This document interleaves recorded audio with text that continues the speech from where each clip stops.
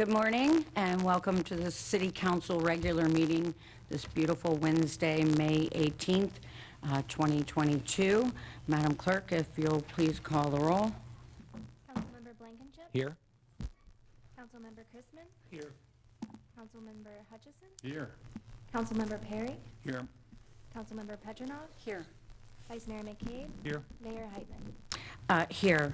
And today we are happy to have Ashley Kennedy from the First Church of Christ in Scientist for the invocation, followed by and led by the pledge by Councilman Perry. Good morning to all. Thank you for inviting me. As the mayor said, my name's Ashley Kennedy from the First Church of Christ Scientist here in Naples. Thinking of our council members gathered in this room, public servants working tirelessly for the welfare of this community, I'd like to call to mind two invocations that I've always found extremely helpful. One, a song in the form of a psalm of the powerful King David who governed a vast people of Judah in the 10th century BC. This psalm, the 23rd, invokes the great shepherd calling to mind the compassion and tender care for whosoever is on watch over the sheep, modern-day shepherds, as well as compassion and tender care for his sheep. Psalm 23. The Lord is my shepherd, I shall not want. He maketh me to lie down in green pastures. He leadeth me beside still waters. He restoreth my soul. He leadeth me in the paths of righteousness for his name's sake. Yea, though I walk through the valley of the shadow of death, I will fear no evil, for thou art with me. Thy rod and thy staff, they comfort me. Thou preparest a table before me in the presence of mine enemies. Thou anointest my head with oil. My cup runneth over. Surely goodness and mercy shall follow me all the days of my life, and I will dwell in the house of the Lord forever. And the second is an invocation from the words of a poem by John Greenleaf Whittier, also found as a hymn. Whittier, whose life spanned 85 years in the 19th century, was described as a gentle, valiant defender of the weak. He was concerned about justice for all and was an active abolitionist. In this poem I shall read, Whittier appeals for assistance to help us all stretch and rise and be our better selves. By Whittier. Dear Lord and Father of us all, forgive our foolish ways. Reclothe us in our rightful mind. In purer lives thy service find. In deeper reverence praise. In simple trust like theirs who heard beside the Syrian sea the gracious calling of the Lord, let us, like them, without a word, rise up and follow thee. Drop thy still dews of quietness, till all our strivings cease. Take from us now the strain and stress, and let our ordered lives confess the beauty of thy peace. Amen.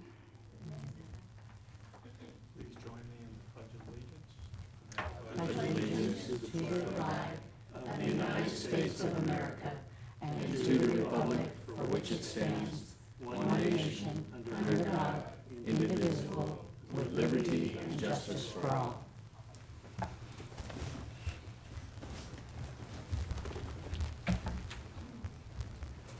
So I have announcements.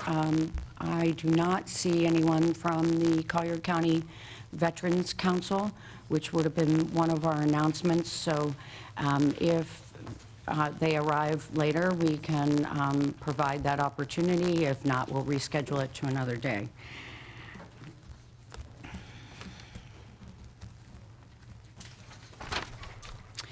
So this will take us to item 4, setting the agenda. Mr. Bourgeois, is there any changes to the agenda items removed, or Ms. Stuprich? I don't have any. I will defer to Nancy. Thank you. There were two things.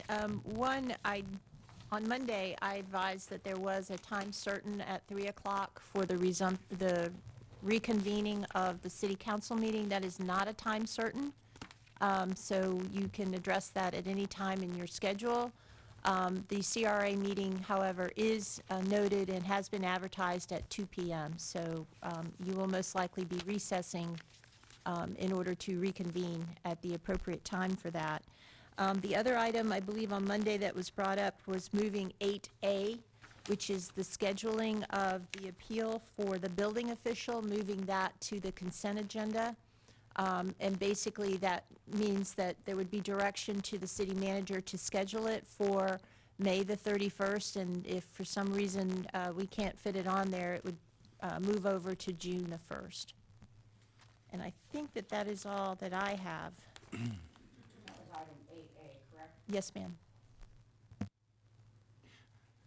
Mayor, I'd like to make a recommendation that we pull from the agenda item 14C and schedule it instead as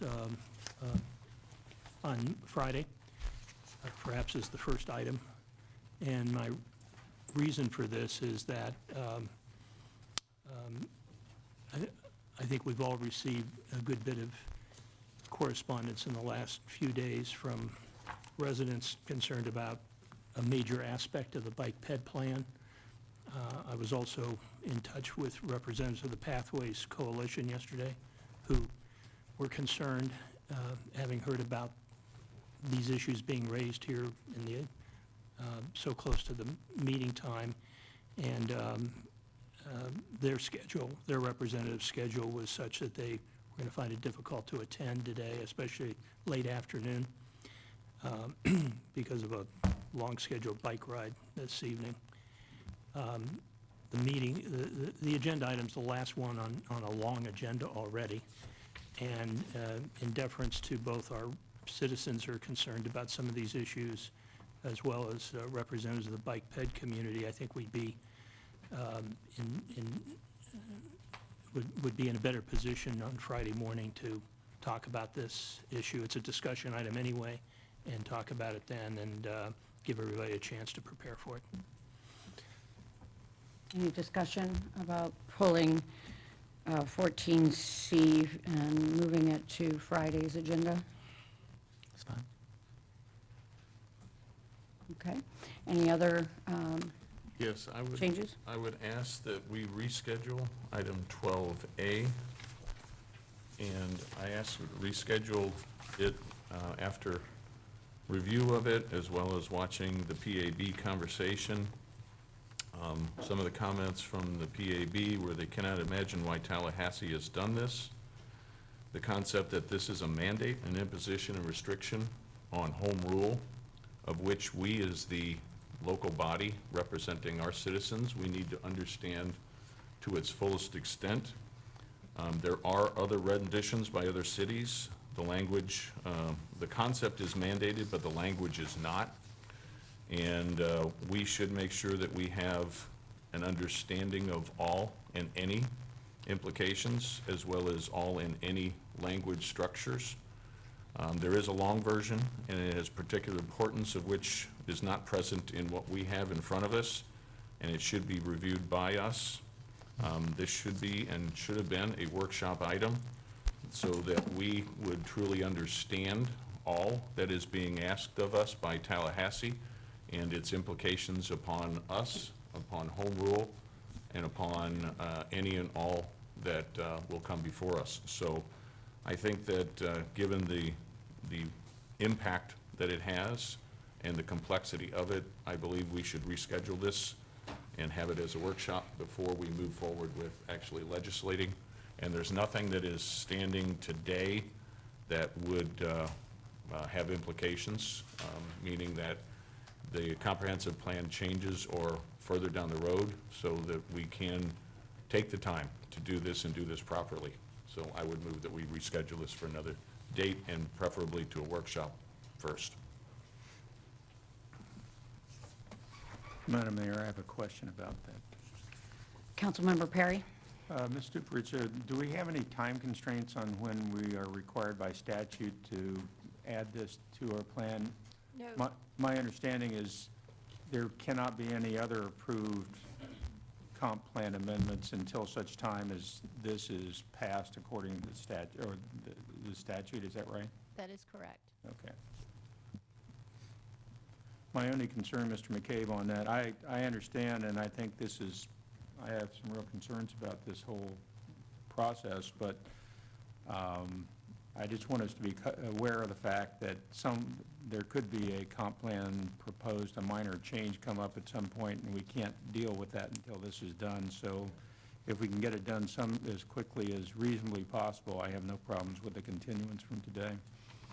And I agree. The comprehensive plans, the PAB has reviewed some of them and is sending them on to us for our review, and they couldn't be done until after we did this, but at the same time, we really will not get that done before summer break, and anything that would come before council wouldn't happen into the fall anyway. So I do believe we have some time, and I think the importance is to that level that we need to take the time, so.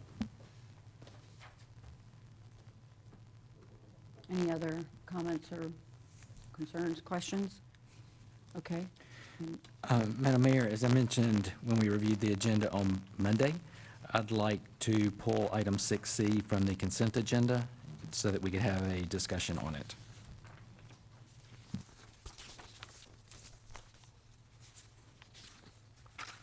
Any other changes, council?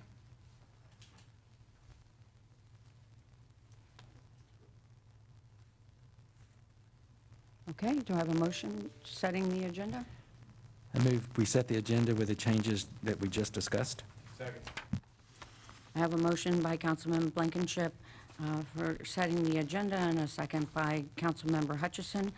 All in favor, sign by aye. Aye. Okay, council, that takes us to public comment. If you would like to speak in public comment under any item, you can fill out a registration form in the back of the room and give it to the clerk. And then we are at general public comment right now, item 5, and we'll start with Mr. Vincent Keys.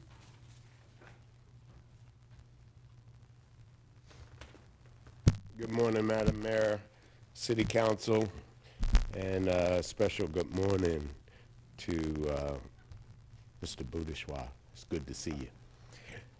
I stopped by this morning to thank, number one, City Council for a very transformative day on Monday. I am extremely grateful to the discussion and the pledge by City Council. I would like to preference the pledge with a few suggestions, and I would hope that you would consider them as additions, because I have reached out to the superintendent of schools, and of course we want many of our children to come by the Black History baggage car of Naples to take in the opportunity and pleasure of visiting and understanding a little bit more about our culture here in Naples, our great city of Naples. And I would hope that you would consider a tree. I just love that idea.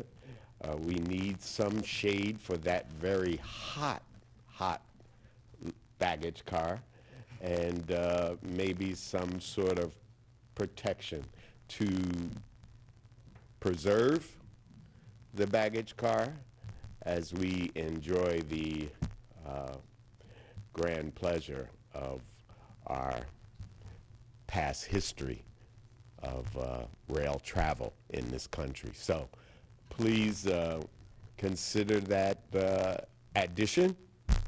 We would love to have some shade so that we can cool down that location.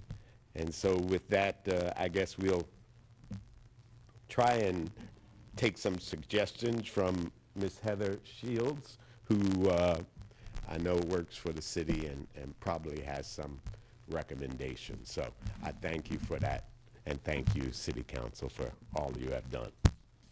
Madam Mayor, I'd like to ask Mr. Keyes a question. Yes, Mr. Keyes? Councilman Perry? Yes, sir. Mr. Keyes, I assume that your organization is willing to accept private donations? We most definitely need private donations. And if one were interested in doing that, how would one go about doing that? We recommend that the pledge or donation be given to the Friends of the Collier County Museums so that we can make sure it goes in the right place and in the right pot. Is that correct? Very good. Okay, thank you. Any other questions? Yes. Councilwoman Petronoff? On those donations, for the public, are those all tax deductible? Very much so. Very much so. Great. Yes. Thank you. Any other? Okay, thank you, Mr. Keyes. Thank you. Our next speaker is Craig Albert.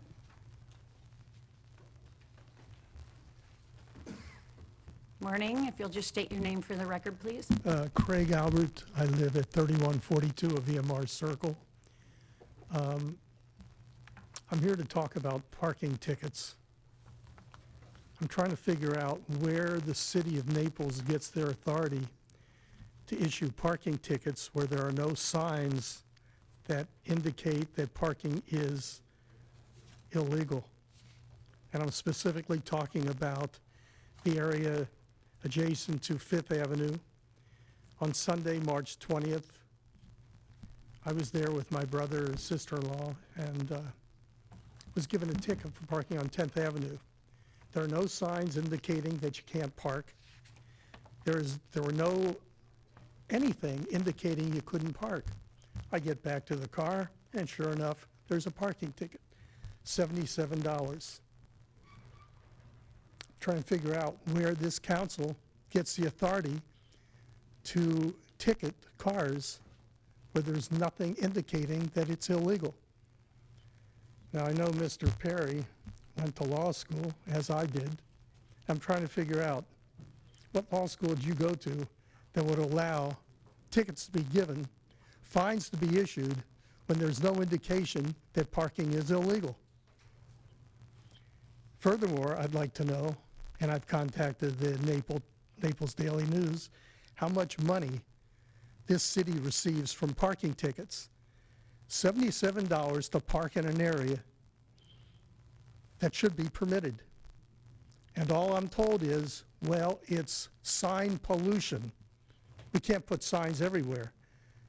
Well, then how would anybody know that you're not allowed to park there and be given a $77 ticket? And let's face it, most of the people that receive these tickets pay it. I wouldn't, because I didn't do anything wrong. But $77 for people that spend that much money for a dinner on Fifth Avenue, figure, well, it's just another dinner. So I'd like to know exactly how much money this city made in 2021 from the issuance of parking tickets. It's as simple as that. And sir, we'll have someone from our staff get back to you on this, or have that discussion in public or in correspondence and communications at the end of the day. Fine. Thank you, sir. Thank you very much. Our next speaker is George Dondeville.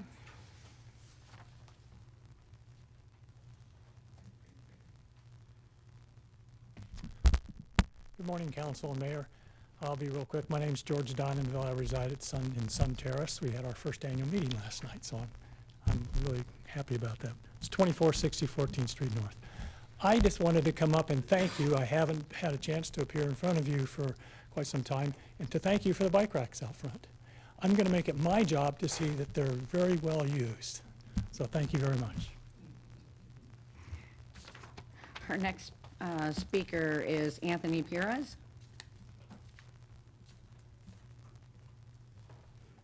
Oh, I have that for 14A, sorry. I have, our next speaker is Noel Davies.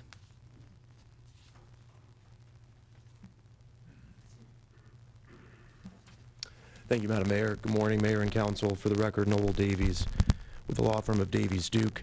Regarding your stormwater improvements project, I anticipate that there may be some discussion later today with respect to moving the subject generator improvements closer to my client's property located at 275 Gulf Shore Boulevard North. Just wanted to reassert my objections from your last meeting on this item. My client does strongly object to any movement closer to its property immediately south of 3rd Avenue North. Thank you, Mayor and Council. Thank you. Our next speaker is Jackie Kay.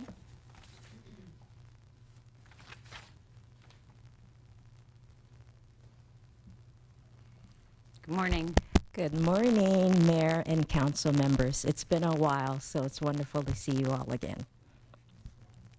In an article titled How Housing Can Determine Educational, Health, and Economic Outcomes, Veronica Gathen contends, many social issues stem from a history of unstable, unaffordable, and poor quality housing.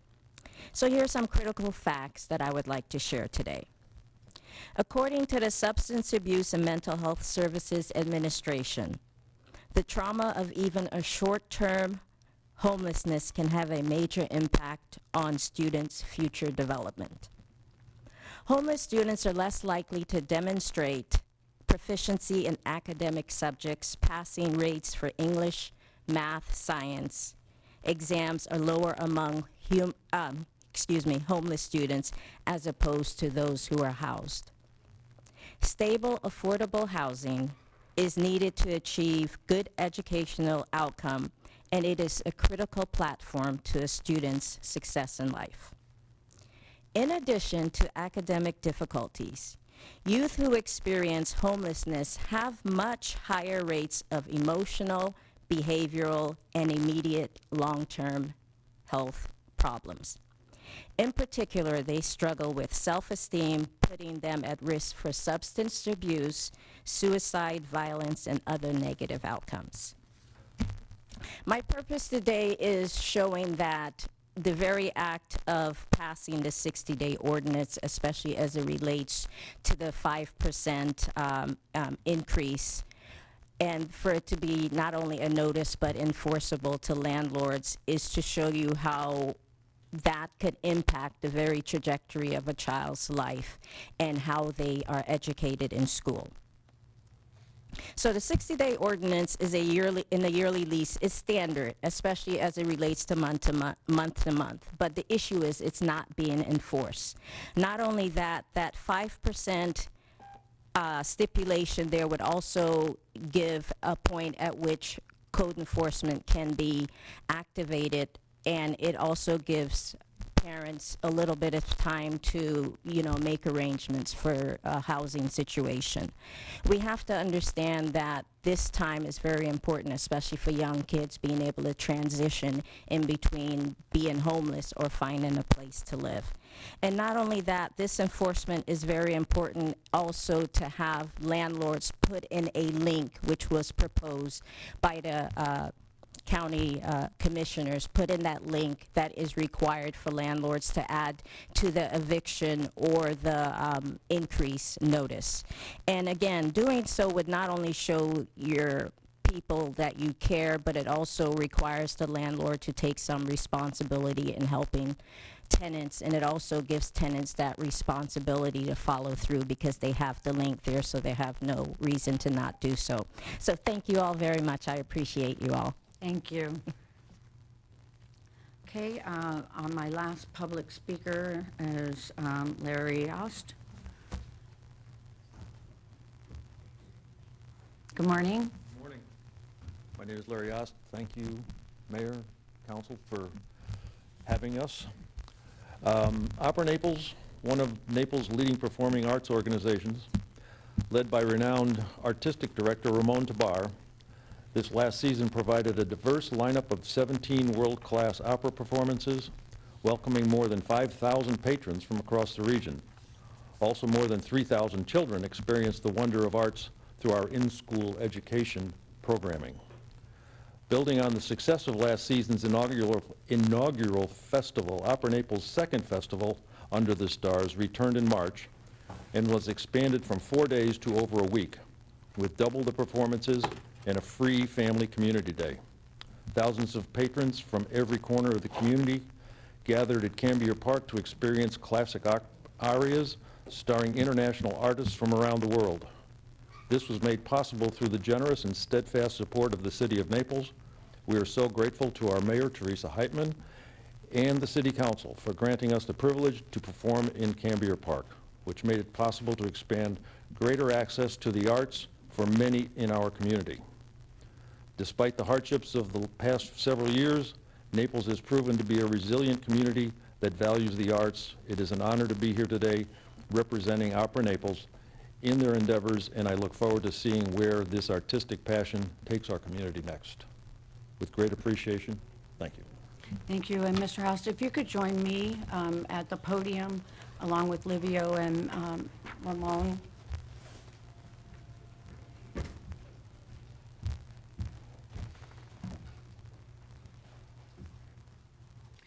Ramon Tebar, conductor and pianist, born in Valencia, Spain, artistic and music director of the International Symphony Orchestra, as well as opera companies, and founder and director of the music festivals.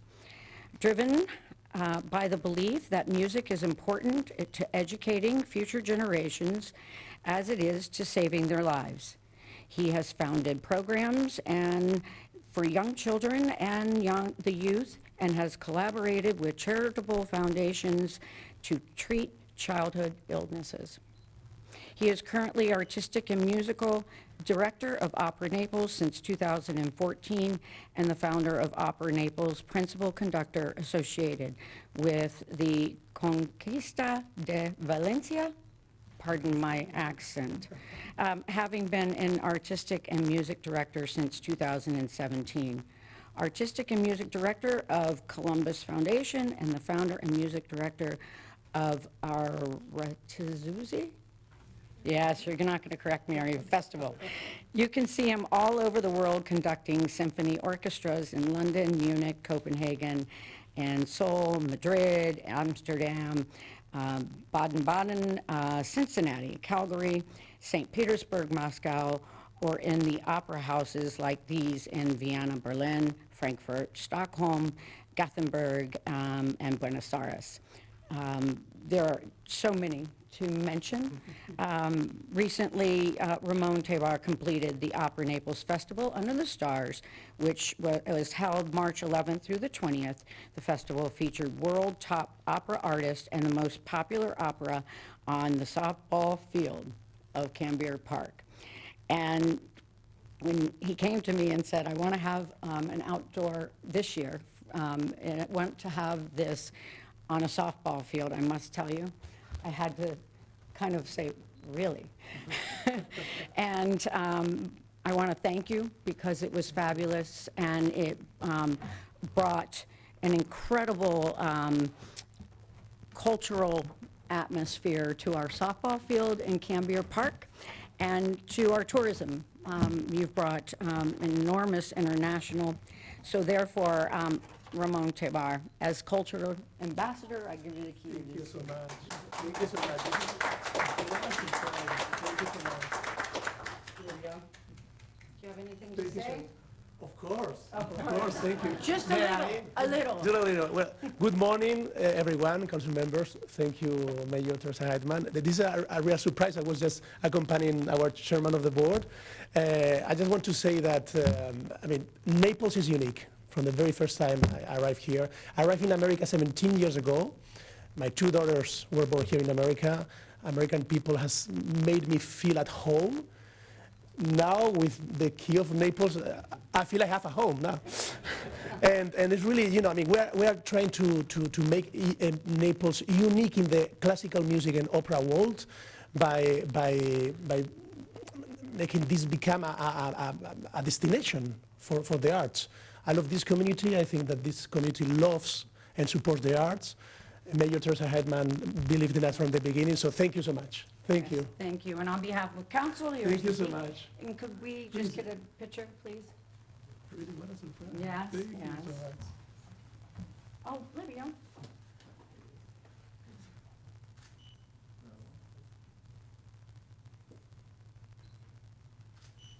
Thank you. Thank you so much.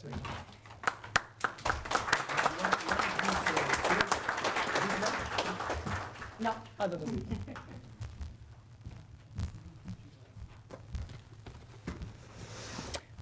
Okay. That concludes, Madam Clerk, no further? No. Okay. That concludes our public comment section.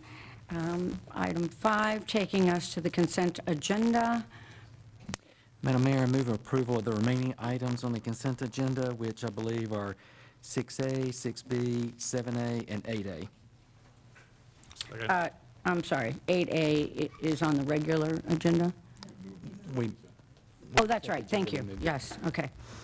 I have a motion by Councilmember Blankenship, a second by Councilmember Petronoff. All in favor, sign by aye. Aye. Aye. Okay, that takes us to item 6C. Mrs. Rambosk?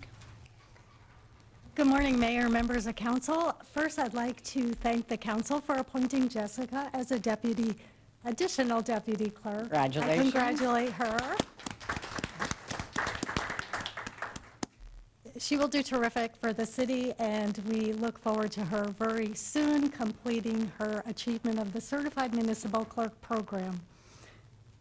Thank you, Jessica.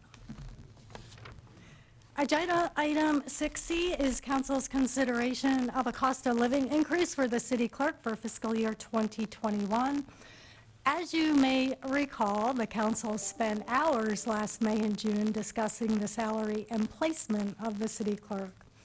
Throughout the history of the city, or at least over the last 40 years that I can remember, the salaries of the department directors were adjusted by city managers based on the city needs, the economic environment, competitive pay, internal equity, which all those things have been the norm. And through our research last year, we found that the city clerk did not receive adjustments in the same manner as department directors over the previous 12 years, because as you know, the city clerk is one of 3 charter officials and reports directly to council. This led to a review of internal equity for the clerk position, which council acknowledged and corrected last year, and which I was very thankful for. Council then suggested that the city clerk's salary be reviewed annually. Using the same methodology we did in fiscal year 2020, I have provided a chart attached to my memorandum in your packet, and it showing the placement of the city clerk among department directors for both fiscal year 2020 and fiscal year 2021. In order for you to review my performance, I have also provided the council in your packet our 2021 annual report that overviews the accomplishments and the completed goals and objectives for 2021. I intend to review this information with you in more depth at our budget presentation in August. However, I just wanted to provide a few highlights and key points today. As some general background, we continue to operate with 2 vacant administrative coordinator positions. We did hire an individual over the past year, and it didn't work out. And we have not found anyone yet with the skills that we need.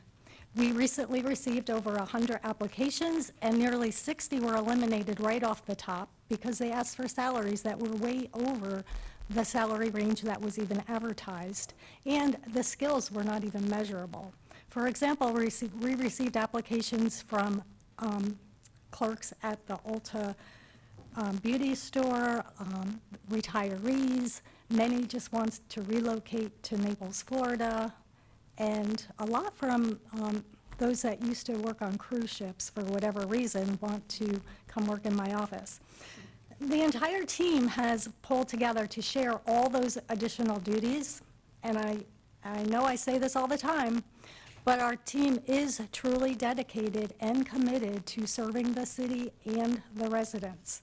And I thank each one of them for the great job they do in getting the work done. I have also taken on additional duties, spending most evenings and weekends editing, reviewing, and approving all the minutes of all the board, committee, commission, and council meetings.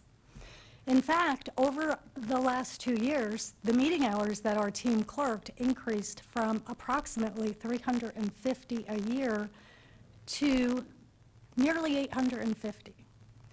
The 850 hours only reflects the hours that we are sitting in the chair in chambers clerking a meeting and does not account for the preparation of the minutes, which can take an average of 4 hours per 1 hour of meeting time.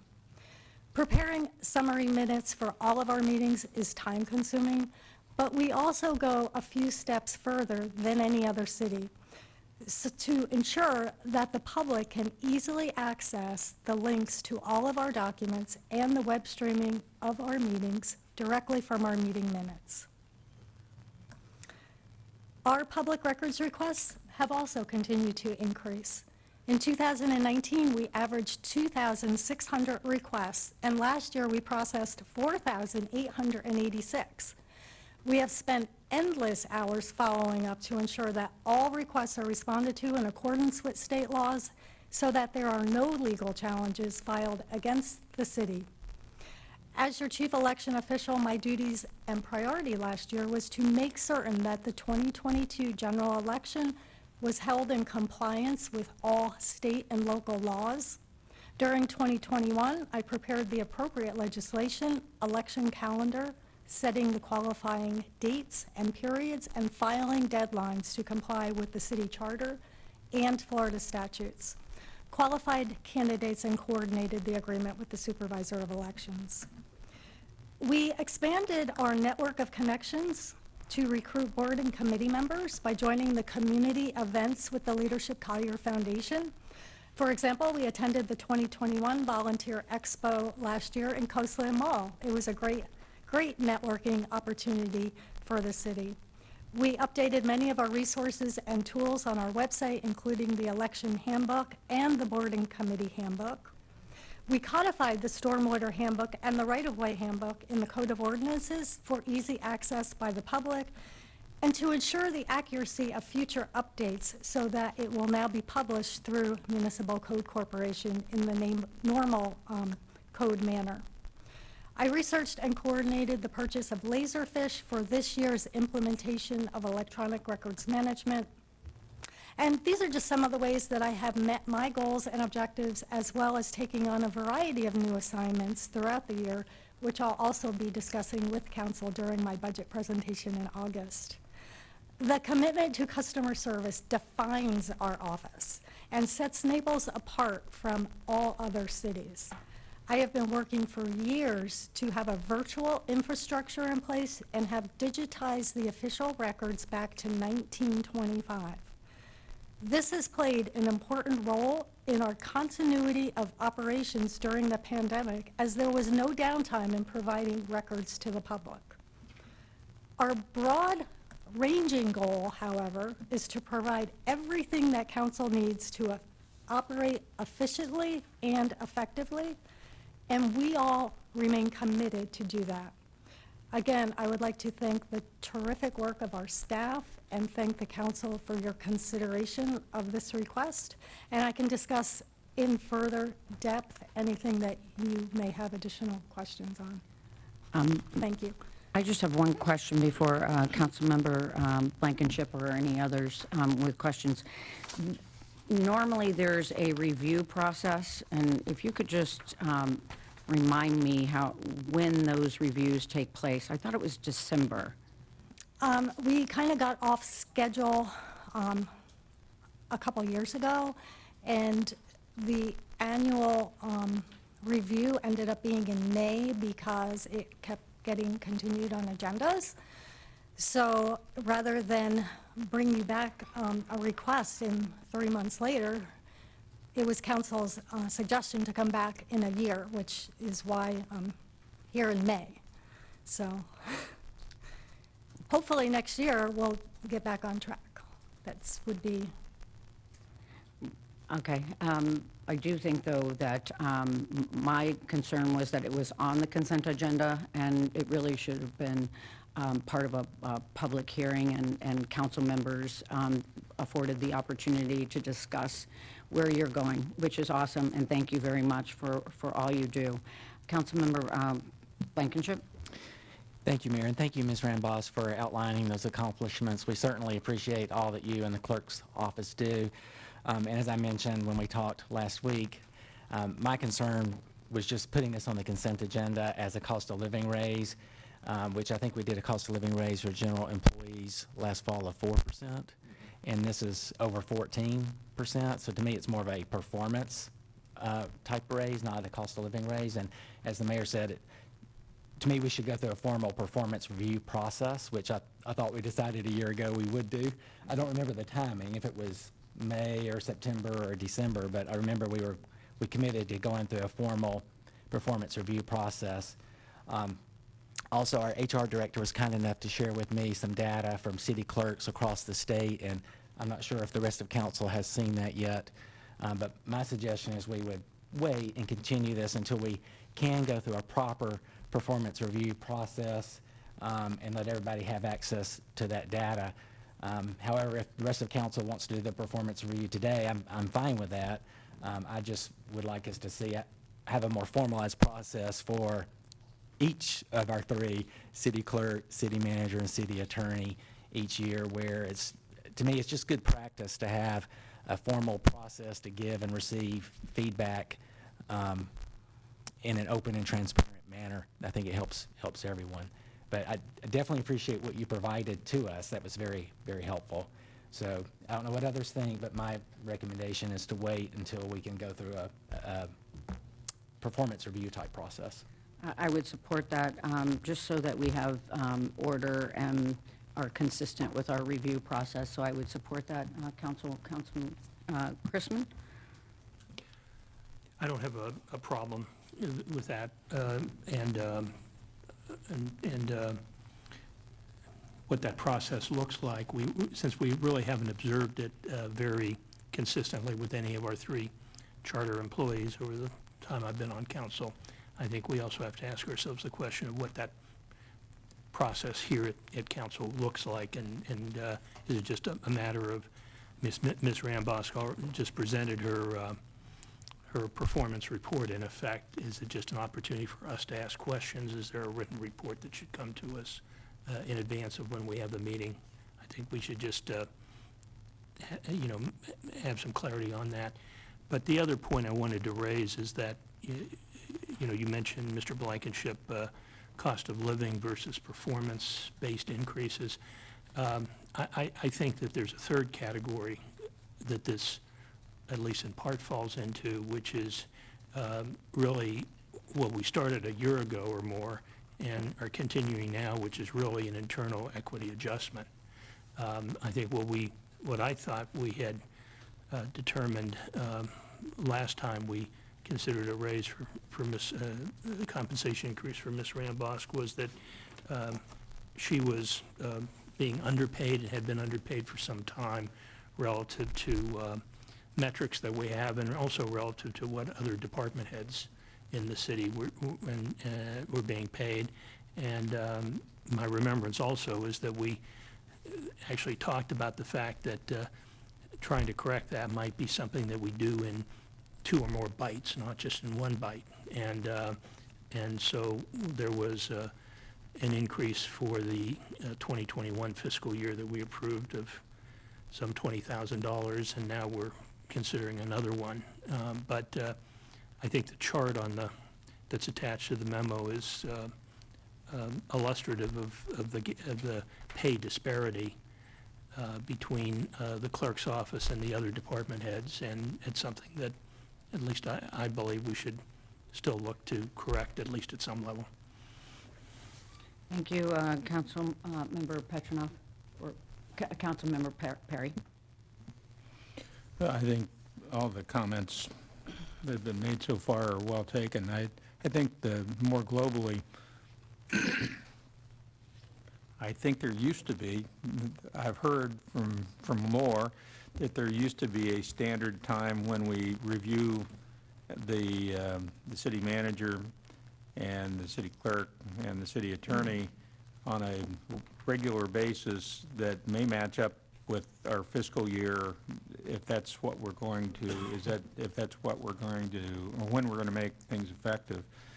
And it was, I know during my brief tenure, it was actually because the clerk and the city manager were both deferring to our heavy agendas back in those days, and they just, because it was on the agenda several times and it was taken off because of, we just didn't have enough time. So I think we should figure out what the right time of year should be for those reviews and standardize that, so, and then stick to it when the time comes, rather than allow this to be a low priority item that gets bumped.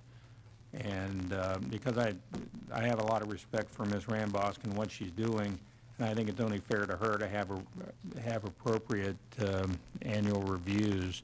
And I do think a review process is right, and maybe we could work with Ms. Lowell to come up with the format of how Ms. Rambosk and then ultimately the city manager and the city attorney would do their self-evaluation for us, so we can see, among other things, all the things that they're doing, because a good thing is when we don't see what they're doing because they're doing it so well that they're like invisible, and we don't have anybody complaining. And so we need to make sure that each of our direct reports has that opportunity. Thank you. Thank you, Councilmember Hutchison. Thank you, Madam Mayor. Thank you, Ms. Rambosk, for discussing this. And I recall during my first term that this came up. And for the public, there's 3 individuals in the city that report to the city council. That is the city manager, the city clerk, and the city attorney. The process for addressing compensation and performance review, similar to what others have already said, should be clearly defined and calendarized. It is not okay to have this accomplished in an ad hoc fashion. It's simply not okay. And it should be part of city council procedures. So my ask would be that we get the template identified, we discuss it, and we get it established. And then let's move on and take care of our jobs. Thank you, Madam Mayor. Thank you, Vice Mayor. Well, everybody took everything I was going to say. I agree with everything. The only one thing I would do is correct the record. Councilman Chrisman said that we had looked at it and said it was a 2-step process. And I don't recall that at all. As a matter of fact, at the time, there was a recommendation from HR for a particular increase, and we as council voted to exceed what was recommended by HR in the raise that we had, and did it at that time. So I don't recall it being a 2-step process. We did it all at once, but I do align with what all the others have said, is we need it as a formal process, we need it as specific timing, and we need to stick to it. I think in the past it's gotten derailed, but I think that what we are on, and is we see from the meetings we had, we're much more regimented and within times, and we can accomplish that now. Thank you. Just to correct the record, I didn't mean to suggest anyway that we had agreed a year ago to 2 increases, of which this was the second increase. What I was trying to say was that we did speak to the fact that we needed, that we desired to have more internal equity regarding the clerk's office salary and other department salaries, whatever that might be. Good. Thanks, and I must have misunderstood. Thank you. Councilmember Blankenship. Thanks for that discussion. I thought that was very helpful. So I'd like to recommend, if it's all right with the city manager, for Ms. Lowell, our HR director, to work with each of the 3 charter employees and come back with a recommended process and standard timetable that we can follow and that we promise to stick to make sure it happens on a timely basis. Okay. I don't know if we need a motion or if that's just a consensus item. I think there has to be a motion. A motion is preferable. It helps with our maintaining of the records. To reschedule this item after review of our processes. Is that? Right, with a recommendation from our HR director on the right process and timetable that we should follow. Okay, I have a motion by Councilman Second. and a second by Councilman Chrisman. All in favor, signed by aye. Aye. Opposed? Passes unanimously. And thank you, Mrs. Rambosk, for all you do. And know that we're going to get all of our processes in order, so. Thank you. And that takes your support, so thank you. Okay, was that the end of the consent agenda? And we already approved the consent agenda, correct, Ms. Hernandez? Yes, we did. Yes, okay.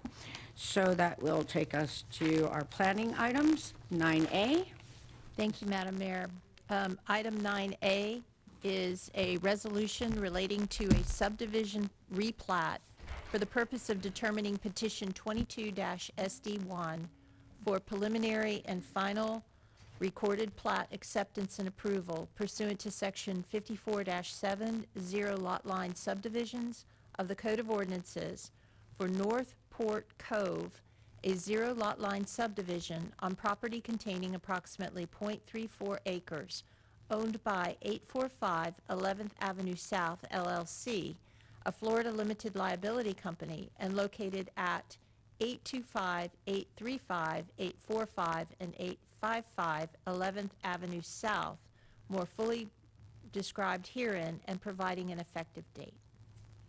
Thank you. Swearing in, Madam Clerk. For all those intending to offer testimony, please rise and raise your right hand. Do you swear or affirm that the testimony you're about to give be the truth, the whole truth, and nothing but the truth? Thank you.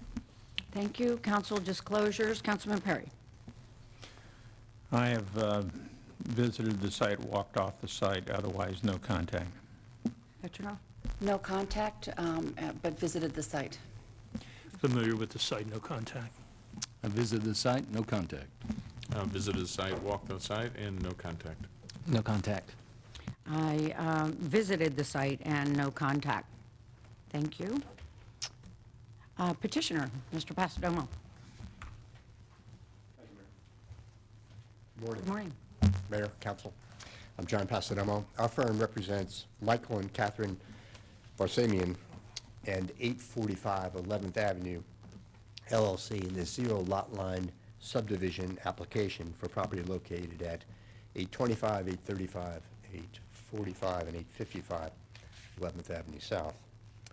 The existing R3T12 multifamily district in which the property is located permits multifamily and single-family residences at a density of 12 units an acre as permitted uses, and transient lodging units at a density of 12 units an acre as a conditional use.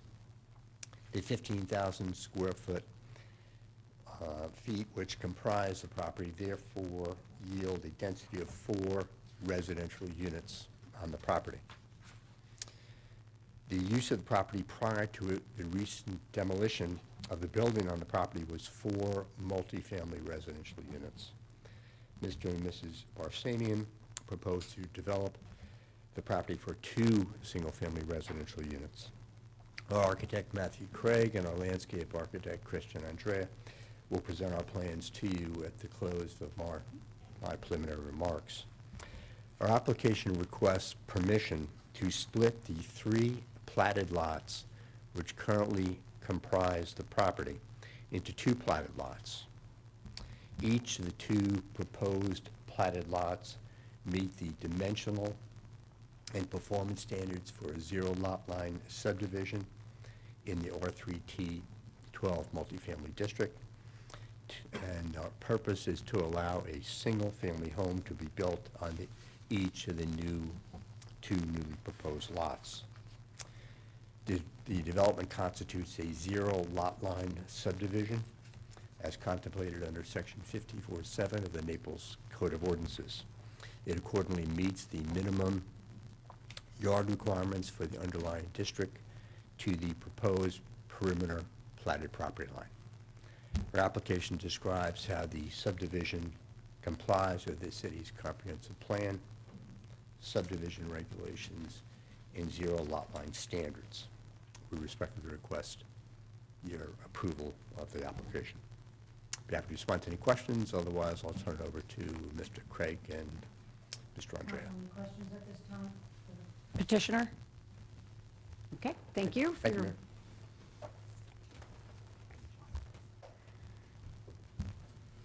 Good morning. My name is Matthew Craig with MHK Architecture and Planning. I'm going to try not to repeat too much of what John just said.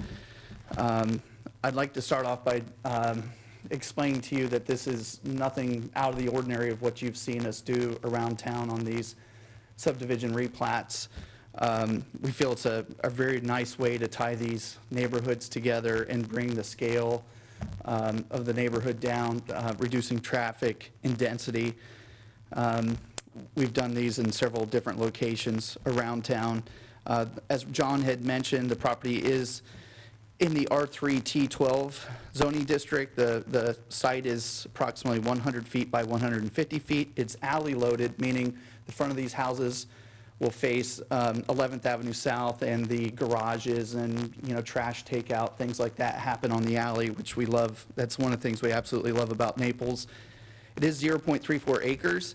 So if we were to do a multifamily development, take that times 12 units an acre, that would yield 4 units, and we're doing 2 units, so that reduces future traffic counts and density and things like that. We're basically cutting the density in half. The benefits: it reduces future traffic and creates for a more traditional neighborhood design, like a walkable community. And condos are really usually built interior, and these have nice front doors and welcoming for the traditional neighborhood design. The building setbacks are the perimeter setbacks for the R3T12 district. So we have 25-foot setbacks in the front, 10-foot setbacks on the sides for 2-story structures, and a 20-foot rear setback for the garage off the alley. There is no internal setback. However, as an architectural practice, we've done these at different widths. There was one project in town that was done at 5 foot in between houses. I was not the architect for that, but I noticed how it kind of felt like one big house. So my office has always strived to maintain 10 feet between these structures. It's consistent with Mangrove Bay. If you've ever driven through that neighborhood, it feels very nice, traditional neighborhood design. So that's a self-imposed kind of setback that we do. Lot 1, the house is approximately, and Lot 1 is as you're looking at the front from 11th, it's the lot to the east. That house is approximately, it's 2 stories, approximately 4,268 square feet, and Lot 2 to the left is 2 stories, approximately 4,614 square feet. The houses are what I would call courtyard style. So if you look at the plans here, we have a nice front entry, really clearly defined pedestrian entrance, the front of the house. Once you're in the foyer, you look straight through to kind of a wet wall and this beautiful private courtyard pool area through the great room. The garages are set off the back, off the alley, as described before. That the connection between the main part of the house and the garage areas are these beautiful outdoor living areas, which look into a private courtyard area. These are not giant pools, and I'll have Chris Andrea give you a better understanding of his hardscape design. But the whole house, all these houses are kind of centralized around those internal courtyards, and they're just wonderful. Our clients that walk through these houses just can't believe the space and how the indoor and the outdoor react well to each other. So it's a really delightful way to put these together. The main difference, except for the aesthetics on the exterior, we are under a unified architectural theme, which we've gone through in the past decade with the design review board, and we feel the unified architectural theme works really well when we do these types of developments.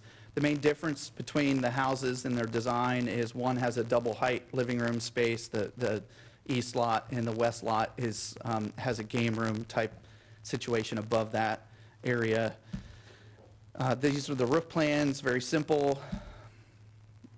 And I'm going to skip to SK7, really shows what the architectural style is. So I kind of describe these as, these houses are not identical twins. They're in a unified architectural style. I believe I would call them first cousins. The house on the right is more of a gable roof setting, has a little bit of architectural eyebrow with some cool brackets, a nice balcony element facing the front. And then the house on the left has more of a gable, or a gable style where we have a hip style on the east side. And then this cool front porch eyebrow element along the front. We've changed up some of the material from vertical board and batten to horizontal siding to smooth stucco. These are a little bit, so these are, we would describe these as an old Florida genre, coastal style, but a little bit more contemporary in their detailing and their colors, with the shades of gray and silver roofs and the whites. It blends very well with the landscaping. The rear of the houses along the alley side have the 3-car garage configurations and different styles of garage doors, louvered panels, so forth. This is more of a massing model to show you how the context of these houses fit with the surrounding properties. That's a condominium to the east and a condominium building to the west that are older developments, and you can see that they fit very well within that. And then we have the rear, which is the same. I'm going to ask Christian and Andrea to come up and tell you about the hardscape and landscaping. The one last thing I forgot to mention is we've been through the design review board. We received approval.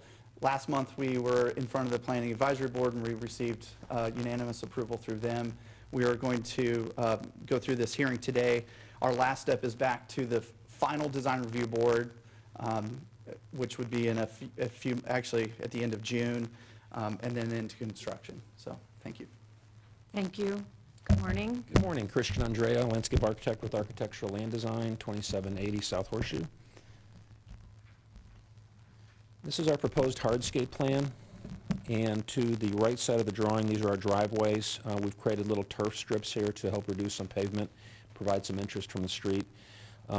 Access to the backyards is primarily through stepping stones, more through a garden experience, and also some stepping stones internally to service equipment and whatnot inside the property. And on the alley, we have pavement along the back to service those garages.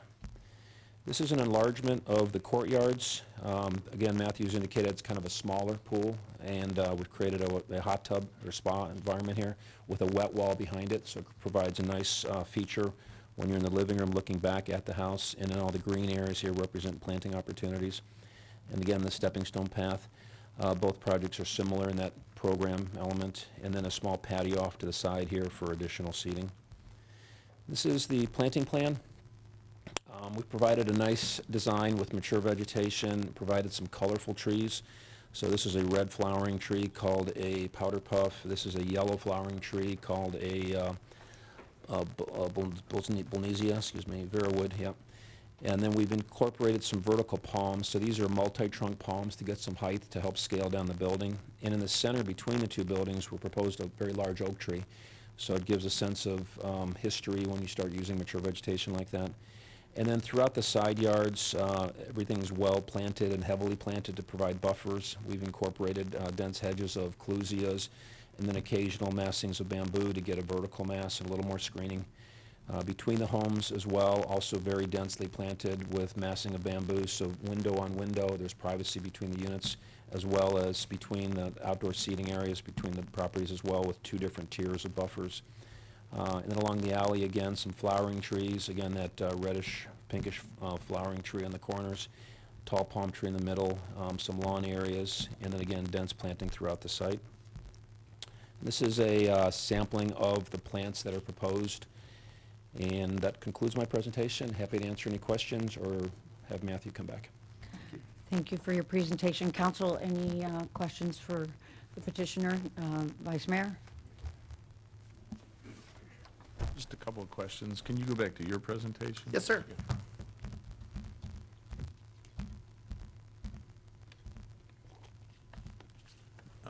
Go back to where you have the kind of overview and the setbacks and all. There we are. Right here. Can you go to the other one that's bigger? There you go, sir. There you go. What is the distance between the patios and the adjacent properties? The patios, okay, so there's a 10-foot setback, and these side patios, which are lower than 30 inches above the crown of the road, so they're not subject to setbacks. That is approximately 7 feet, and then Christian has his landscaping that goes up against that. It's 7 feet from the edge of that Oh, patio? from the edge to of the property building, line? so Edge there's. of the building? Yes, sir. So what is it from the edge of the patio to the? 3 feet. 3 feet? Mhm. And Christian's got a plant that works well from a privacy level in there. And then you've got, go to the one that shows the driveway, because you've got 3-car garage, but you depict it as 2 cars. And. There we go. There you go. There's 3, Christian didn't put another car in the garage, but yes, they're It's 3-car garages. 3-car garages per unit Mhm. with the driveway pad, which could additionally have 3 cars. So you've got 6-car capacity per Yeah, house. that's a good spot for guests to Yeah. arrive, yes, sir. And yet you're going and putting driveways into the front and parking areas in the front, which would accommodate another 2. So you have 8 cars per house. As a possibility, yes, sir. You're taking the city right-of-way, which is a single driveway Mhm. for each one of these, and expanding, doubling the driveway in the city right-of-way currently to what you're proposing here. You mean from the existing? Yes. There's 2 curb cuts currently. Yep. And we are proposing 2 curb cuts. They're just a little bit further apart. Just doubling what it is currently today for each of the curb cuts. You mean the Size. width of the Yes. curb cut? Yes, sir. Yeah. Yep. And has that been approved? Yes, sir. These By? plans have been fully approved through the site plan application process, and also they meet the city's current up-to-date stormwater ordinance as well. Okay, all right. Talk to staff in a minute on that, because you're doubling. The imprint that you have here, and I'll talk to staff in a minute, because this is reminiscent of several others. And while it's downsizing the density, it's certainly increasing the intensity of the project on the actual lot itself. So, a couple of issues there. I'll save it for the staff. Thank you. Okay. Thank you, Councilmember Hutchison. Thank you.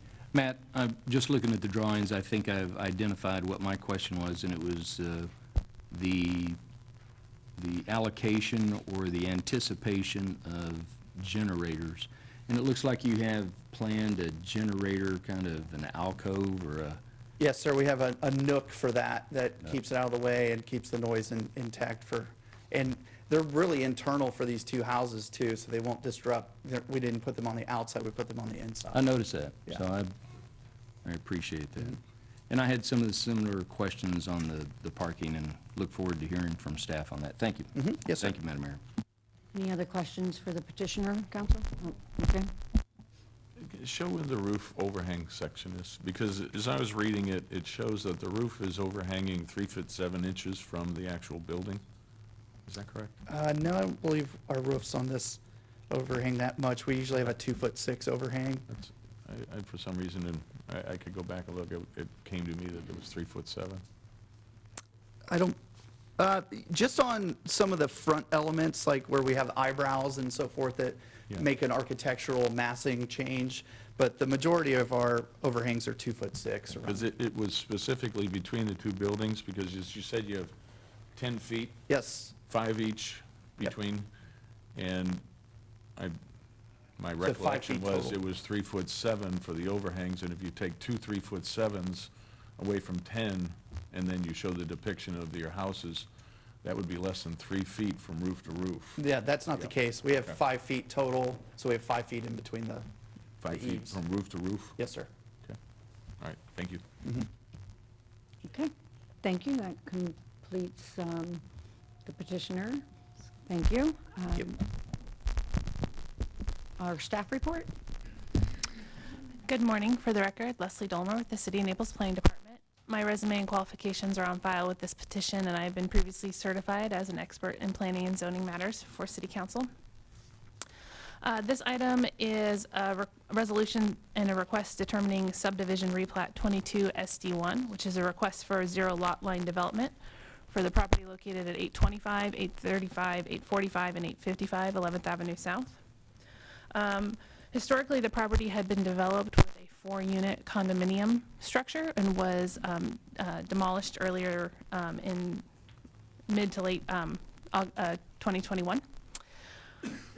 Let's see, the proposed development for a 2-lot, 0-lot line subdivision has gone through the administrative site plan process, where it was reviewed by all your reviewing agencies within the city, including streets and stormwaters, utilities, community services, building, fire, all of our reviewing agencies. And that, that petition was found sufficient with conditions on March 3rd, 2022. And those conditions included the requirements for preliminary design review, to go through the subdivision replat, things of that nature. But the substance of the design was approved with that site plan review. The petition went through the preliminary design process at the August 25th, 2021 meeting and was granted approval with conditions, again, those same conditions related to finishing this process of the subdivision and coming before City Council with approval. So the request is, again, it's a subdivision replat to replat the subject property as a 0-lot line development, establishing 2 residential lots within the proposed perimeter plat. Pursuant to sections 58.324 and 58.325 of the Land Development Code. The subject property is also under in the medium density future land use, so the designation for density is 12 units an acre. At 0.34 acres, the property could be developed with 4 units, which is why the previous development was a 4-unit condominium. But they are proposing two single-family houses here, so that does result in a reduction of density of 2 units. Let's see, we sent out a public notice to property owners within 1,000 feet of the subject property. We did not receive any correspondence. I did receive 1 phone call from somebody who received a notice and asked some questions, just wanted to understand the process, so I spoke with that individual, but I did not receive any further communication since that point. Let's see. The Planning Advisory Board considered the petition at the April 13th meeting and recommended with a unanimous vote of approval to City Council. Staff has reviewed the subdivision and 0-lot line request against the standards in 54.4B and 54.7 and finds that those standards have been met, and we are available for questions. Thank you. Councilmember Hutchison. Thank you. Thank you for that. Just a couple questions at this point.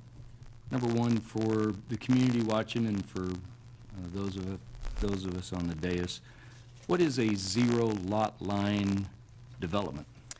It's a development. Let me get to the code here just a second.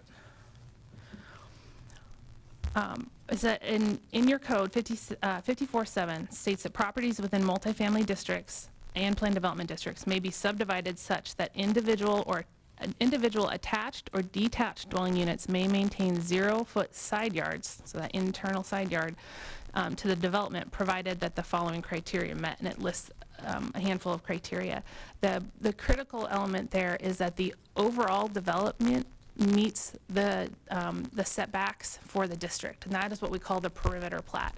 And so the overall development has a 25-foot front setback that both structures are meeting. It has a 10-foot side yard setback on the edges, on the perimeter, that both houses are meeting, and it has a 20-foot rear setback that both houses are meeting. The 0 element comes in that internal setback or internal lot line in the middle, and there is no setback applied there. Now, you've heard the petitioner mention that they have made a practice to set each of those structures back 5 feet from that internal lot line, but that's not a requirement.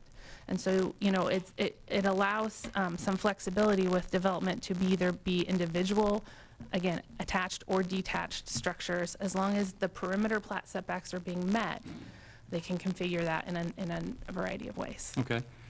Thank you for that explanation. And what are the pros and cons for the community when we do zero lot line properties? Well, I wasn't on staff when this process was adopted.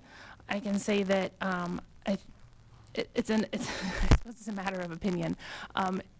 It's an allowance for it usually results in a reduction of density, is what it comes down to. We see these developments, what I can say in my tenure here, we see these developments on multifamily properties that would have a more traditional condominium-style development in a larger structure. So you'll see even with these existing, or with these proposed units on either side, for those of you that did a site visit, you'll notice that there's a more traditional multifamily developments on either side. And so it's this type of development actually usually results in a reduction of density, as it was on this particular property, going from 4 units to 2 units. And it allows for those units to be of a size and of a nature that function like single family on a multifamily lot with that flexibility of the zero lot line development. Okay. And I'm looking at the architectural plans portion of the packet, and I see the images on the screen now, and I want to just ask a couple questions here. These are the site plans as prepared by MHK, and I'm looking for a page. It's page 2 of 11 on the PowerPoint. It'll be SK1. Say again? Is that SK1 at the bottom? So when I'm looking at this, I see the 5-foot side setbacks. So the on internal. that picture there, that would be the space going in between the 2 buildings, right? There's a line, and that 5-foot setback comes off of the center line between the 2 buildings. Yeah, the internal lot line. Yes, sir. On the drawings, it talks about the roof overhangs. There was some discussion on that just a minute ago. And it says from the 5-foot side setbacks up towards the, I'm going to make sure I reference the guest parking, and this is on the south property line. I'm looking from that area and then going in between the buildings. It looks like the roof overhang is 3 foot and 7 inches, both of them, coming in toward the property line. You see that? In the area between the 2 buildings? Yeah, I do see that dimension. It does appear that the dimension from the roof overhang on each structure is dimensioned 3 feet 7 from that internal lot line. Okay. Yes, sir. All right. And then toward the other end, this is the rear setback on the alley. It looks like the roof overhangs are 5 foot 7 inches on each side. That would be accurate. The garage is actually step away from that internal lot, so it would allow for more of a distance between the overhangs. Okay. So I'm trying to just do the math. The architect can correct me if Yeah. I'm wrong, but that's So the way I read those plans. Okay, so let me just pose a question. There's a center line, and it's a 5-foot setback. Yet, I'm seeing a dimension of 5 foot 7 inch on each property side on a roof overhang, and I'm wondering if that's toward the alley, or is it didn't make sense for it to be 5 foot 7 inches between the buildings. So, It is. The roof overhang from the roof of at the rear setback is 18 feet 6 inches. There's a 20-foot structure setback, and the roof overhang is 18 feet 6, and that is allowable by code. Code allows a roof overhang to encroach up to 36 inches into the required so I'm not setback. talking about the 18 feet 6 inch going toward the alley.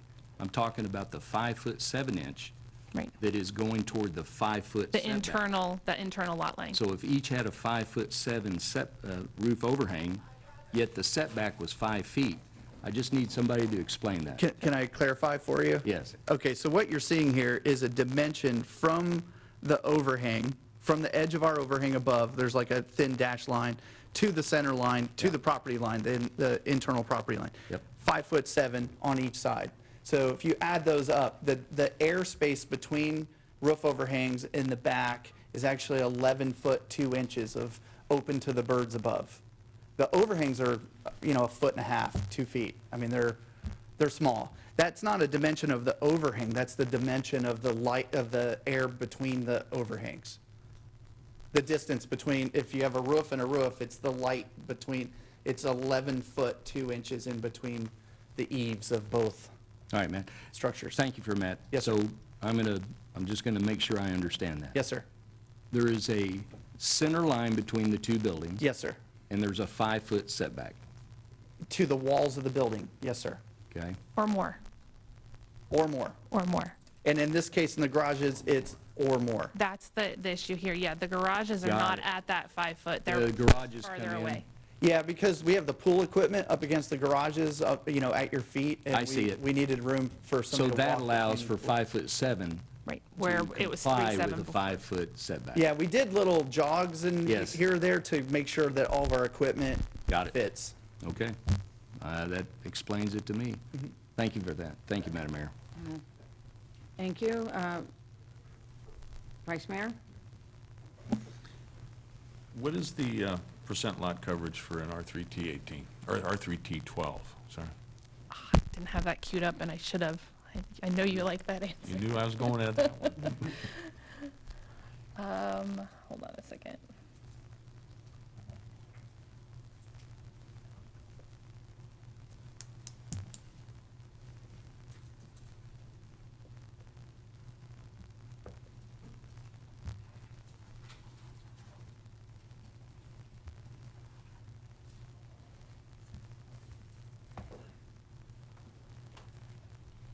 $25.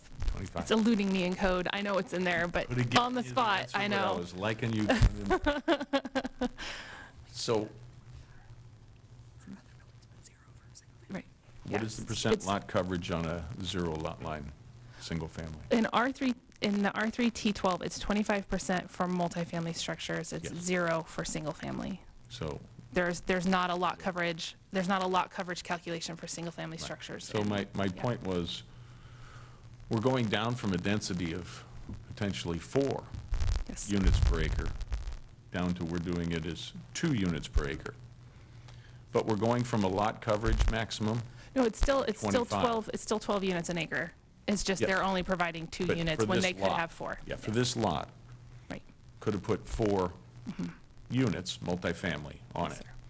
With the building as 25% coverage on this lot. Instead, we're going to 2 units, 2 single-family units on this lot with no maximum lot coverage. Correct. So my point is, we're going down in density, but we are certainly increasing this in intensity as far as footprint on this particular lot. You don't have to So many ways. defend it, you just have to say that that's correct, because Well, it depends on how we, and I know this is a workshop item that's coming up Yes. for council, because that is always the rub, is how we are defining intensity on a single-family lot, what things are included in that lot coverage, how we define those things does make a difference in having that conversation. So I always hesitate to say, yes, this is increasing intensity, because intensity to you might mean something different than intensity to me. Yep. So, Yep. And this is deja vu all over again. As a matter of fact, this is deja vu almost 2 years later. Because this came up, if I believe correctly, in May of 2020. I think it was my On project. 3rd Avenue South. Yep. The exact same scenario. This size of a lot, could have put 4 multifamily units on it, and we asked the question, what was the maximum lot coverage?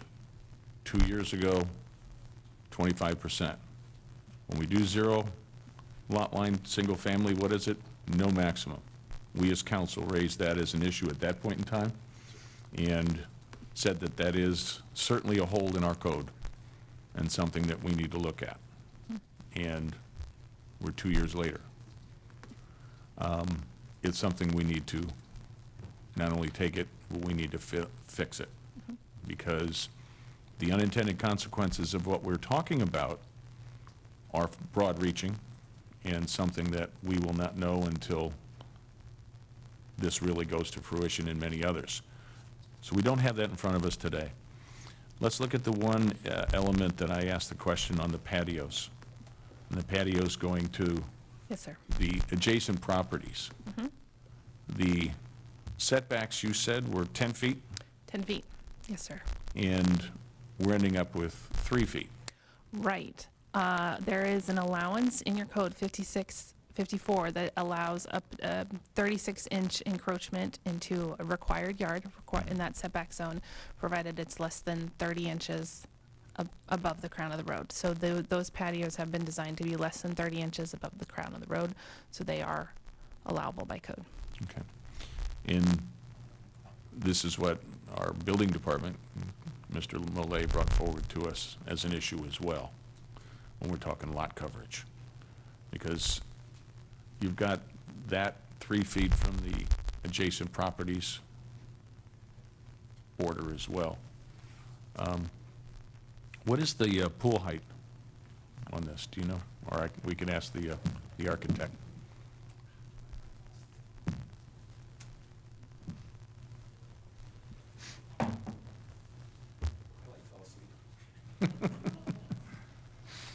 Sorry, give me a second.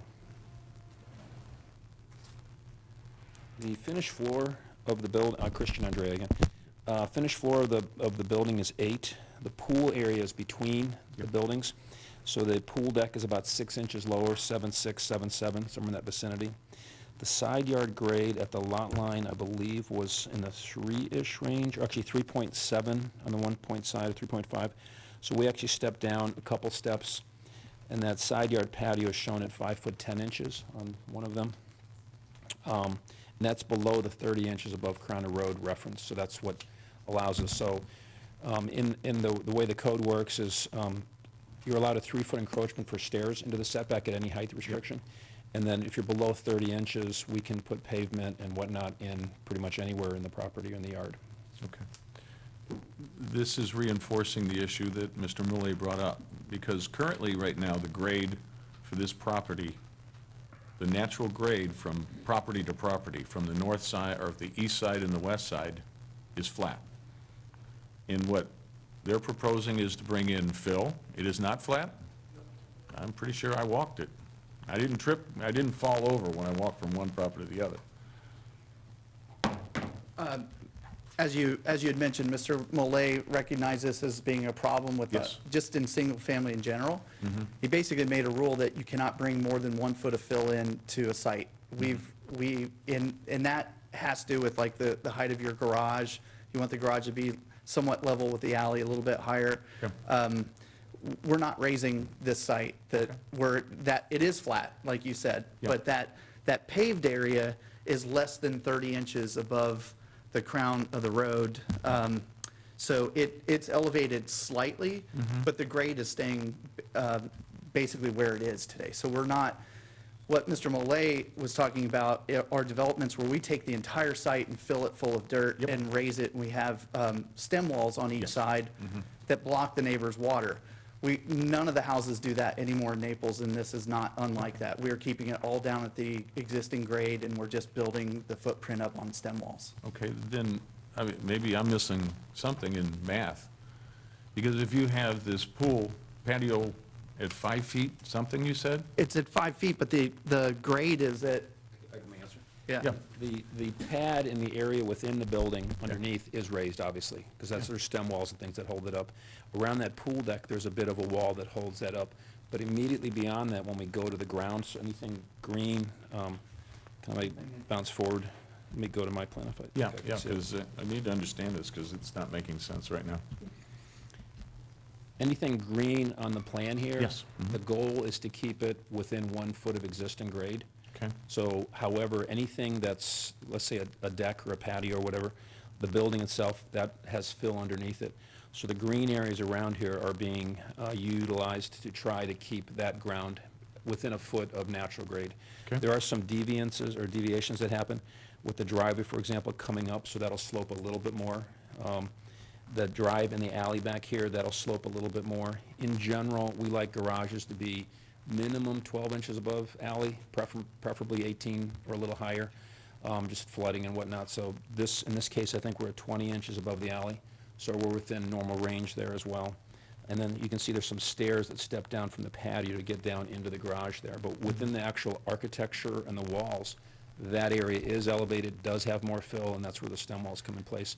And I need to correct one statement I said earlier about the side yard grades. Okay. There's the provisions in the code that allow planters and patios 30 inches anywhere in the property. When it's part of the pool deck, there's a spatial envelope where we get like a triangle that slopes up at a 2 to 1. So as long as we fall within that and within the allowable building height, that allows this patio to be a touch higher. You know, the further in you come into the site, the higher it can be. Yeah, Vice Mayor, Mr. Andre is right. I need to correct a statement that I made on the record because it wasn't in the entirety of the situation.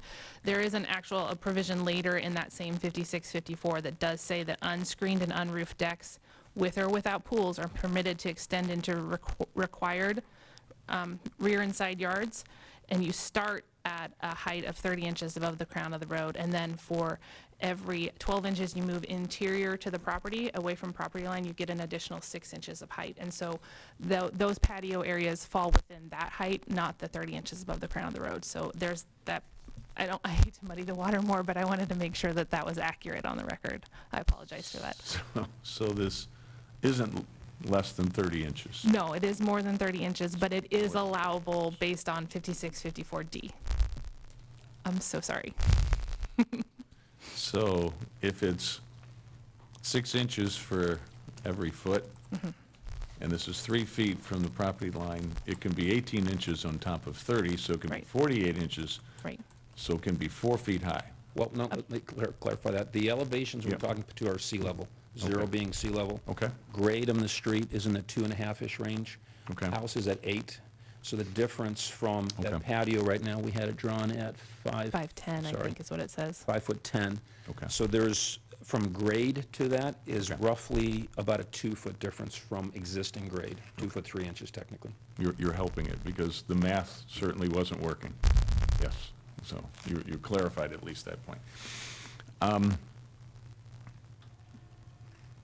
My pushback is, I think we need to look at the site plan one more time. I think that what we've got, we're accomplishing in great intensity, probably bad word, meaning we're paving over paradise because this is a huge parking lot, and we need to make sure that we're understanding the implications of it. And yes, I know code is code, but this brings up now 1, 2, 3 different elements that we need to tackle inside of our coverage conversation. Because what would you say the coverage, lot coverage is with all of this? I know you can't answer that one. If you're I'd be happy to answer. Oh, okay. What's the lot coverage percent on all this? Well, let me put that in context. There are multiple ways of addressing that question. Okay. The multifamily lot coverage standard is, as Ms. Dahmer has indicated, is 25%. Yeah. But the code provides for a 5% kicker on top of that for below grade, for below parking, which is every instance that a condominium applies. So the base is 30% lot coverage. And you recognize an important distinction between intensity and lot coverage. Intensity here, light density is dramatically dropping.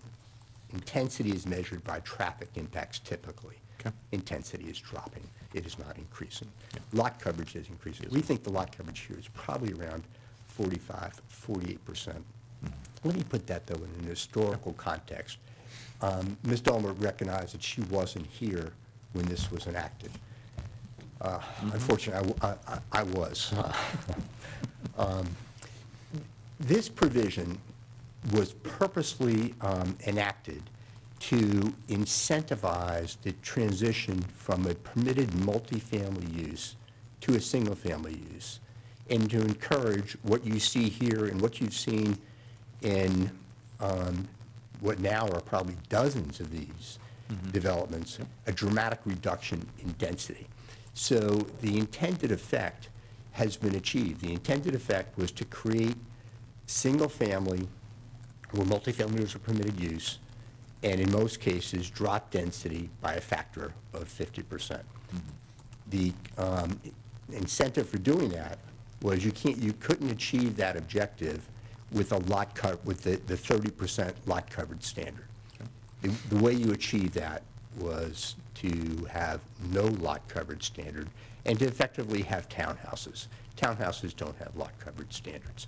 So, policy decision, but those are the rules, Mr. Vice Mayor, that are in your code. Yes. We've played by your rules in every respect. We abide by the comprehensive plan, by the land development code, by the subdivision regulations, and by the zero lot line standards. And in this instance, we meet all setbacks, we meet all stormwater management standards, we have fulfilled our site planning obligations in every respect. We've abided by your code. If you want to change your code, that's your prerogative. But if you do that, you're going to create nonconformities out of dozens of developments throughout the city of Naples, and I'm sure you'll be mindful of that when you embark upon that. But the fact is, we're here under your rules. We've abided by your rules. And all we're simply asking for here is nothing to do with setbacks, nothing to do with lot coverage, just simply reducing 3 platted lots to 2 platted lots. That's the only question in front of City Council today. And I understand that was the conversation, the exact same conversation we had May of 2020. And you didn't do anything in the meantime. So we assumed I'm owning the it. regulations as they were. Yep. The last question I have is increasing the encroachment in the right-of-way. What are the rules? Going from a single driveway and doing a two-width driveway. I am not familiar. I don't administer that part of the code. That's part of the review for streets and stormwater. Oh, and here we have. And I think Ms. Pickett will be able to answer that question for you. Thank you. Morning. Good morning. I apologize. I wasn't expecting to speak on this topic, so I didn't actually get sworn in. Do you swear or affirm the testimony you're about to give be the truth, the whole truth, and nothing but the truth? I do. Good morning, and you are? Allison Bickett, the city traffic engineer. Do you have a question? Yes. Yes. The right-of-way widths, we look at them on a single lot basis, and per lot, we do evaluate and do restrict the widths on the driveways. Typically for a single lot driveway, we allow up to about 20 feet in width. If it's a double, we actually, like a horseshoe drive, we do 20 at the road, usually 10 to 12 at the property line. So we do try to restrict those in most cases.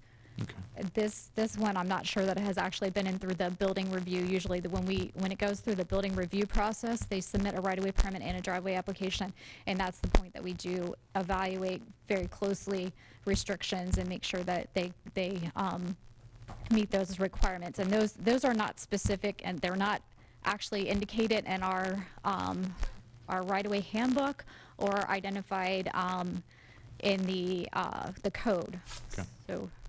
So this is, you haven't reviewed this thing as yet from the right-of-way perspective?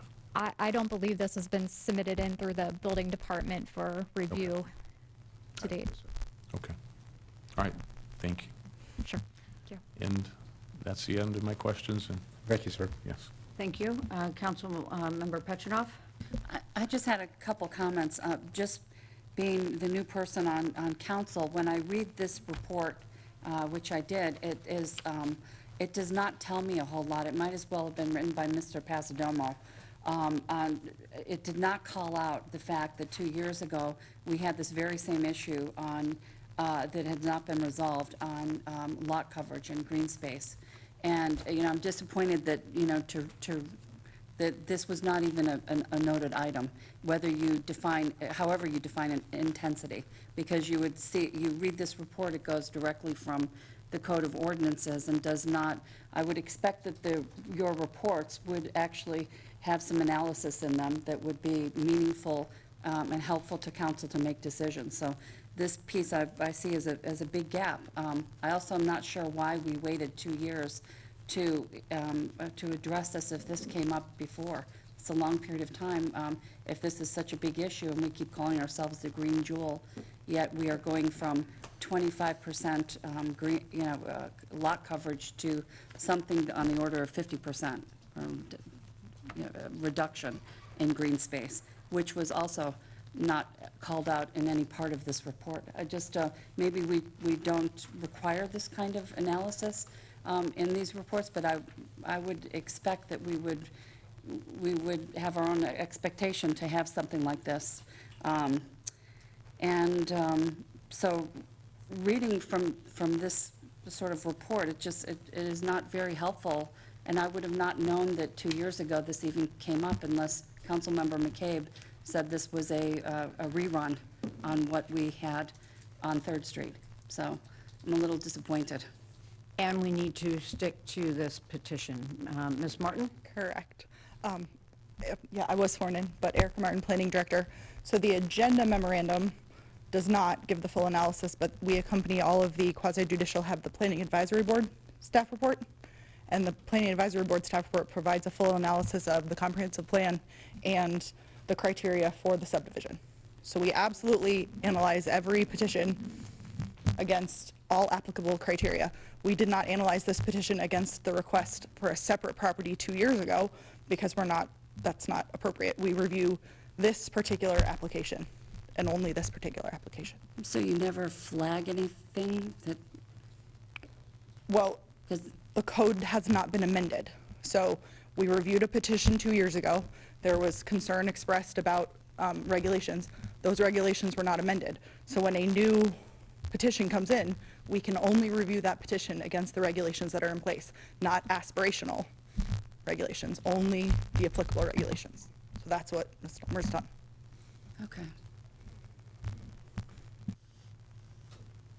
Thank you. Councilman Chrisman?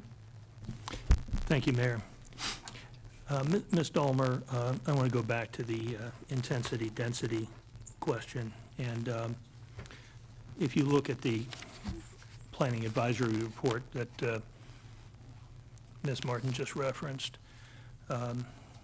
first there's policies from the comprehensive plan and their application.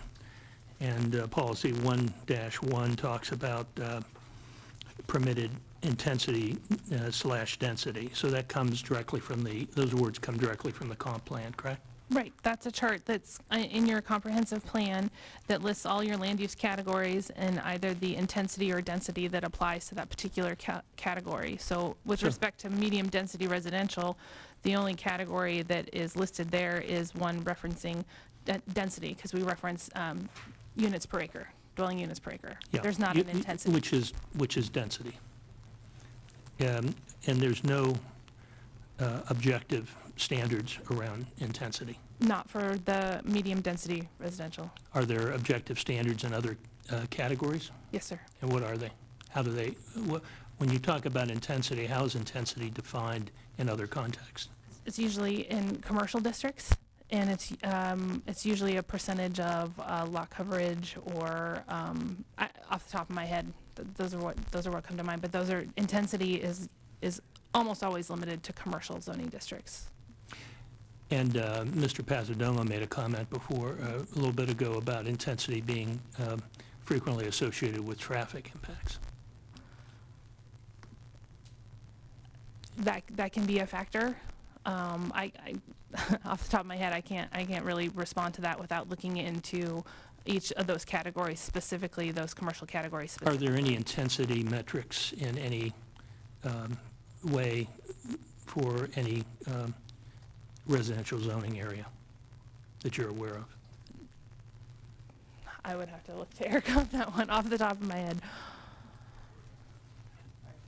Eric Martin, Planning Director. As defined in the comprehensive plan, no, for single family, but all of those metrics, all of those development standards in your code, height, setbacks, lot coverage, those are all intensity limitations. Those are all things that regulate the intensity of a property. But no, intensity in the comprehensive plan is more of a use. It's the use of that property. So that's a resident, or that's a commercial application. Yeah. And really, the point I'm trying to get to with these questions is that we really, intensity is something that we talk about a lot here at council and in the community, but it's a standard that is often subjective or controlled or manifested indirectly through these other measures that you just referenced, Ms. Martin, and that so it really has no, because of all that, and because of the fact that the code as it stands before us today has been met in this petitioner's in this petition, these are questions that really have, in my opinion, no direct relevance to our decision today. However, it is something that we have talked about needing to deal with, as several other people have said, and we probably need to try to talk about it and potentially deal with it in a number of different ways.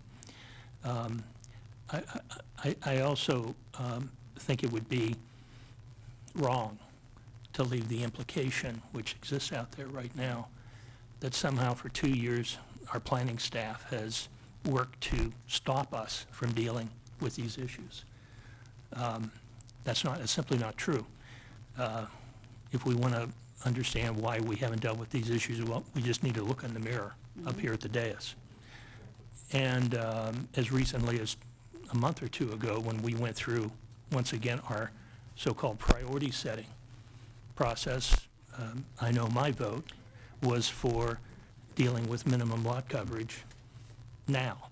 And the consensus was let's push it back to sometime in the fall. I'm just using it as an example. So I just don't want any implication to be left in the room or on the public record that the reason we're, again, facing this matter with another petition, as we have in several others, is because, staff has been recalcitrant. I don't think that's been the case. Thank you. Thank you. Ms. Martin, or Ms. Dolmer, I just have a question about the submission from the petitioner's presentation and the drawings. Have they been compared to the drawings that were submitted to staff? Yes, there's the same presentation materials that were provided at PAB, and staff has reviewed the presentation materials against the submitted documents, yes. For accuracy? Yes, ma'am. Thank you.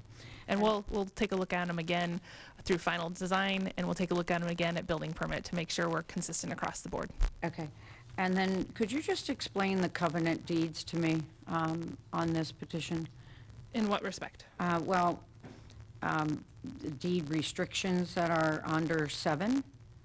So that's one of the requirements in if the development includes deed restrictions, that those are provided. Let me get to that section. Hold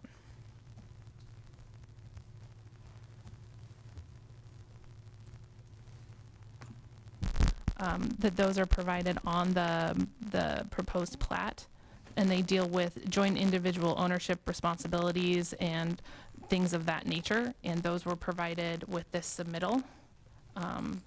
It's just meeting a criteria for this type of development because of that zero setback along that internal perimeter or that internal property line that can pose issues of who owns what, how that gets worked out, and so that's one of the requirements, that those matters are worked out in a fashion that they've thought that through, that those documents are provided and ready to go when the property is developed in ownership.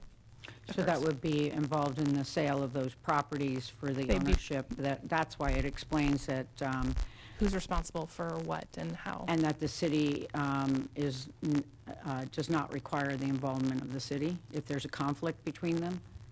To my understanding, yes, ma'am. Okay. And what about the front drainage and parking area?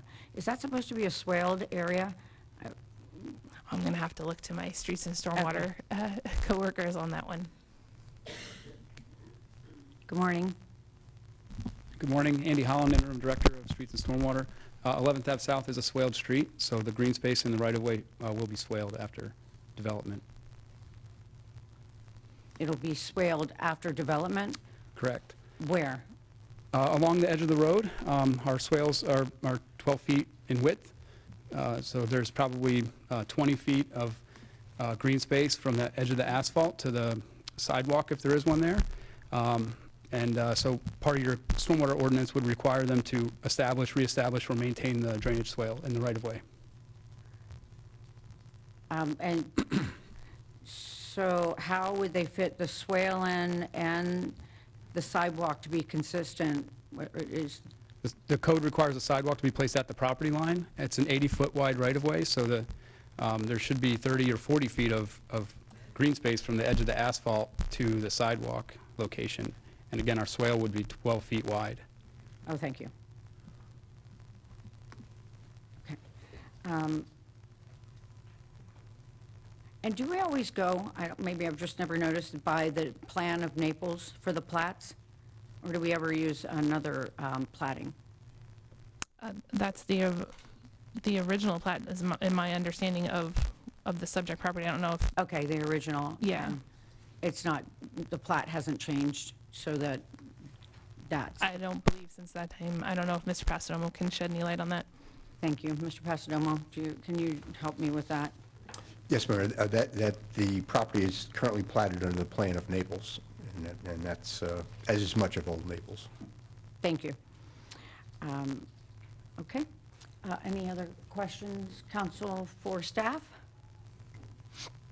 Okay. Mr. Pasadomo, closing remarks. Thank you, Mayor. Briefly, we talked a little bit about historical perspective. What this zero lot line provision was intended to do: incentivize the reduction of density, incentivize the conversion of multifamily to single family. But let me share another historical perspective, and that goes back for 2 years. Everything that's been said is accurate. There was a robust discussion about that 2 years ago. There was no consensus. Council chose not to pursue it, either through its own volition or through whatever means. And the fact is, even then, with a robust discussion, council recognized that we abided by the code, as we do here, and unanimously voted for approval. So we respectfully request that you vote for approval here as well, because this meets the requirements under the code as it exists today. Thank you. Okay, council. Further discussion, motion. Councilmember Perry. I just wanted to comment that in my analysis of this is just the kind of thing that we're aspiring to, is to reduce the density in the Old Naples area. I threw the opportunity out to some of the Old Naples people to see if they wanted to comment, and got crickets back. So I guess that may be a good sign. But replacing a 4-unit with 2 single families, it makes it it's more fitting for the community. I just think this is exactly what we're looking for there.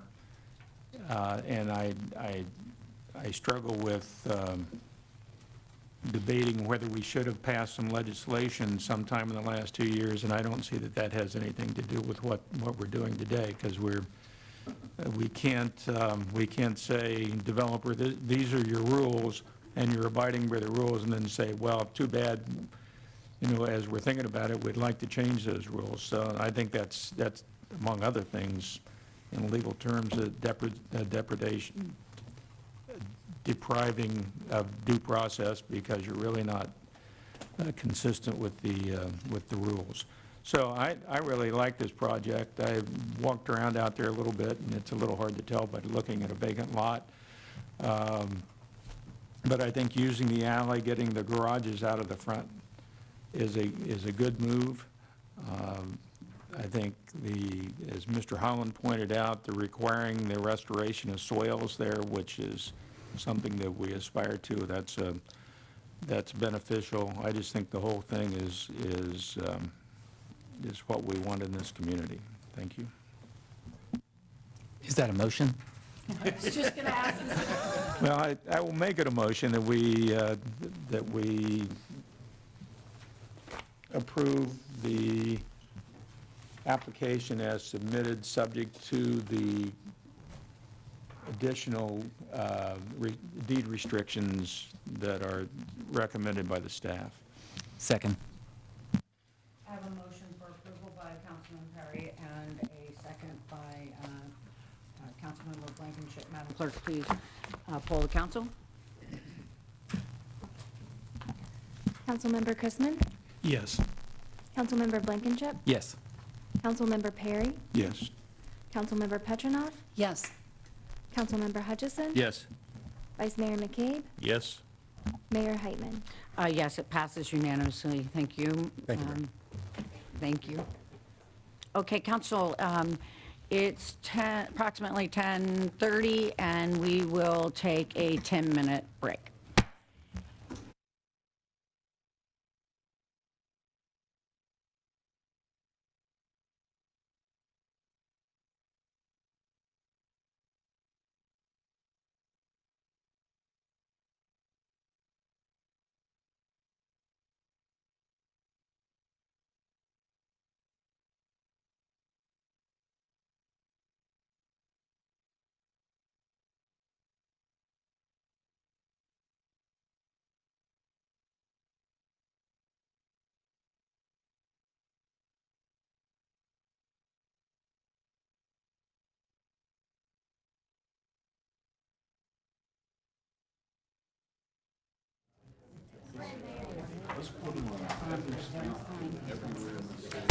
Okay, council, we're back from our break, and we are starting at 10A.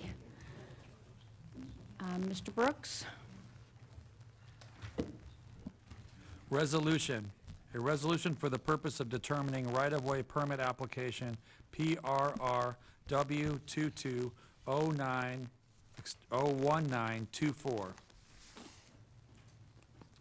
PRRW 2201923, PRRW 2201-921, PRRW 2201919, PRRW 2201917, and PRRW 2201915. 4 license plate reader cameras in the public right-of-way adjacent to Galleon Drive and Spyglass Lane. 2, Gordon Drive and Galleon Drive. 3, Gordon Drive and Kingstown Drive. 4, Gordon Drive and Sabre Lane. 5, 4 Charles Drive and Green Dolphin Lane. And 6, Kingstown Drive and Gin Lane, authorizing the city manager to execute the permit with special conditions and providing an effective date.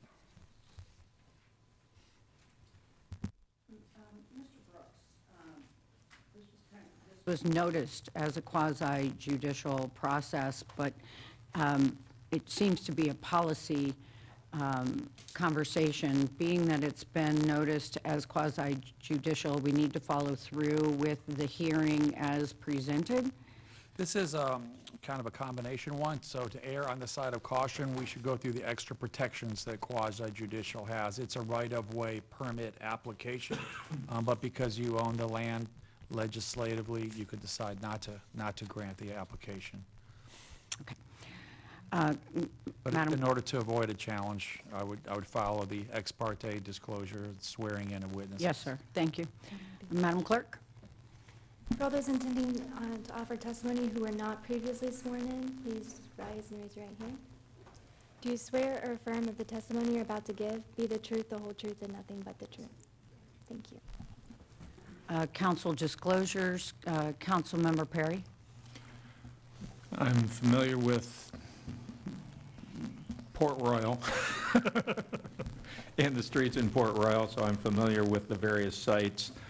I have had discussions with residents of Port Royal about it, and also with some police officers concerning the underlying issue. I'm familiar with the project, and I've discussed it with some of the Port Royal residents and friends. Familiar with the Port Royal community and the streets that are affected by this. I've had no contact with anyone on this matter other than discussion during the break here today with Ms. Heiderman.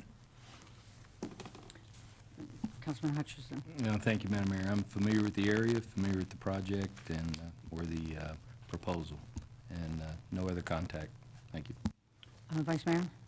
Familiar with the area, drove the area, saw where they're all supposed to be, and saw where the one that is there currently, but no contact. Blankenship. I'm very familiar with the streets that are impacted and have had a couple of conversations with residents about this.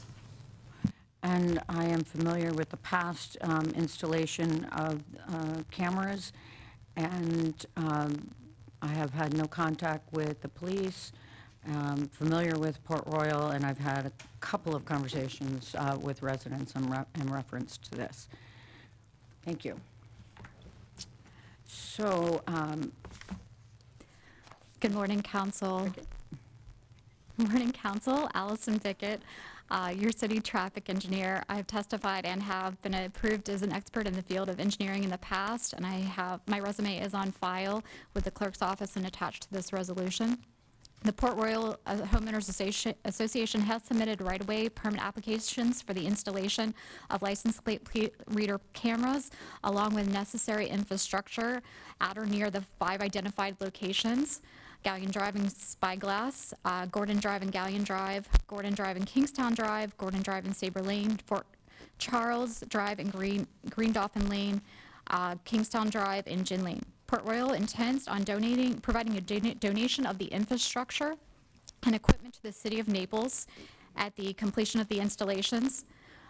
The poles are to be decorative and blend in with the surroundings to meet the city's aesthetic standards. The installation will be overseen by the Naples Police Department. The cameras and LPRs have manufacturer warranties which cover the equipment for an extended period, including replacements. This coverage is within a 2 to 5 year time period. Future replacements would fall in line with other citywide surveillance camera and LPR replacements using yearly capital improvement projects requested through City Council. Future maintenance costs will be budgeted under the city's current surveillance camera and license plate reader internal budgets on an ongoing basis similar to other areas within the city. The right-of-way applications and special conditions are attached as part of your permit.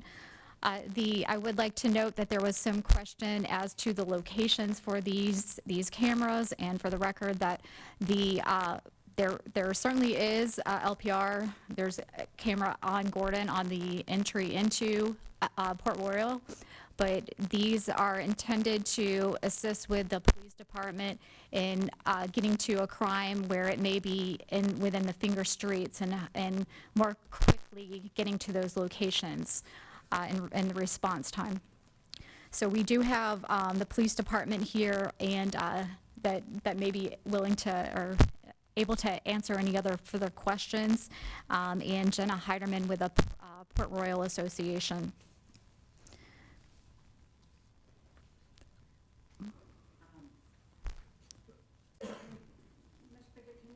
How do we have a policy on LDR cameras?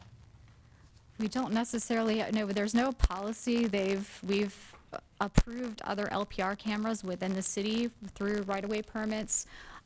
Most of those have been through the police department, and then they've worked through myself with the aesthetic standards, making sure that they're not, when they were first proposed to the department, they were proposed with like concrete poles, and we wanted to look at something a little bit more decorative and to blend in, so we've worked with the police department to attain something that blends in a little bit better and meets our aesthetics. But as far as a policy, there's nothing that I'm aware of. Okay, Mr. Benjamin, could you come forward? I just want to ask if Mr. Boudouchoir.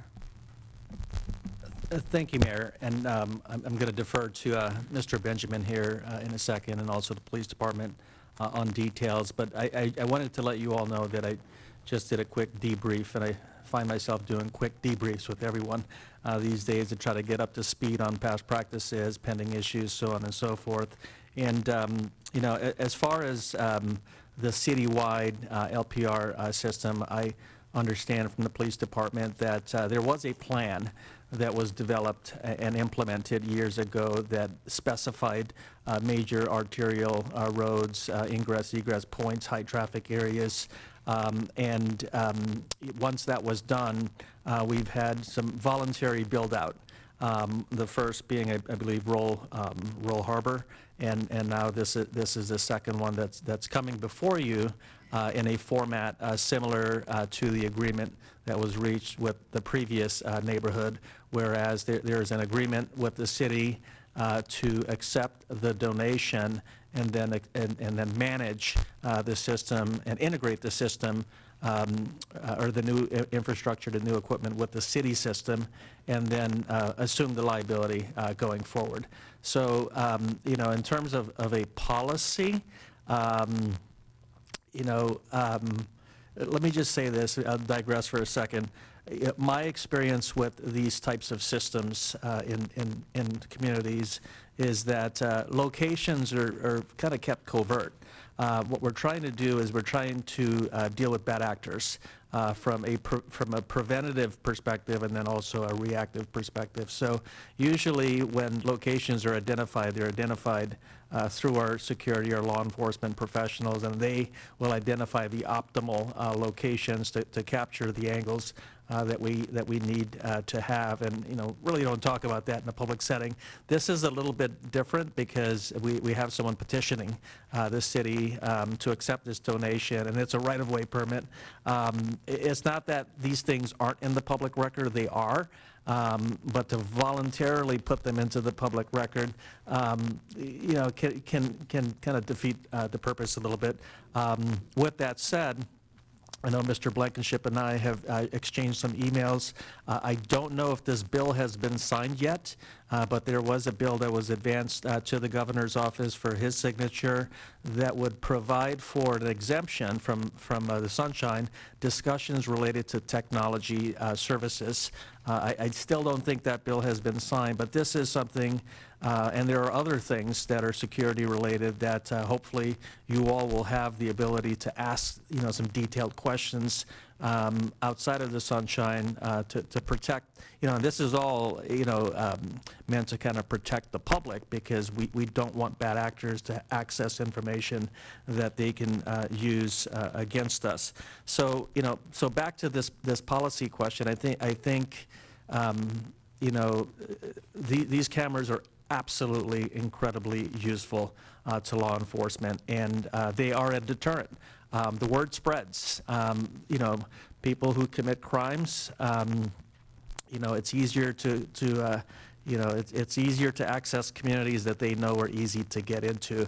The word is on the street. Naples has eyes everywhere, and that will deter people from coming here. So they're absolutely useful. But in the spirit of having some sort of master plan that can be built out in into other areas of the town, and then having a policy for the acceptance of these donations, and then adding them to our books in terms of a depreciating asset that's going to have to be replaced at some point. I think we should get some direction from council on that. And again, all of my comments today aren't specific to this ask. They're more big picture and more long-term. So with that, I'll pause and I'll let our experts kind of talk about the details that brought us to where we're at today. Thank you. So I would, who will be representing the police department?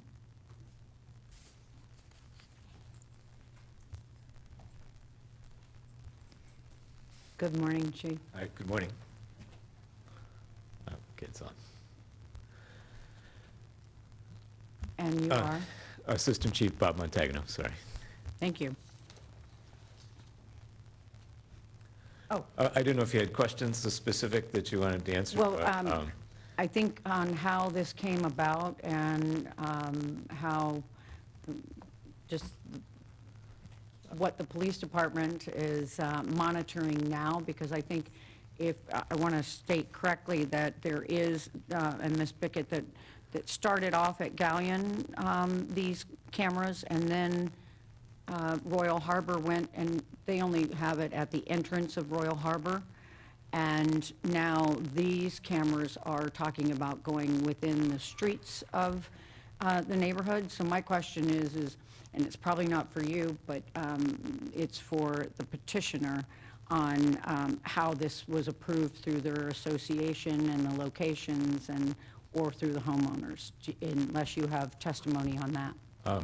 The police department did work in conjunction with the neighborhood to look at some of the site locations that they were suggesting, and did reduce some of the numbers internally within the communities. Over the years, the police department, we have focused primarily on primary thoroughfares, major roads, entries and exits from the city so that we can monitor. We haven't really gotten into the planning stages of going into neighborhoods, but this opportunity here arose for us to look and to consider, and we did so.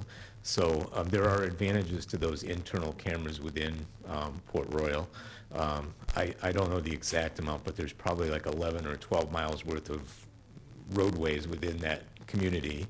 And once you enter into the community itself, there's bifurcations that exist in the roadways. And because the system does provide real-time alerts for us, if we had a particular vehicle that was on a hot list that we were looking for a particular crime, a burglary or home invasion type robberies or other types of crimes, we would receive an alert when the vehicle entered into the neighborhood and then as it traveled throughout. So with that information going into our dispatch center, we do have the availability of directing officers into a more direct location for a faster response time, which in any criminal situation, of course, is advantageous for us to enhance our response times. Okay. Council, any questions for Chief Montagno? Vice Mayor?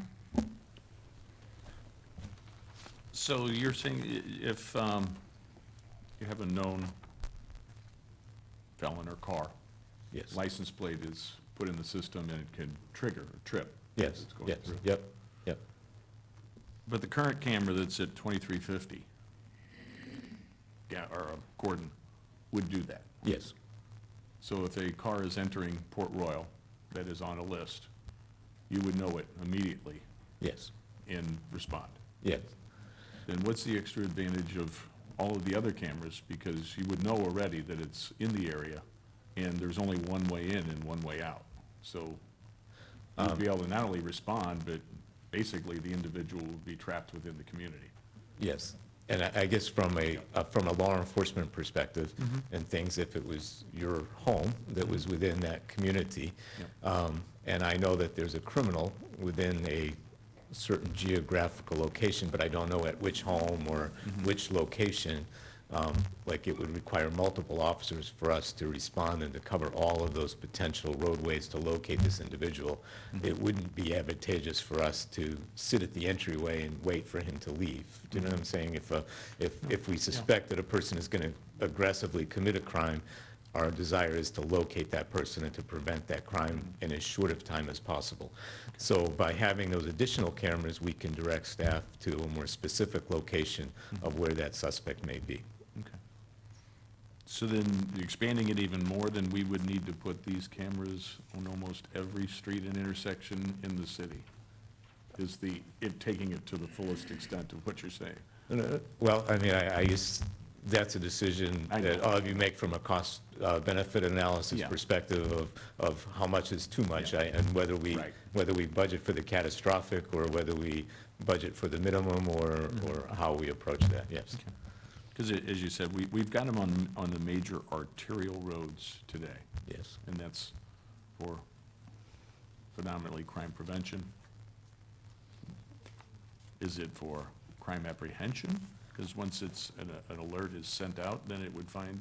So we use it in both perspectives and stuff, so we're able to create hot lists for a variety of crimes or suspects that we're looking for, and then we're also able to utilize the data after the fact. So if we know that a crime occurred at 3 o'clock in the morning and we're able to, check all of our entry cameras, like chances are we can isolate the vehicle that entered and then look further into, into that data to solve a crime. So it's both proactive and reactive, and it operates in both senses for us. Yeah, and I think with the conversation between you and Chief Wexler when we were outside the other day there was something that happened and you went through and read what was in the system to narrow it down to potential suspects. Yes. Yes. Yeah. And that literally makes the sense.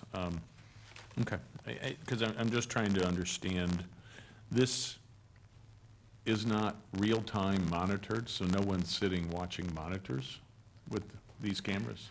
So the way that those alerts work, we can send them text message to a telephone. They can trigger in our police cars. They can trigger in our police dispatch center. So we're not physically watching an image on a camera, but we are receiving like digital alerts that tell us what's occurring, yes. Because that's what I'm trying to understand is this is not video cameras watching live stream of particular, this is simply a license plate reading device that collects data. Yes. That is only housed for, as the chief just said the other day, 90 days. 90 days, yes. Then it's purged, and it is not really reviewed by anyone at any given time. It's only reviewed the data as far as license plates. Yes. We have internal policies that you asked about before that control, who can access the data, and there's a very good audit trail on who looks and what is searched for, yes. Okay. Yeah. All right, thank you. Okay. And Counsel, pardon me, I think I went out of order. We really should hear from the petitioner, which, right, would be, no, not you, I went out of order. So if Ms. Heiderman can come up and, thank you. Thank you. Jenna Heiderman, Port Royal Association. I just have a few comments, and thanks to the teams who've been working with us on this project. It's been great partnership. The cameras are part of the association's long-range plan to increase and enhance our security in our community. And we feel that these cameras, the cameras that we installed on Gordon Drive many years ago, have been very effective, and now these new additional ones are just another layer in our overall security plan to keep our community safe and protected. We've been developing this plan since 2020. At the time, with the political and civil unrest around the country, many of our residents approached us and asked what the association was doing to improve the security in our community. We surveyed our residents, and the overwhelming majority responded that security and safety is and should be the top priority of the association. So we hired a consultant called Kroll International to assess our community and provide recommendations on how to improve security. Cameras were among the top recommendations, as were gates across Gordon Drive, which really was not feasible and logistically challenging, and full-time security, which is tremendously costly. This program that we've developed has been implemented in phases, starting with the hiring of the Naples Police Department and Port Royal Security for a nightly patrol. So these cameras would just be the next step in that plan. I think the third step, which would be down the road, and I don't know how we're going to do it yet, we haven't really tackled that, is water is obviously very vulnerable, so that would be our next step. So we'll have to see how we can do that. But that's kind of it. If you have any questions. Yes, and I apologize for not letting you go prior to. You stated that it's the association and that you did a survey. Yes. How is the association and the property owners affiliated? Do all property owners belong to the association? No, we're a voluntary association, but we have about 85% of membership in our association. So were just the members of the association surveyed, or were all I property? believe, I think for this particular project, we surveyed the entire community, just because it would be valuable to the entire community, not just our members. And you did that through ballot, or how did mail? Survey Monkey, just electronic, yeah. Did the Port Royal Association feel like there's a need because you have a crime issue within Port Royal? Well, just because of the way the world was at the time when COVID started and around the election, a lot of our residents approached us and asked us, they were concerned that people were going to come into our community and possibly rob, there might be potential crimes. So that's kind of what got us thinking about this. And then in December of 2020, there was a crime that kind of spooked everybody. There was a person who came in probably by water because there was no evidence on the cameras that he drove in. He stole a car, and he was driving that car around for many hours, and then he tried to rob one of our residents' homes, and their personal security footage showed him with a gun and a flashlight poking around trying to get into their home. So that kind of spooked everybody. And then he took the stolen car and he left Port Royal, and by the time the cops got there, they ran the plates, but it was a Port Royal resident's car, so they didn't stop him. So he got away. I mean, I don't know if he's been caught yet, but that's kind of what triggered this. So, yes. Thank you. I think I remember that. The helicopters were out. Yeah, Yes. it was scary. Yeah. And before I have other questions from council, how does Port Royal plan to pay for these installation of cameras and monitor them, or what's the plan that? Well, we have a reserve, and we raised our dues. And part of our survey, when we did raise our dues, we did survey our residents when we were doing this because we needed the extra money to fund this project, to fund the security. So the majority of those people who voted in the survey agreed, and we haven't lost any members since then, so I think everybody was supportive of that.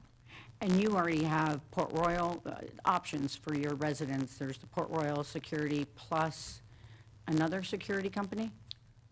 Anybody can hire whoever they want. I know there are some people who subscribe to IPS in Port Royal, but we don't have any sort of arrangement with them. We do contract with Port Royal Security. They've been around for 40 years in the neighborhood, so a lot of people do use them personally, and then we contract with them for the nightly service 5 days a week, and then the police 2 days a week. Okay. Thank you. Councilmember Blankenship? Thank you. Yes, I'm trying to understand the cost and benefits of this new system, and my questions are probably more for our police chief. So, as I understand the proposal, the Port Royal Association pays for the upfront capital cost, and then the city would inherit the ongoing maintenance and replacement cost. Do you have an estimate of what that ongoing annual cost would be? So, yes.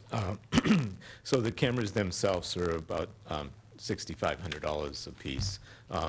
The manufacturer, the warranty covers them from 2 to 5 years. Our experience with replacement has been about 5 to 7 years out.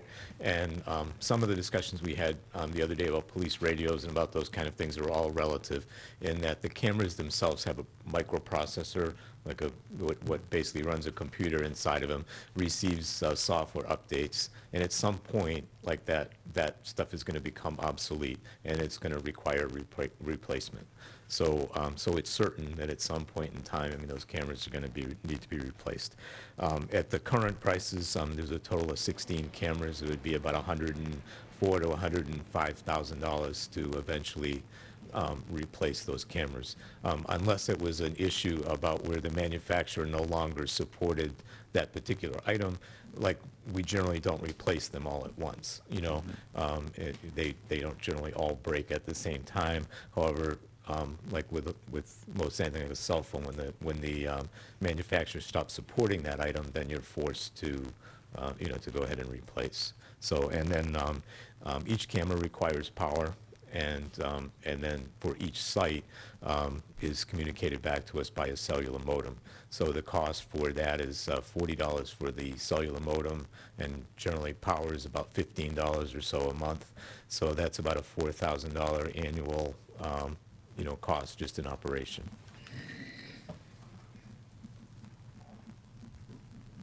Okay. No, total, 4,000. like, so For the 16 camera for those system? 16 cameras, yeah, it would be about. That's for the cell phone, Cell signal, Yes. and power? Yep, so $40 a month for each modem, and we would have 6 of those, and then the power for the cameras. On average, our experience is about $15 a month or so for a site, not per camera. So yes, total annual cost for all of those cameras would probably be about $4,000. And to follow up on Mr. McCabe's question, this only captures the license plate, so you don't get pictures of who's driving the vehicle? So just, I guess to kind of put the technology in a nutshell, it's a still camera that takes an image of the license plate, and then the internal mechanics, that processor digitizes that image and the information, transfers it via that cellular modem back to our server at the police station, and then puts it into a database for us, which is searchable.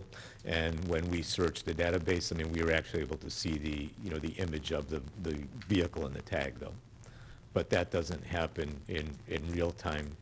That part of it, we can go back in and look relatively quickly, but not necessarily immediately. And the system, like we had talked about before, it does have the ability for us to program alerts specific to our community, and also for other things, you know, that wanted vehicles and other things, stolen vehicles and everything are preloaded into the system.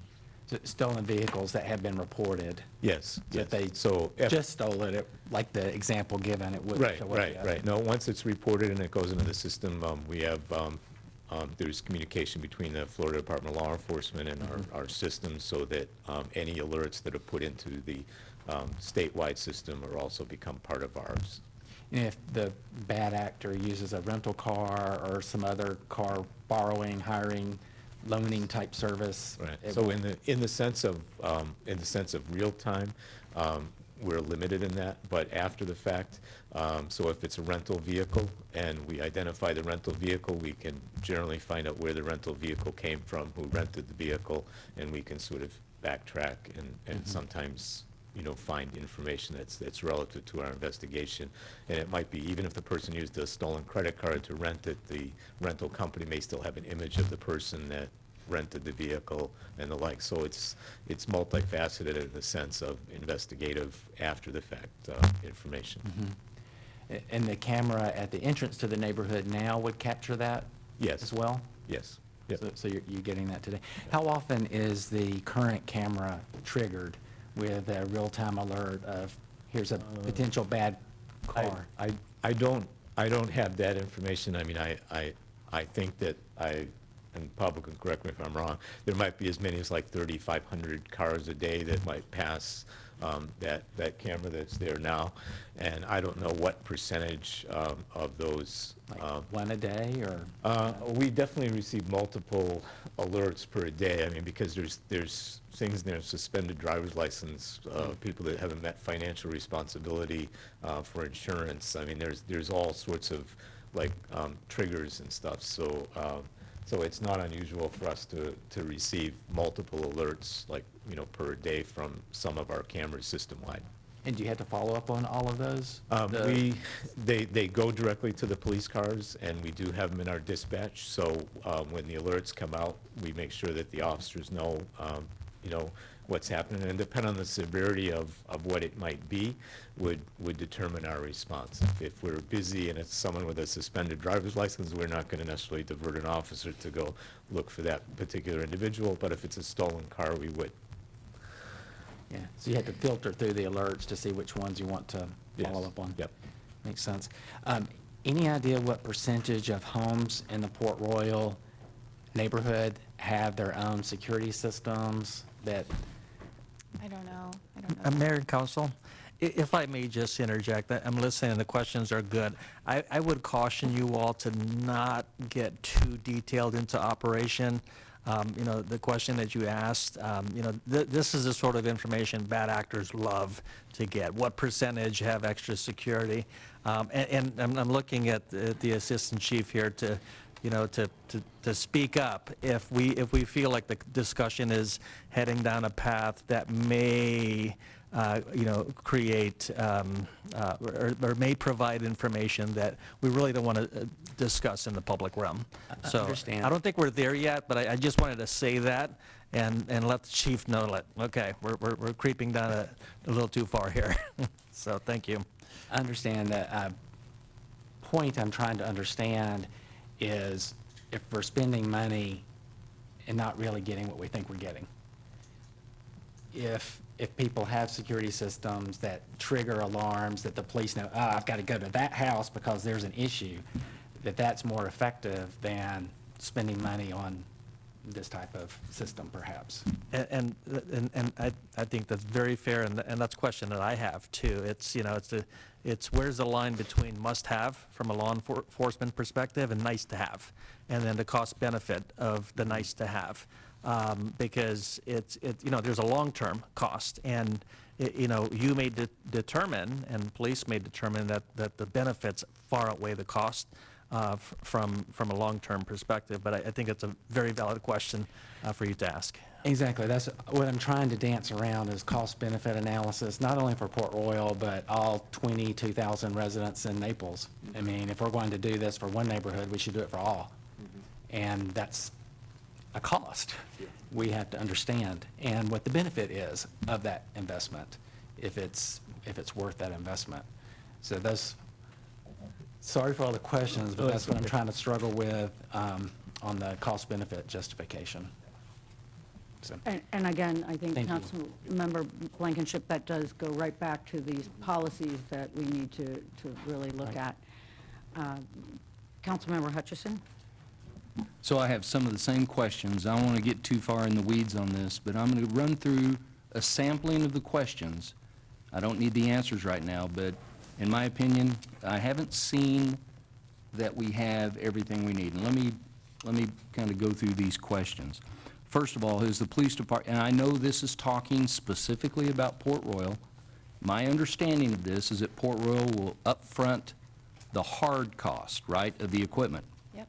So, but now we're talking about city resources in managing, not only taking that initial hard cost, but looking at all the variables that come with that initial outlay of expense and how we properly manage it. So for the police department and the city manager, some of my questions would then it would sound something like this. Has the police department prioritized license plate reader placement throughout the city? Are there areas of the city without coverage? Something that we probably don't want to discuss in public. Management of the cameras. What's the real cost to manage? What's the cost to replace? How will the cost be updated? In other words, as you increase the cost of our police force and the people behind the scenes managing the cameras, how often are we going to update the cost? Has our finance director been involved in this? What's the formula to determine the actual cost? How often will we need to touch the cameras, and by which department? Is there a spreadsheet that's been developed on the replacement of the cameras? What are our known cost variables which have been considered for the non-hard cost? And other than the cameras, what does the city have in order to effectively use the camera? In other words, cameras are one thing, but you have to have software, you have to have screens, you have to have people. When do we, at what point, what's the nexus when we have so many cameras, we have to add people? I need to know all those things before I make a decision. And then communication line upgrades. Do we have the right size line, the pipe coming in that we can effectively manage all this? I don't know. So For me, I'm just not ready. Thank you, Madam Mayor. Thank you. Other questions? Councilman McKay? Vice Mayor? I think Councilman Hutchinson pretty well summed it up, and Councilman Blankenship, because it's bigger than just the upfront cost, because within 5 years, then the city's going to be looking at $105,000, and in between, there's the annual costs. And this is a policy conversation then, because it is where, how many, what is our strategy, and what is the benefit of that strategy? If this was the Port Royal coming and saying you were going to add this as a plank to your association's security and integrate it into the cities, but bear the cost, not just up front, but, then that's a whole different conversation. Because as soon as we say that we're going to take it on as far as ongoing costs and replacement costs, then as Councilman Blankenship said, then we have to really think of it bigger than just one. We have to think of it for Port Royal, Aqua Lane, Coquina Sands, Royal Harbor, Sunrise Terrace. We have to think of it as all. And that is a policy conversation. So I think that the idea is strong, that we want to make sure we have a secure and safe community. But then it kind of goes to your conversation, the egregious event that people are saying wouldn't have been implemented or impacted by this at all. And so there's got to be a bigger analysis of cost, the value, the implications, both one versus all the neighborhoods. So I think it's a lot bigger. And I appreciate what you brought forward. And I think we just need more conversations and certainly more information. So thank you. Okay, thank you. Would you like to make any final comments? No, I don't think so. I think maybe we'll circle back and have a meeting and see how we can maybe work this out in the future. Okay, thank you. Thank you. And thank you for being here. Thank you. Council, do I have a motion? Councilman Perry? I move that we continue this matter to a future agenda. I have a motion by Councilman Perry,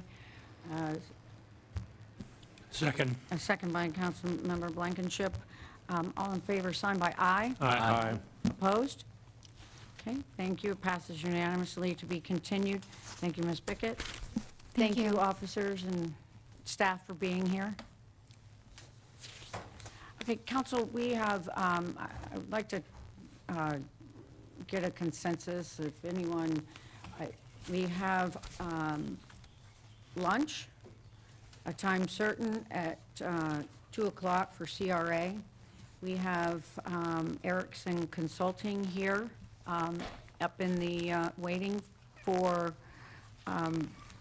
the outfall presentation, which is later in our schedule, and that is item 14A. And we have one more item under 12, and if I'm correct, 12, we have 12B and we have 12C. I think 12B could be postponed until after the CRA meeting, just due to the public and with staff being here. I think that 12C could be heard fairly quickly. We could take a half-an-hour break and give the public a time approximately after our lunch to start with item 14A. Any comments or suggestions on how we manage this? I'm supportive of breaking now for lunch, if that's the suggestion, Mayor, but I'm not sure our lunch is here. Yeah, I didn't understand. Are you saying do 12C now, then lunch? Yes. Then 14? Yes. Oh, I If our lunch is misunderstood. here, yes, so do Yeah. 12C. Yeah. I think that we could also postpone 12B till later on after our CRA meeting. Councilman Parrott. Actually, it was just for the benefit of those that are here to give comments. It might be helpful to tell them what that 14A is what they're here to comment on, since they're not familiar, may not be familiar with how we identify the agenda items. So 14A. 14A is the Naples Beach Restoration Water Quality update, and that includes 14A and 14B. Thank you, Mayor. Make one suggestion, that if we have individuals that want to make public comments for 14A and might not be able to wait till after lunch, we afford them the opportunity to do that before, and that way we don't have them waiting around. Just a thought. I just want to make sure that if we do that, that they don't have another, right, we could come back and forth. Yes. Yes. So, does staff have any concerns about making these changes? Moving to item 12C, at this time, taking a lunch for a half an hour, and approximately we would start back with the outfalls on 14A and B at 12:30. If everything goes well? Okay. Then, Council, we will move to item 12C. Ms. Duperich? Thank you, Madam Mayor. This is the first reading of a proposed ordinance to provide for supplemental standards concerning notification for rental increases. The title reads, "An Ordinance Amending Chapter 56 entitled Supplemental Standards and Article 3 entitled Standards Applicable to All Districts to create a new section 56-55 for the purpose of requiring landlords to give tenants 60 days written notice of a rental increase in excess of 5%, providing for repealer, severability, codification, and an effective date." So this item is brought to you at your request. Several cities in the state of Florida have moved towards requiring additional notification to tenants concerning a proposed rental increase in excess of 5%. We looked at their ordinances, and we came up with some language that we think would accomplish your direction. The Collier County also looked at providing something similar. However, that measure did not pass, and that was recent. In the event that what the ordinance actually does is, if there is a proposal to increase the rent, it requires 60 days notice by the landlord to the tenant, at which point the tenant has 3 options. The first option is to accept the proposed rental increase. The second is to compromise or renegotiate with the landlord an appropriate amount of rental increase, or the third option is to reject it. And those should occur prior to the expiration of the 60-day period. This is not a preemption of Florida statutes 83 that have requirements governing the landlord-tenant relationship. This is supplemental to that, not in conflict. The enforcement would be by the city and could include a fine not to exceed $500 per violation. And Ms. Duperich, I know that sometimes the county has an ordinance that we are covered by as a blanket, but it's my understanding that Collier County opposed this and it did not pass as a county ordinance. I don't know, they didn't officially oppose our proposal. They chose not to, for their own reasons, to not adopt a county code requirement that was similar. It was similar, but not the same? Correct. Okay, thank you. Councilman Perry? Thank you, Ms. Stuprich. I think it'd be helpful for, at least for me, and perhaps for others, if you could walk through what the process presently would be under the state code as between a landlord and a tenant. If I'm the tenant and I'm getting toward the end of my lease, what notice rights do I have when the lease is about to expire? So the distinction would be notice rights as far as the termination of your tenancy, or notice rights as far as an increase in the rent, applicable rent. This particular ordinance does not deal with notification for the termination of the tenancy, but only for a potential rental increase. Do the state statutes require any kind of notification at the end of a term?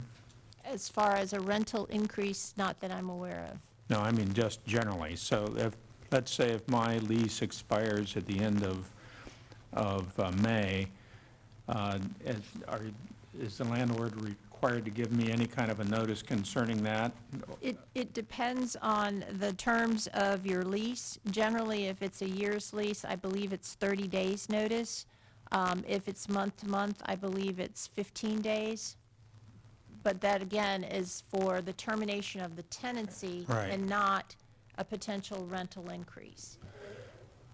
Because one of the concerns that I have, and I generally am in favor of this, but I'm wondering how effective it's going to be.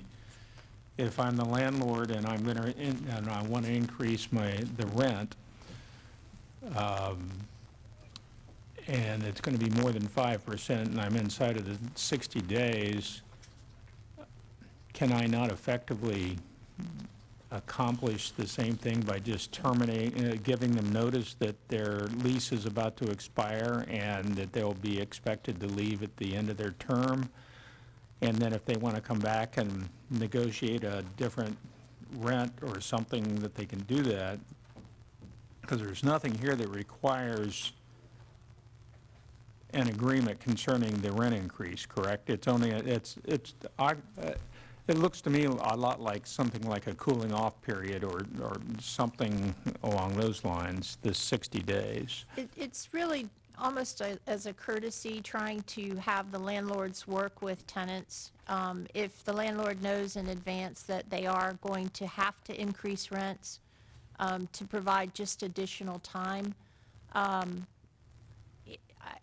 We have to also be very careful that we don't attempt at the local level to regulate anything that's already covered under 83, and the increase in the rent amount is not covered by Florida statute. So I would be cautious if we want to include any type of additional language that in any way affected some of the other requirements that are in 83. And I've received, and I think probably others on this dais have received comments from one or more people suggesting that the passage of this would cause the values of rental real estate to be diminished. Would that be subject to Burt Harris? I don't know. I have no idea if it truly would diminish property values. I'm not an expert in that area. As far as Burt Harris, is it an inordinate burden on the property that we're imposing? Again, that's going to be kind of a subjective determination that would have to be made. But it seems like it could be, but it could be in such a de minimis amount that the recovery may be next to nothing, because all it would do is force the landlord to accept, or arguably accept the current rent for 2 more months. And that difference, that delta would be, I would think what the damages could be, and if you put a cap rate to that, that doesn't come out to very much, but,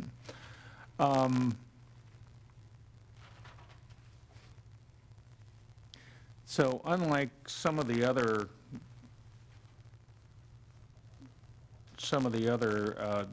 ordinances, this doesn't have anything to do with notices at the end of for a month-to-month rental at all, correct? Yes, correct. Okay. Okay, thank you very much. Vice Mayor? I didn't know. Oh, I'm sorry, I thought, it's Councilmember Hutchison. Thank you, Madam Mayor. Ms. Stuprich, a few questions. First of all, how is rent defined? We have not defined it in your ordinance. It would, in my opinion, be whatever the rent as it's defined in the individual lease. Okay. Do you know if there can be separate elements of rent? So when we say rent increase, are we talking about the cumulative price a tenant might pay? Or is it, if there's different variables in rent, is it one particular variable? Again, that's going to be subject to the terms and conditions that were negotiated between the landlord and the tenant as to what constitute rents under that agreement. Okay. Does this ordinance provide a safe harbor to landlords when unanticipated costs beyond the control of the landlord are imposed on the landlord, such as storm damage, septic to sewer conversions, property value tax assessments, increases of that, or higher insurance costs? It's only if the landlord were to incur those type of additional unexpected expenses, they would be, according to this ordinance, they would have to determine if they're going to have to increase rent, and if so, they would have to give 60 days notice. So, if there's an increase as far as insurance, for example, I'm sure that they would go out and get additional quotes, but I'm not certain that that would have to happen within that 60-day period. It's not really that long of a period of time. Well, yeah, I'm not sure about that 60-day delta between the hard cost or the burden that a landlord has to bear and the time at which, 60 days later, we're saying that, well, you should be able to handle that. I'm not so certain that that's the case. And that is a policy question Yeah. for your determination to be made. Has the city determined how many of our residents, both landlords and tenants, that this will impact? I do not have that information. I know that the affordable housing issue has been addressed through our CRA, as that I understand is where most of our potentially affordable housing or rental units are located. Perhaps later in the CRA meeting, that issue could be asked, the question could be asked. Okay. And this is only residential tenants, not business tenants? That's an excellent question, because your code has, in the supplemental section, there's the first part of it, which is where this ordinance would appear, deals with all zoning districts. The second section deals with only residential. We put it in all zoning simply because you could have a mixed-use type development in a commercial zone that had some residential units. That's true. Top. And that was my next question, the mixed use. So, is there any legal theory about a business owner that has a mixed-use building and raising the rent on only the residential portion versus the commercial portion. Are we getting over our skis on that any? I think perhaps, I think that's more of a business financial determination to be made. And are we at any legal risk at all in when we're talking about raising or escalating costs, and in this case, we're talking about tenants, when we focus on one part of the equation as opposed to the entire equation, because even rising rental rates on businesses, one could argue, has an impact on employees and the people that need affordable housing and those kind of things. But we can carve and slice and dice this any way we want. Well, first of all, there's going to be risk in absolutely everything that we do. My biggest concern is to make sure that the city isn't being entering into any type of preemptive area from Chapter 83. We're very concerned about that, but we think we're okay. As far as the cost issue, again, that's more of a business feasibility. You know, from a policy perspective, you're saying 5%, maybe you think it's a 4%, maybe you think it's a 10%. It's just trying to help give advance notice. We're not dictating the amount in any way. It is still a private transaction between the property owner and the tenant. And my final question. We ask it often here, what are we trying to fix? And I understand that we're in a period of escalating rent. Do you have a grasp on who has been impacted, or the actual business case for has it been quantified, the impact in our community? No, sir. To my understanding, it has not. Again, in our CRA, with our CRA manager, she may have more specific information. And, you know, quite candidly, a lot of landlords will provide 60 days notice, perhaps even a greater period of time, if it's been a good tenant. So this ordinance would not be problematic to them at all. Thank you very much. Thank you, Madam Mayor. Councilmember Chrisman. The county was, Collier County came up a little bit earlier, and they voted against passing an ordinance along these lines a week or so ago. And my understanding is it's going to come back up before them next Tuesday for another vote. Obviously, the benefits, whatever the benefits might be of this action, would be felt at a much greater scale in Collier County than in the city of Naples alone. The ordinance, to what degree is it important that the ordinance that we might pass and that Collier County might pass mirror exactly, or at least very, very closely, each other in order to have the maximum impact and benefits that we'd like to see? Well, again, it's kind of a policy question, because the city may want to have a different notification requirement than the county. From a practical perspective, it would perhaps be preferable to have them to be the same, just to make it easier for the rental community, so they all know the rules. Let me ask the question a little bit differently then, to get to my point. To what, can you provide us, Ms. Stuparich, with an answer to the question as to whether the proposed county ordinance at this time and the proposed city ordinance that's before us now are in alignment with each other, or are they different? I do not know the answer to that. What I would say is that this ordinance is before you on first reading, and we would be looking and analyzing what transpires at the county and coming back to you at second reading to see whether or not there are differences or similarities between the two.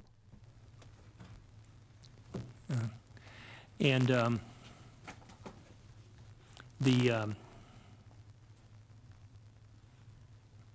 just the point I would emphasize, and you mentioned it, Ms. Stuparich, a moment ago, is that that we all have to keep in mind is that this is, the purpose of this is entirely notification.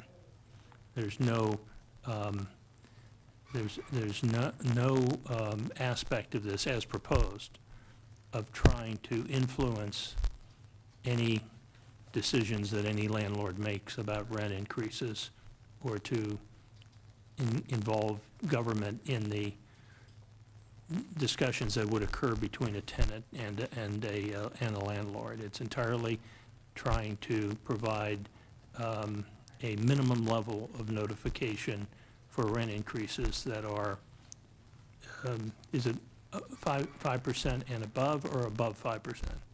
How's it written?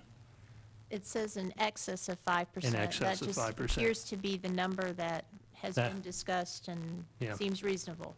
And you have, this is my final question, you have information in our agenda packets regarding Miami and Tampa, which have passed ordinances along these lines, correct?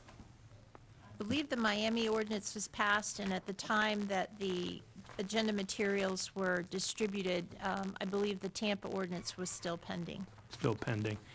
Yeah, it's, excuse me, it's scheduled for 5/19, so it would be tomorrow. would be The their agenda, second reading. the agenda memorandum, excuse me, the ordinance makes reference to the fact that, I'm trying to find it here, one of the whereases is that other states, and it names a whole bunch of them, have laws that require landlords to provide notice. What I'm trying to get at is, have you, or has our CRA director, has anyone done any analysis as to whether beyond Tampa and Miami, to what degree ordinances similar to this have been proposed or passed in Florida and/or other states around the country? No, and again, I hate to say it again, but I think that that's really more of a policy call as far as do you want to do this or not. We looked at it more from the perspective of can you do this if you so chose? And so by including the other Florida cities and Miami-Dade, it looks like you do have the authority in view of Florida statutes. And these other states that have been mentioned have also been to indicate that other states as well as localities have considered this type of measure. Yeah. We could find out, you know, how many days in each of the states, if that would be helpful to you. We can research that and find that out. Yeah. I mean, my view on this is that this is a relatively simple and straightforward matter that we ought to take to provide some relatively, frankly, minimal level of assistance to the part of our rental community that is cost burdened. And it might make a difference in some people's lives to be able to gain this additional time notification. The information about who else has done something similar is simply a matter of, to the degree there is a growing trend in this direction, it just buttresses the policy case for doing so. But it, in my mind, isn't necessarily determinative of whether I would support this or not. Thank you. Council, I'd like to open it up to public comment. I have one public speaker, and if you do have not registered to speak on 12C. You can fill out a registration form in the back and give it to the clerk. Our first public speaker is Jackie Kay. Good afternoon, almost. Good afternoon, Jackie Kay, School Board Candidate, District 5, 4595 22nd Street Northeast. Council members, the way I see it, you have a choice. You either help your community, help your tenants, or you say, excuse my term, to hell with you. We don't care if you have a place to stay. We don't care if your kids are stressed out. We don't care if your kids are learning. We don't care if your kids are having an education. It's already a standard. All you need to do is say, hey, let's be kind, let's show empathy, let's show compassion, let's help these people who work their butts off every day to keep this community afloat. Let's show kindness. That's all you have to do. It's already not only being adopted by other communities. I did do the research, and there are at least over 30 states that not only have this, but they also have states with rental caps. It's already being done. You're not having to reinvent the wheel. You're just having to say, yes, I care about my community, I care about the people, I want to help them. Or you can say, no, I don't care about my community, I don't care about my people, I don't want to help them. It's easy. I agree with you, Councilman Chrisman. It's an easy choice to help or not to help. So I've looked at the cost benefits analysis. Does it cost you anything? No. The benefits are innumerable. Like I said, I'm trying not to cry. I just met a mom who has been living in a hotel for months, couldn't find a place to live. Her children are in mental health crisis, and she did not have a place to stay. Luckily, she was able to find something, but she used up all of her savings. She just needed a little bit more time. This woman was in Gordon River, and they kicked her out. Out on the streets, they kicked her out. But most people don't understand the rights that they have as a tenant. And again, if these new managers want to kick a person out, they don't know that they have a right not to be evicted, especially if they're paying not only their rent, but there also has to be some type of eviction notice, as well as something going through the courts. So my point is, people don't understand their rights that they have. So one of the only reason why Commissioner Solis even voted against this is he said there has to be an important clause in this. And the important clause is that it provides a link to resources that tenants know that the landlord must include. That tenants know that they have resources where they can get rental assistance. That's the only reason why he said no to that. He says, essentially, I'm putting words in his mouth, but I will agree to it if this clause is added to it. So that's what we're advocating for. So I feel like once that clause is added and people understand how much it's helping the community, it's simple. Just say yes. Thank you. Thank you. Okay, I have no further public comment slips. I have Councilmember Petronoff and then Vice Mayor. I just had a couple process questions on this proposed ordinance. One, what does notice look like? Is that would that be embedded in the agreement between the tenant and the landlord? Or would it be something else like certified mail, et cetera? The only thing that the ordinance provides is for written fair notice. So writing, we have documentation of it. Fair, I mean, if we want it to be legible. Okay, all right. And then the second is, there seems to be some room in that time for rejecting it or a negotiation language. What does a rejection or negotiation look like for that timeline? Does it do anything to that? Well, the negotiation would be the second option that's in the ordinance, and basically I as a tenant would receive notice from my landlord that my rent's going to go up in 60 days, at which point I would most likely contact them and say, you're increasing my rent by $500, could you take $250 now, and then we'll renew the lease and, move forward, maybe at a later point in time. I'm struggling, but it really it gives the dialogue, the option for a dialogue to resolve the issue from both sides. The landlord needs to have rent money increase because of escalating expenses, but the tenant too has to absorb those increased costs. As far as the rejection, the scenario would be that, the 60 days notice is provided, I'm increasing your rent at $500, thank you, but I just can't afford to do that, so I'll be terminating my lease. Okay, so it's whatever is written in, silence would be a rejection.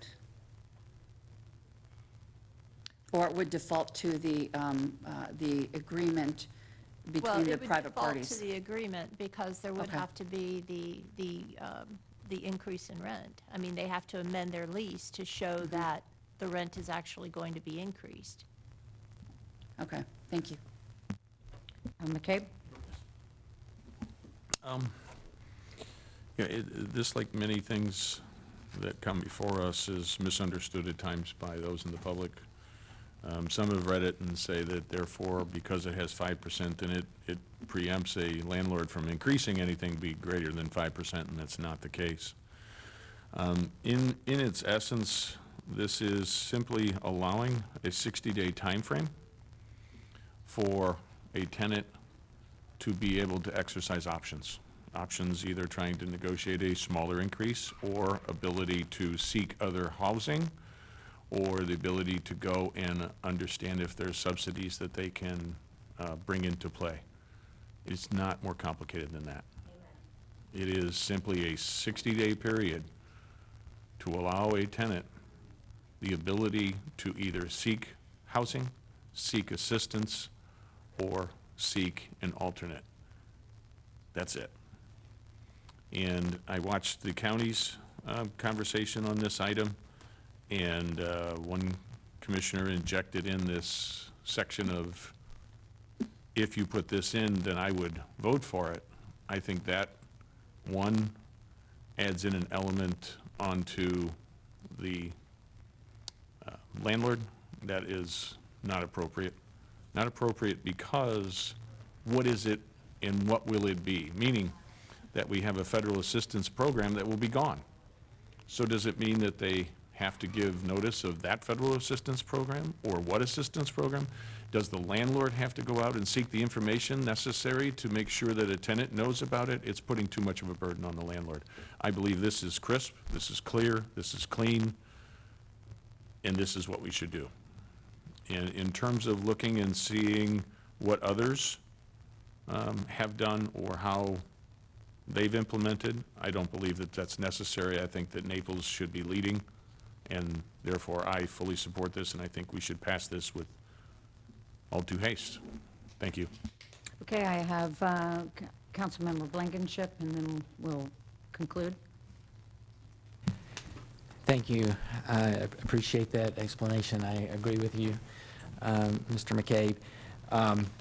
And I wanted to remind us of some of the data that was shared with us. I think it was at a CRA meeting when we were discussing the affordable housing crisis, and we had representatives from the AHAC here who shared the number of units available for someone to move into in the county is almost zero. And people need time to find somewhere to live or to apply for the county process to get financial assistance. That takes time to fill out the paperwork and time to get an answer back. So giving them an extra 30 days or so just seems like the right human thing to do. Particularly when you consider that most of these people are working, often 2 jobs already. When are they going to find the time to go look for another apartment or to apply for the financial aid from the county? And I think most of our landlords are reasonable, nice people, and they may be doing this voluntarily anyway. And this maybe encourages them to do that, to give people a little more time and increase the awareness of the affordable housing issue in our area, our town, and our county. I think we can pass this on first reading now. We have time to see if the county does anything next week. to see if Tampa or somebody else does anything tomorrow or in the next few days. And then on second reading, we can decide if we want to make changes based on what others come up with. Maybe there's a better idea or better wording that we can implement, or we can adopt it as is. But we would have some time to implement that. But I think we've got to act now because the crisis is very real, and we can't wait till after the summer recess and have 3 or 4 more months of people enduring the type of pain they're going through to find a suitable home to live in, and how they're going to afford to stay in our community and serve our residents. So I agree with you that we should act now. And that's a motion? Yes, I move that we adopt this on first reading. And is there a recommended date for second reading? I have, I'm sorry, Mr. Bourgeois. I just wanted to make one quick comment, but I can wait for the motion and Yes. second, and then. I'll second it. Yep. He was asking. Yeah, I was looking at it looks like the city attorney recommended June 1st for second reading? I believe so. Is that right in the agenda? I would defer, we have a lot of issues that we're trying to schedule right now, that's- so I would say if the direction could just be prior to the termination of your session for this year, we'll work together and get it to you. Yeah. So I move that we adopt this on first reading with second reading to be scheduled prior to our summer recess. Second stance. I have a motion by Councilmember Blankenship, a second by Vice Mayor. Is there any further discussion?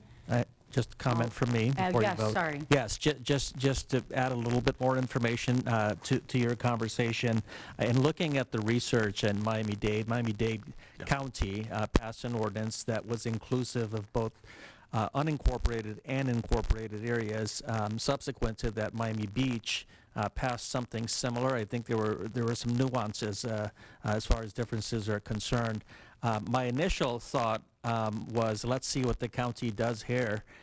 They obviously did not proceed, but upon researching the language within the ordinance that they considered, it was only for unincorporated Palm Beach, Collier County. So, if your intent was to wait on the county and that did not change, it would have no effect on Naples proper. So what you are doing today is inclusive of the city, and, the county will do whatever the county does.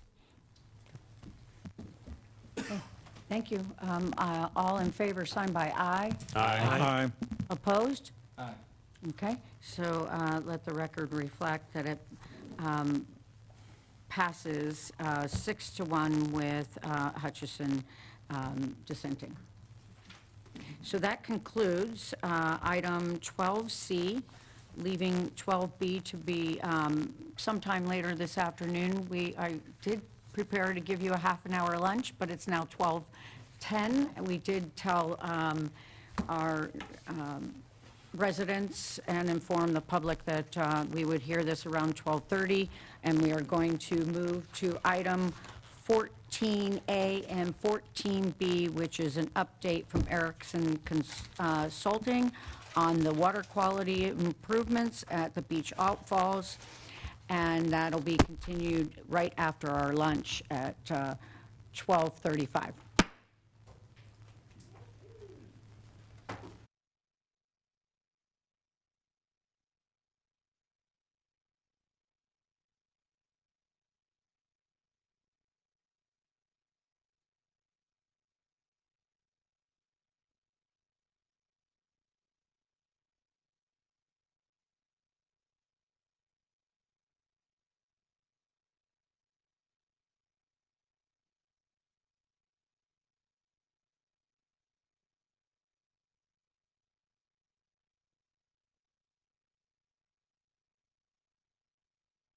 Lunch recess, and we are continuing on with item 14A. Mr. Brooks? I don't believe this is an ordinance for me to read. This is an update by Erickson Consulting. Oh, I'm sorry, thank you. This will be an update by Erickson Consulting Engineers of the South System of Naples Beach Restoration and Water Quality Improvement Project, AKA Beach Outfall Removal Project. Thank you. I didn't have a city manager, so I'll let Mr. Holland take it from here. Good afternoon, Mayor and Council. Andy Holland, Interim Director, Streets and Stormwater Department. This item is a follow-up from the May 2nd, 2022 City Council item where we talked about the beach outfall project and specifically the south pump station system. And then we had the 90% level design plans, and we were seeking your consensus to move those plans forward and out to bid over the summer for construction in the fall. So in the meantime, I know 16 days might sound like a lot of time for some folks, but it was not a lot of time with all the things that are going on in our department. We have evaluated 6 options that I've kind of outlined in my agenda memo. And I'll just briefly go over those options that we're going to talk about, and Karen has a presentation on several of those options.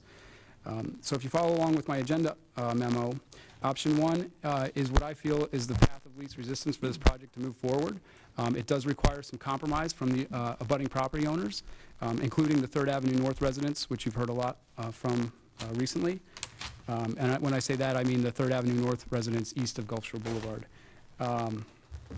That option includes shifting the pump station from the center, which was a council directive from October and December of 2021, shifting the pump station to the south slightly, not as far south as originally proposed. What that would do would open up the view of the Gulf of Mexico from 3rd Avenue east of Gulf Shore Boulevard, which was impeded by that centering option. We would also propose reducing the landscape buffer on the north side of the generator. This would also help preserve that view. A taller hedge would obviously impede the view more. Some of the drawbacks to the southern property owner would obviously be, they get a closer generator, but an advantage would be a wider landscape buffer. They would get a 12-foot landscape buffer. They would also lose the drive aisle that we had proposed. We had proposed to split the drive aisles, one on one side of the generator, one on the other. So those items would obviously work conversely to the northern property owner, that you get the 2 drive aisles, and also that reduced landscape hedge would run contrary to that centering option. I did mention in there that there may be potential that the city funds some landscaping on the property line on the north side with an agreement that the property owner maintains it. The option 2, Karen will go over in detail. This is the underground vault option for the generator. In my mind, this is a much more expensive option. One of our directives from council has been to look for ways to save costs on this project. And again, Karen will go through some of the technical viability of that undergrounding option. One of the requests was to look at an FPL direct connection. In the agenda material is an email from FPL saying that the substation at Goodlet and 5th Ave North, between 5th Ave North and 3rd Avenue North, does have the potential to lose power. So they could provide a direct connection from that substation, but it would not be a reliable source of power in the event of a major power outage. And also, I mentioned in there that there is no connection to the hospital or to the water plant or the wastewater plant. Option number 4, the Alligator Lake Park site. This is still something that we'll look into. I believe the city attorney is prepared to speak briefly about it. The deed restriction is still in place. That deed restriction states that we can't place anything that would block the view of the lake at that Alligator Lake Park site, including vegetation, a structure, and things like that. Some other options that were mentioned over the past 16 days, having multiple smaller pump stations scattered throughout Gulf Shore Boulevard. I believe that this would just lead to more concerns, more aesthetic impacts. You would need a generator or more generators, and you would need to drill at each location, which the drill is one of the most expensive components of the project. And then another interesting concept was to reduce the generator size by running only one pump during the power outages.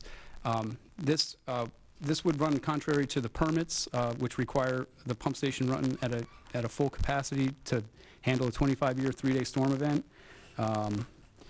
It would also cause, in my mind, severe flooding on Gulf Shore Boulevard. Right now, you see a foot or so of water over sections of Gulf Shore Boulevard, such as Central Avenue is one of the problem areas. I would imagine that if we don't have the gravity outfalls on the beach, and you don't have a pump station to meet the full capacity of a storm event, you would see structure flooding and property damage in that scenario with a reduced capacity pump station. So I'll turn it over to Karen from here. She'll go through her presentation, and we'll go through the details of some of these options. Thank you, Mr. Holland. Good afternoon, Ms. Erickson. Thank you. Thank you, Andy. That was a very good summary. I'll start with just a overview. And for your name for the record, please. Certainly. Karen Erickson, Erickson Consulting Engineers. And I'll just back up and explain the team worked together. So we worked very closely with Stantec, and then we pulled in our lead mechanical and structural engineers to look specifically at the more complex subgrade generator vault, which is more engineering, obviously, and challenges. But I'll review I'll try to move through what options were explained by Andy, and focus on both the vault and then secondarily the reduced vegetation shielding with the shifting of the pump station to the south. So what you could see is the options were looked at in terms of their ability to open the view to the Gulf and provide an uninterrupted power supply. Of those options that were just listed by the city engineer, we focused on the reduced vegetation shielding at the north and the shift to the south, and secondarily the underground vault, which would reduce the height from the existing elevation, which is 23 feet in elevation, would be reduced by 11 to 12 feet in the option we put before you today. And it could be further reduced, but this is an option that would significantly reduce what you see now in terms of the visual effect. With respect to the primary FP&L line that was discussed in Alligator Lake, I'll cross over and skip to the next to explaining more in-depth analysis of the two options. We've identified and focused our energy. We also looked at the cost estimates for these two options, and as I described, we looked at how they would specifically affect the view to the Gulf. So again, this is an update. We had less than 2 weeks to put all of these together, but we did work very closely with our teams. And this is a graphic plan sheet showing the 18-foot space that would be provided with the viewing option that aligns with the break in the dune vegetation. Currently, most accesses don't have this large gap in the vegetation line at the dune. So it's associated with the fact that this is where the trucks go on and off the beach. Otherwise, you would not expect to see this type of view. And also keep in mind that when you're standing at 3rd Street, you're at plus 10 feet approximately. When you're standing at Gulf Shore Boulevard, your elevation of the road is close to 4.5 feet. So as you walk up 3rd Avenue, you have an increasing view due to elevation looking at the Gulf. As Andy described, this provides a greater buffer at the south end. It would be a vegetative mix that's yet to be designed, but 12 feet in width, and it separately moves the access driveway back to the north side of the property and aligns the view with the existing break in the vegetation. The second option is a below-grade vault, and this is a simplistic but accurate representation of the dimensioning of what that vault would be. It sizes it for the existing generator, and it would include an exhaust and an intake chambers with submersible pumps. If need be, it would be designed to be above the FEMA flood elevation. So as you can see in this second graphic, the base flood elevation for FEMA is 11 feet. The existing grade surrounding the pumps is closer to 7 feet. The existing grade at the site is before the paving is approximately 6.5 feet. So we have ample space and elevation to raise this elevation in the area about 7.5 feet. 7.4 is what we used here. And we would have intake vents and louvers for intake and for exhaust, including a fan to facilitate the heat exchange. Just to clarify, in most cases, the generator would not go on. I'm not certain how often you lose power here during normal 1 and 2 and 3 inch rainfall events, but in the 6 years that I've studied this site and the rainfall events, we saw it obviously during Irma, and that was an 11-inch rainfall event over 3 days, 11.5 inches. So we would expect some power outages in those types of extreme scenarios. The aluminum door panels are costed into the design, and those are waterproof. They have channels. We use them on in situations. They're specifically designed to take any amount of rainfall and flooding, and they are a access way as well for all the maintenance, and if it should have to be removed, which is unlikely, but if it should have to be removed. So the space that's allowed within the design is also accommodates maintenance, and both routine and other types of maintenance that would be required. And as you can see, the elevation here, relief above the grade that we propose is just over 4 feet. So we'd be somewhere in the range of 3.5, 4.5 feet, depending on the final grade we would set this at. The cost estimate for the vault is approximately $605,000. We would not be paying for the enclosure, and I've taken a conservative low-cost estimate on the enclosure at $50,000. The entire generator with enclosure and fuel tank in the current pricing is $360,000, just to give you a reference. So we've given some reductions there. This includes all of the components that would be required and a 15% contingency. So with respect to the existing system, as you can see, it's a significant both shift. So what we're proposing and moving back to this plan image is that where you now see the generator with the shift, the generator would be reduced within that configuration is one of the options, and that's what we've assumed for our costs. Thank you. Thank you. Council questions?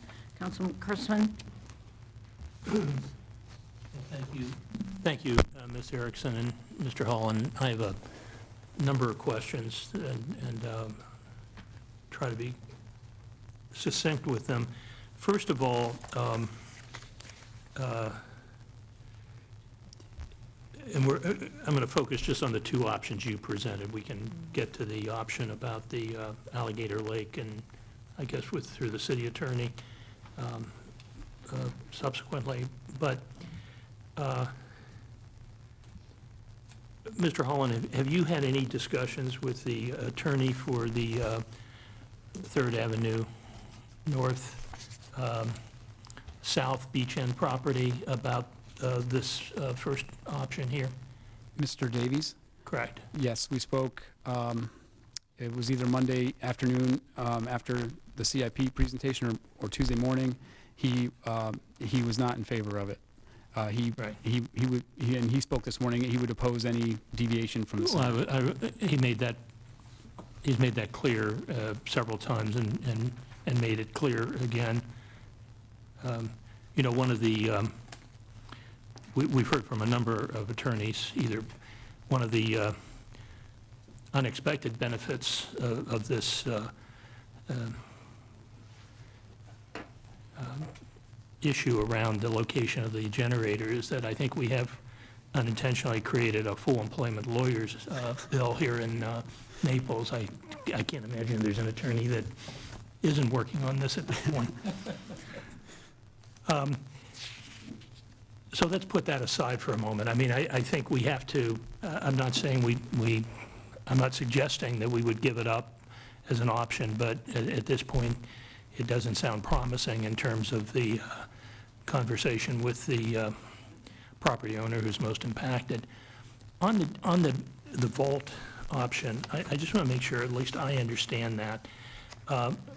First of all, from a technical feasibility standpoint, Ms. Erickson, are you saying that the primary, if not the only risk to the generator performing would be in the event of a Hurricane Irma type rain event?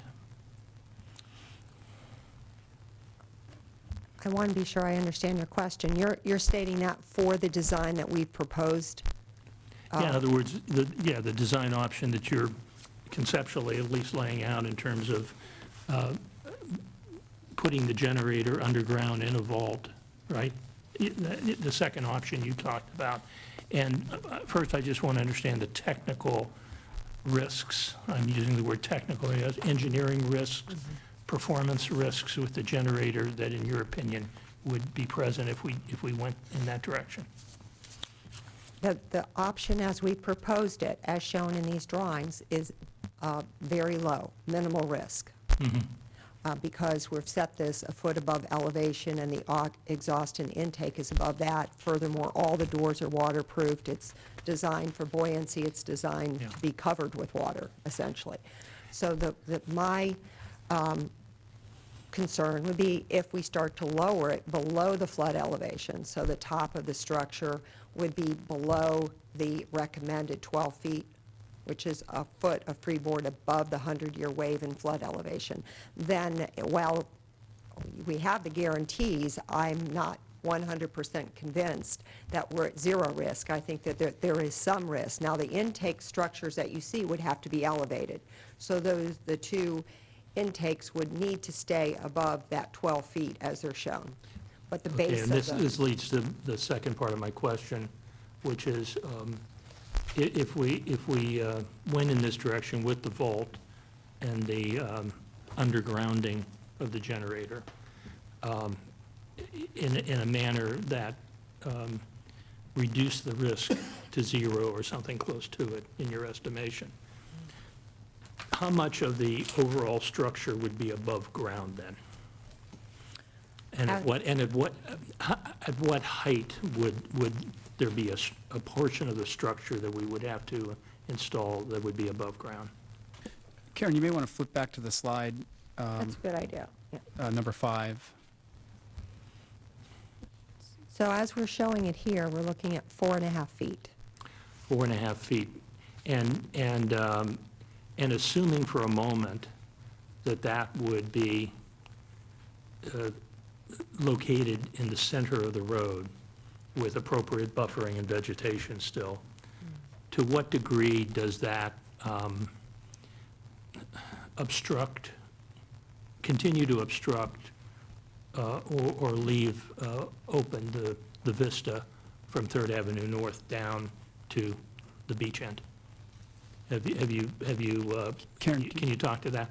Karen, can you provide an update on the renderings? That we provided a rendering on May 2nd, and speak to the schedule on getting those renderings completed. Yes, we would have new renderings. They were not able to prepare those for this meeting. Understood. But we expect to have them by the end of this week. Yeah. And hopefully no later than Monday, we would transmit those to you for your review. That will give you a better perspective. But certainly, we're talking about a 12-foot. I would feel comfortable if we lowered this one additional foot. But even with all of it being waterproof, my 35 years of experience is designing for storm, ultimate performance of structures in 100-year storm events or greater. So that's my caution, is that as you start to lower this below the flood elevation, you could start to see problems. The engineering teams are confident that this could be lowered, but I'm not 100% confident. I'm probably 90% there. So I would say that this I have very high confidence level and recommend. So my, and I'll let others ask questions. you know, my takeaway from this is I am, number one, surprised, pleasantly so, at what the cost of doing this undergrounding is. I would have just guessed it would be a lot more. So that's, to me, actually encouraging news if we ended up pursuing this option. My continuing questions really have to do with how much of it can go underground and what are the risks associated with that from a performance standpoint for the generator, operational standpoint. And then second, to the degree that some portion of this, I'll just use the word structure, would still be above ground, to what degree we would still, even if we went in this direction, have this conflict with residents who are concerned about the vista or the view shed. And I don't know the answer to that question at this point either. But those are my reactions to the, and on the first option, I just think I'm not optimistic about our chances of reaching a compromise with the property owner on the south side of the beach end block on 3rd Avenue North. I don't want to, you know, can always keep trying, but I'm not optimistic. Those are my comments. Thank you, Councilmember Blankenship. Thank you. You just have some initial reactions or questions. So in option 1, where you move it further south, why is there still a 12-foot hedge on that seems like a lot? Is there a technical reason why it's 12 feet for sound or something? I think the goal there was to provide the highest, compensation to the southern property owner. Recognizing that he's going to have this closer to his property. So what could we do to mitigate that and providing more landscaping? This option, by the way, is not undergrounding the, okay. So this would be, what's the height above grade in this option, Karen? Do you recall? Elevation 22 above sea level, so 15. So it's 17. 17 feet, yeah. 17.4 feet.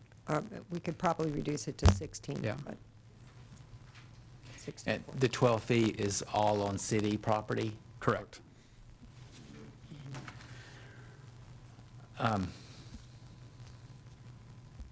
And the renderings of these different options will help. Will you have like a person, a 6-foot-tall person perhaps, kind of displayed as someone else showed, so that we kind of have some frame of reference to understand? Yeah, we provided a like. walker, a beachgoer in the last rendering, so we'll do the same. That will help. In the second option, you mentioned concern about if it was covered totally with water. As I recall, with Irma, there was a 15-foot storm surge predicted. Fortunately, we didn't have that. But what if we did? What happens? It's designed to take the load. The aluminum doors are also designed with channels to bleed water off. I've used them on another project. It didn't go underwater. I haven't had a test, but the company is, their designs are explicitly for extreme rain, water, truckloads, for underground vaults and other uses. So that's my consternation, but the structural engineers had designed the concrete cap and all the components to be able to be lowered to grade. I'm presenting a different option here that I'm recommending we look at because it will reduce some of the costs. The costs I presented today are based on this grade elevation and the additional assurance that we're still a foot above the FEMA flood elevation. Now, practically, if there's 15 foot of water all across that whole area, is the pump even running, or it shuts down until the water subsides? Right. This pump station would not run with that level. That would be a catastrophic storm event. People's houses are gone, and this station would not run until that storm surge receded. And if there was water in the generator vault, because it got into the exhaust vents and things like that, it would have to be serviced before this thing was brought back in service. So, and that's a concern that I believe I expressed on May 2nd. I believe I did. If not, it was on a phone call with some of you all. if you don't have a generator to run this pump station, this gets into the portable generator concept. If you don't have a generator to run this pump station and you have feet of water on the road, I don't know what you do. That's something to really consider, and that's why we're really pushing for, a reliable generator to operate this pump station in the time of emergency, so that people can drive, fire department can drive down the road, residents can drive down, evacuate. This is intended to be a critical facility. So I appreciate the storm surge discussion. So have you ruled out the Alligator Lake option? No. Ralph, would you mind? As some of you may know, Nancy Stuprich has extensive real estate transactional legal experience, so she's going to address this issue. She's worked with the fund and title notes. And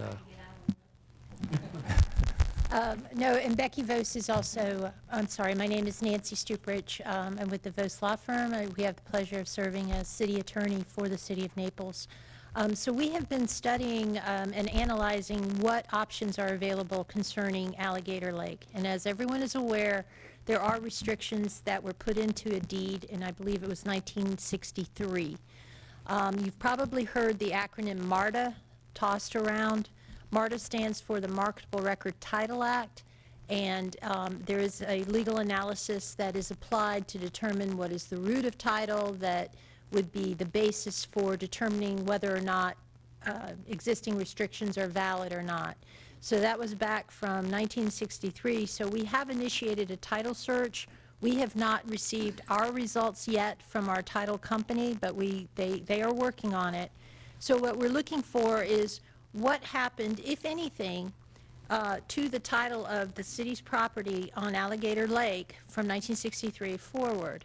And depending on what is determined, there may have been some type of intervening deed that did not carry those restrictions forward, or there could have even been a document removing them.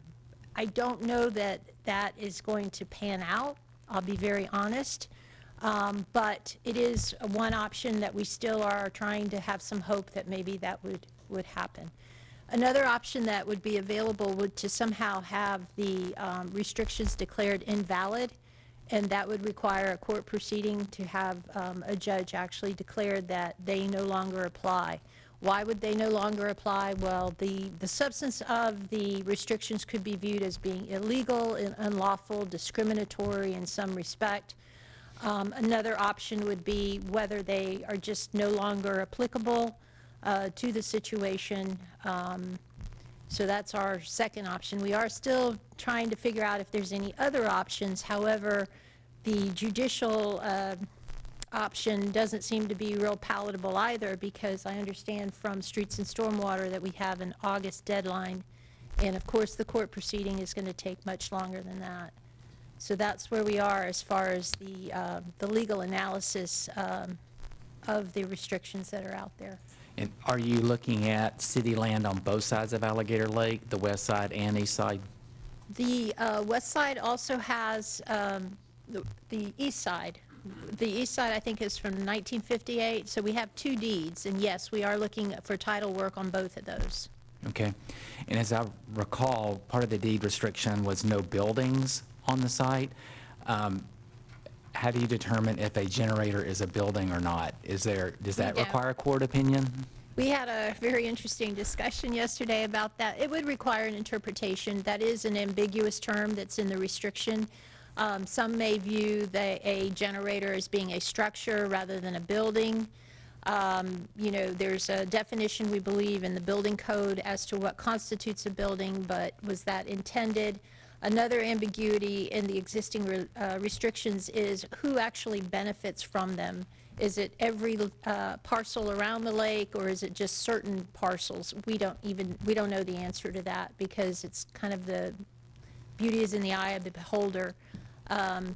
So those are things that we would raise with the court if we were to go to court to try to figure out what exactly you know, these restrictions require of the city. Okay. So I think I saw in the memo that you all were just going to pursue options 1 and 2 for further study, but I hope we still consider option 3.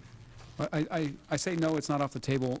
However, Mr. Brooks indicated it might be a 12 to 18-month delay to get, a court to make a ruling on that restriction. And by the way, I believe the operative section of the deed restrictions isn't the building, it's the obstruction of the view of the lake. It says plant, I mentioned it earlier specifically because it mentions you can't plant that site to obstruct the view of the lake. It does mention the buildings, but it says multiple things. And that the operative part is the obstruction of the view. Sure, but there may be a way to position it where the view's not obstructed or partially underground, like this vault. Maybe there's a technical advantage to having it there. Also, a couple of days ago when we were talking to the utilities department, they talked about the ability to have a generator in one location and extend, at least in their case, I think it was 1,400 feet to run a water pump as part of our water system. Are there other areas in 1,400 feet or whatever the right number is that, like at the Beach Club property, where we have a potential easement? Are there other areas that could be considered? The Alligator Lake Park site is, I believe, 1,200 feet from this pump station site on the screen. The South Gulf Drive 8th Avenue North intersection is a mile or more. No, it's 2,200 feet. Oh, okay, I'm sorry, half a mile. Right, it's 1,000 feet to Alligator Lake, 950 by the time you run your lines. Has that been determined just to be technically impractical? Well, the question, I think, rolls back to the FP&L point, which is if we have a line that goes down, are we vulnerable to tree damage or root damage? Can that line be secured at that distance? But if it's feasible to, you're saying up to 1,400 feet, but we don't have another site that I'm aware of. If we go back to Third where it's 800 feet, so if we go towards the hospital or, in the east direction is where I would think you would look. Further east and potentially further south. But Andy, you're much more familiar. The city certainly doesn't own any land, in this area, other than the park sites that we're talking about. In my view, you're going to tuck this thing in between a couple people's homes somewhere, and that's not. I don't think that's going to. If you go east, what's Third Avenue between Gulf Shore and 3rd Street? It's 800 feet, and each block is 440 feet. So, you get to 1,200 feet after. And no, I'm not blocks. suggesting putting in somebody's yard. I was just trying to determine if there's land somewhere else, and I don't know if 1,400 feet is what we heard from the utilities department, but I don't know if that's the right number. Ramon, do you have anything to say on? Ramon from Stantec is here. He's our pump station and kind of components guy, and he might have some information on what he feels is too far from a cost perspective. Thank you, Andy. Good afternoon. Ramon Costello with Stantec. The only problem as you start to get away from the pump station is the voltage drop in the line. It gets excessive, and then your cables become bigger and bigger. So it's almost like it works inversely against you. So 1,400 feet is probably at the limit that you want to get it before you start having performance issues with the electrical. Okay. Is the median in Central Avenue big enough to accommodate a generator? I don't believe so. I don't know the exact width, but in my mind's eye, it seems to be 6 feet wide at the high end, and it doesn't seem like that would be enough space for anything near this size. But we can look at that. Certainly willing to look at that. Just trying to make sure we looked at all possible options before we decide on the best or least worst one to go with. If I may add something, in Central Avenue, the elevation goes up as you go inland from Gulf Shore. So maybe there's a way of putting the whole vault underground. Part of it could be under the road, with the access being in the island itself. So it might be a possibility. Good thought. Thanks. All right. Thanks.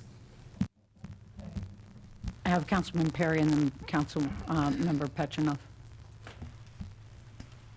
Thank you. I wanted to go back to the vaulted version, just on a couple of questions. You have the cost estimate. Is that, do we have a net cost? Because I would assume there are going to be other things we're not going to do if we put that in the vault. We wouldn't build the stand for it and all that kind of stuff. Would there be some cost savings that would offset some of this cost? If we were to place it at a more distant location? No, if you put it in the vault. Because in your materials, you show the vault cost estimate at $605,000. But we're going to be, presently, in your plans, you have it sitting it on this, whatever, I'll call it a rack. Yes. Above ground and I would assume that by doing away with that rack for it, that's going to save a certain amount of cost as well. You're right, and I have not worked with Ramon closely. We haven't had the time to actually Fair enough. subtract out, so it might be $150,000. I was being as conservative as I could. We also have to cost in the fuel tank. It's been designed into the base, but I'm thinking it's going to be in that range of $600,000. Would the fuel tank be in the vault as well? It would be below the, optimally. Now, it could be, to simplify it, to take and remove all of the potential failure modes, it would be underneath it. Okay. Yes, in the vault. Then also on the, when you were talking about the 4.5 feet above ground, and then you have the intake vent hood and the exhaust vent hood, that would be over and above the 4.5 feet, correct? That's correct. And since you have that on here on a different color, I'm not sure what that color is, but it's like you kind of put it there as a placeholder that these things are going to have to be there, but you don't have any dimensions on those. Do you have any idea what the dimensions would be on those?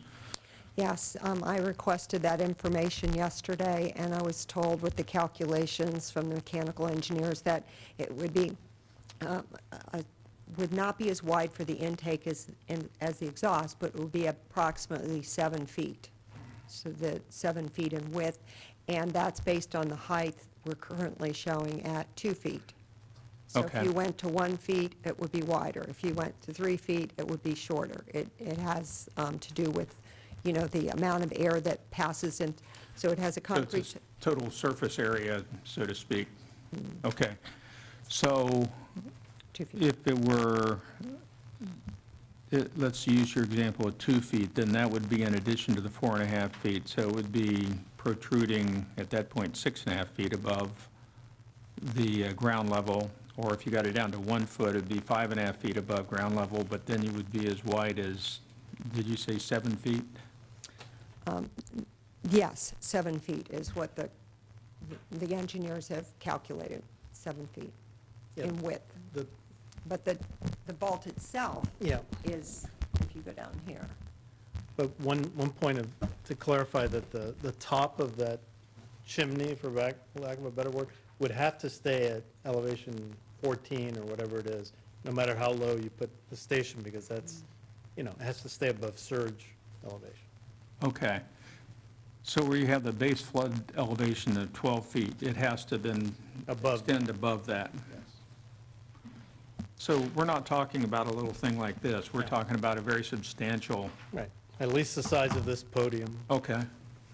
So that, I was just trying to picture in my mind visually that this would, if someone's looking over the top of it, this is going to, for the most part, obstruct any view looking over the top of it for that additional height.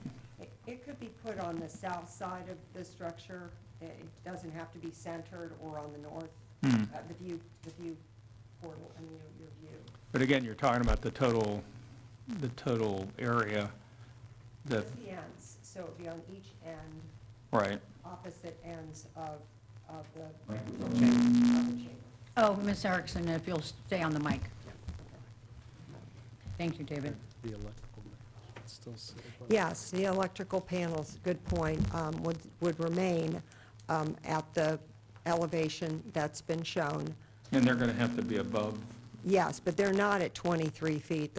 I think they're about 4 feet below that. We can also, instead of a configuration that allows you to have access from both sides, they could be put on a single alignment and placed, again, to minimize the impact on your view. But that would be very helpful to see in these renderings if we take the time to put those elements, those changes. and by the way, I'm not being critical of your not having all this stuff. I really appreciate everything that you've provided us today that's on very, very short notice, so. I'm just trying to work through my understanding of this vault. It's not the silver bullet, it doesn't sound like, because you think of a vault as being underground, but if it's going to be sticking up 5 or 6 feet or more, that could be significant. Okay, that's all I have. Thank you, Mayor. Thank you. Councilmember Petronoff? Speaking to Council Members Perry's timing, we really appreciate that you've given us an interim. But wanted to know if you, either you or Mr. Holland had enough time to make sure that FP&L is working through every possibility of perhaps a direct link. I saw the letter that, that was sent. Have they, or have you explored any Plan Bs that we could possibly tap into on these direct lines? After the email correspondence that you see in the packet, I have not pursued that further. In my mind, if you can't 100% guarantee we have electricity all the time to this station, it's not an option. It goes back to that, when the road is flooded and this pump station cannot function, what are the city's options? It gets into that issue. I don't know what the city would do without pumping the roads down, the flooded roads down. So a direct feeder is an option, but you would still have reliability issues with power.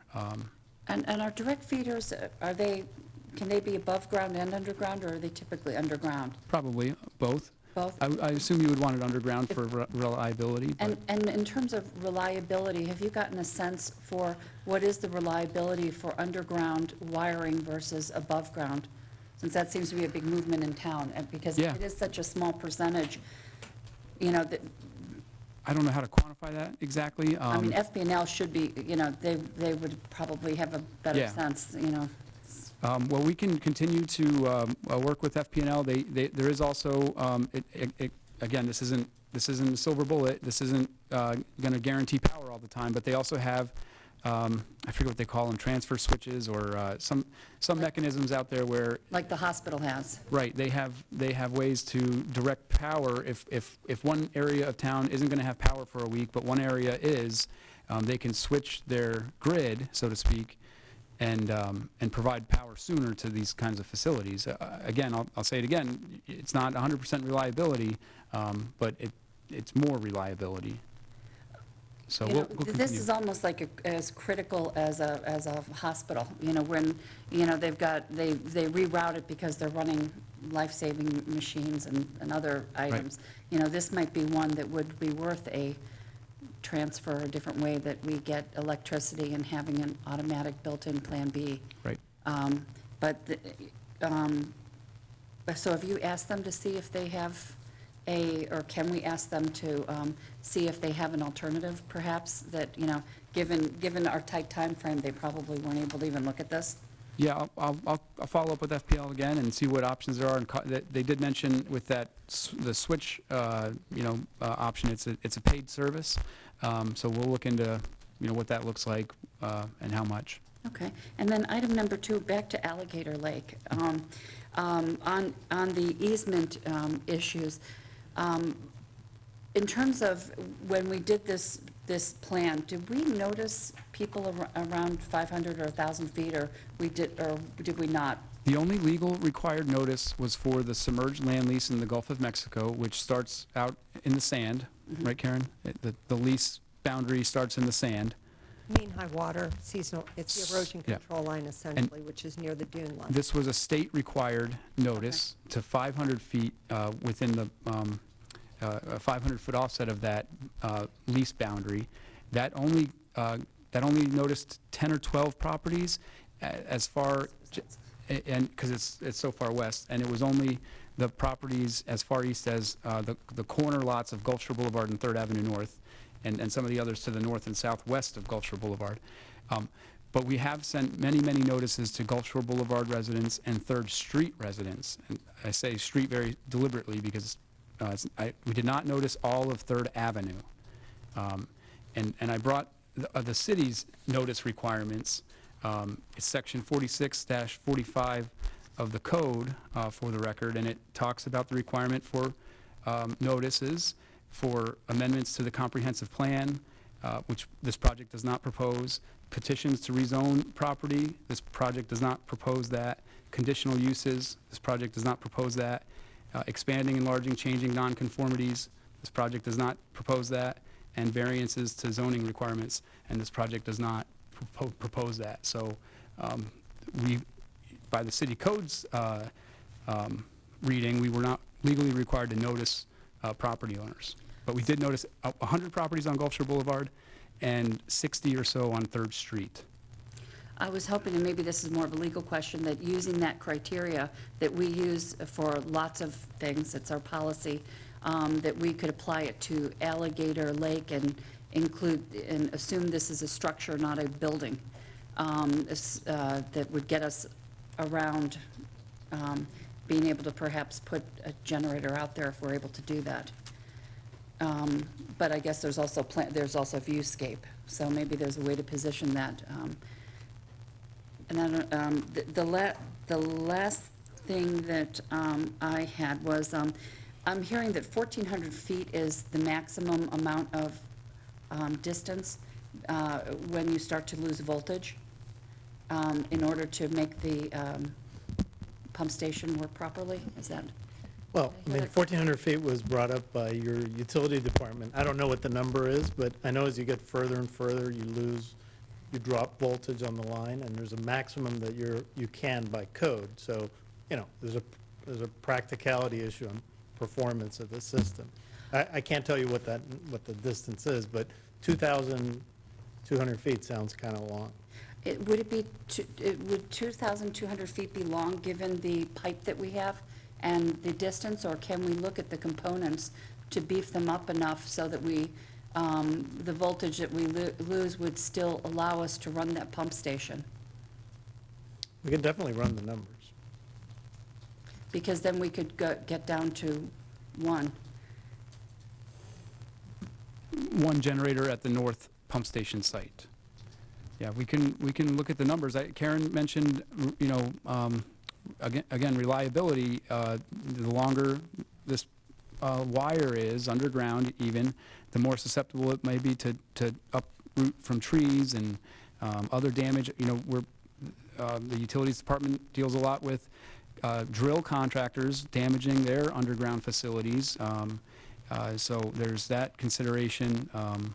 There's other considerations like that. The more infrastructure you're going to have underground, you know, the riskier it may be. And maybe it requires a unique casing for that, you know, to apply that, you know, to do those distances. But could it be a fatter pipe, better protected to eliminate some of this?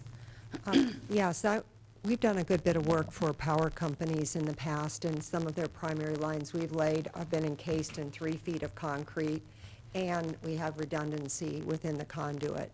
So there is the technical skill set and knowledge, but it would need to be positioned potentially under the road or partially under the road when the road is rebuilt, and we would have to look at where that would be located and that type of, as you described, you know, significant encasement. Okay. Thank you. That's all I had. Thank you, Vice Mayor. As everyone's surmising, this is an extremely complex situation. And what I've learned through all this process is you should never assume, and we certainly need to question and push back on everything to flush it out as thoroughly and intricately as possible. And I say that because let's start with the premise of what we're doing and build forward to see if we're accomplishing or we can accomplish different things. We have a beach outfall process right now. 10 beach outfall pipes. Storm event comes, there's no water going out to the Gulf. Actually, there's water coming in. So when there's a high tide and a high storm surge, there's no water going off of anywhere. It's actually coming in through the pipes and gurgling up onto Gulf Shore Boulevard, et cetera. So that's what our current situation is. We want to change that and take the beach outfall pipes out because of health issues and because of drainage, et cetera. So we're drilling out into the Gulf and we're taking it out 1,100 feet to the bottom to take the water and push it out so that we don't have that problem of the storm pipes or outfall pipes actually pushing water onto Gulf Shore Boulevard. So we can solve it with that, moving the water off. What we're talking about here is putting a generator to ensure that's working 100% of the time, right? But when we're talking about a storm surge, Councilman Blankenship said 15-foot storm surge, these pipes aren't going to be working because that would be saying if we're turning the pumps on with 15-foot storm surge, we're basically trying to bail the ocean. So it's not going to work. So if we have a storm surge of 15 feet, a storm surge of 4 feet, we're not going to be having these pumps working because they're just pumping water from water to water, and it's going to have no effect. So when we say we need to have this generator to make sure we're doing it 100% of the time, we're really not talking about 100% of the time in storms. We're talking about a power outage, period. So we're looking at putting a generator right now in the first rendition, 18 feet in the air, for an event that's happened once in 5 to 10 years. So we're looking at obstructing the charm and character of our city for an event that's going to happen once, maybe 5, 10, 20 years. Why?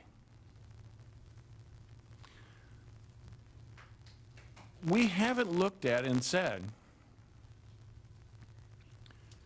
portable generators might not get us to 100%, but they're going to get our pumps working. And the only time the pumps are going to need to be working is in a power outage when the water storm surge has gone back out. Right? Well, anytime the power goes out, whether you have a storm surge or not, you would need the generator if it's raining, let's say. Yes, right? but the water has to be down to a certain level before you even start the pumps back up. Because if the water's up 3 feet and your pumps are basically underwater, you're not going to be pumping the water to get out of the water because the water's there. Right, So, but I think the whole trigger for turning the pumps on is, it's all based on rainfall. We're not, these aren't designed to pump out storm surge. Right. Like you said, you're bumping the ocean at that point. right. My point is, the reason why I think, at least I've heard, is a portable generator won't work is because you can't get the generator in there because the water's too high. Well, you're not even working the pumps when the water's too high. You're working the pumps once the water's receded, which means you can get the portable generators to the facility to then work the pumps till the power's back on. I mean, doesn't it logically make sense? And I did say that as Yeah. part of the storm surge conversation, but it applies to a rainfall event situation Yes. too. But the water has to be down to a certain level before you can even start to pump it out. And if the water's down to that certain level when you're starting to pump the water out through the pumps, that means the water's down to the point where you can get the portable generator into the site, and then we can keep from having to put a 16-foot generator at this site that's going to harm the charm and character of the neighborhood. But the only thing that will draw the water down is the pump. Right, yeah, and if I may add, so you have a system now that works by gravity. and Yes. If the elevation of the ocean is not, happens to be at a high tide or a surge tide, but you have water sitting in the road, it's gonna drain out through those 10 outfalls by gravity. Yep. Now you're gonna have nothing. If you're not pumping, water's not going out. So. Right. When the power's out. Right, correct. So it's, it becomes more critical to have those pumps be able to work, or else you're not gonna be moving water. But the water has to recede down to a certain level for the pumps to be effective. No, I'm talking about just rainfall, not during a hurricane or anything like that, just during a rainfall. If the power goes out, the water's just sitting on the road. There's nowhere for it to go because there's no longer the gravity outfalls. Everything has to move by mechanical energy. And I understand. My point is, for the amount of time, which, as I said, it was 2 weeks within a 5, maybe even greater time. 2 weeks. 2 weeks is all this pump would have been working, or this generator would have been working in the last 5 to 10 years. And if we have this, as almost all of our other utility departments have the portable generators they dispatch in rain events or storm events, if we have it for this, and we dispatch a portable generator to this site in case of down, we keep from having to put this monstrosity at 3rd Avenue North and potentially even the North generator site as well. I think we need to take a look at this because I'm hearing it's been dismissed summarily at this point. I spoke with Bob Middleton about their portable generators. They're 100 to 150 kilowatt generators, trailer mounted. They're for their sewer lift stations, which don't cause flooding, but they're needed in times of power outages. Our generator proposes 400 kilowatts. It probably could be mounted on a trailer, but it wouldn't be elevated. So if you have 3 or 4 feet of water on the road, from a rain event, not a storm surge event, you're not going to bring a trailer out to this site. But could you have a frame that it could be lifted upon? I suppose. And then a truck, a swamp buggy to drive this out there, Something to think out of the box to keep from getting a 16-foot to a 12-foot, something that would give us our charm and character back at the same time of giving us some functionality.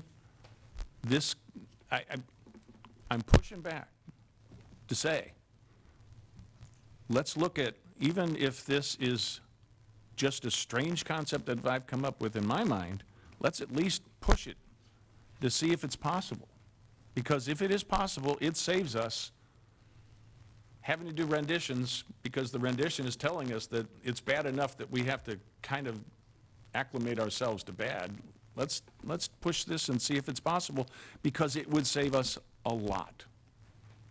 Money-wise, as well as the charm, the character, the view, and the aesthetics that we all love. So we can look at it.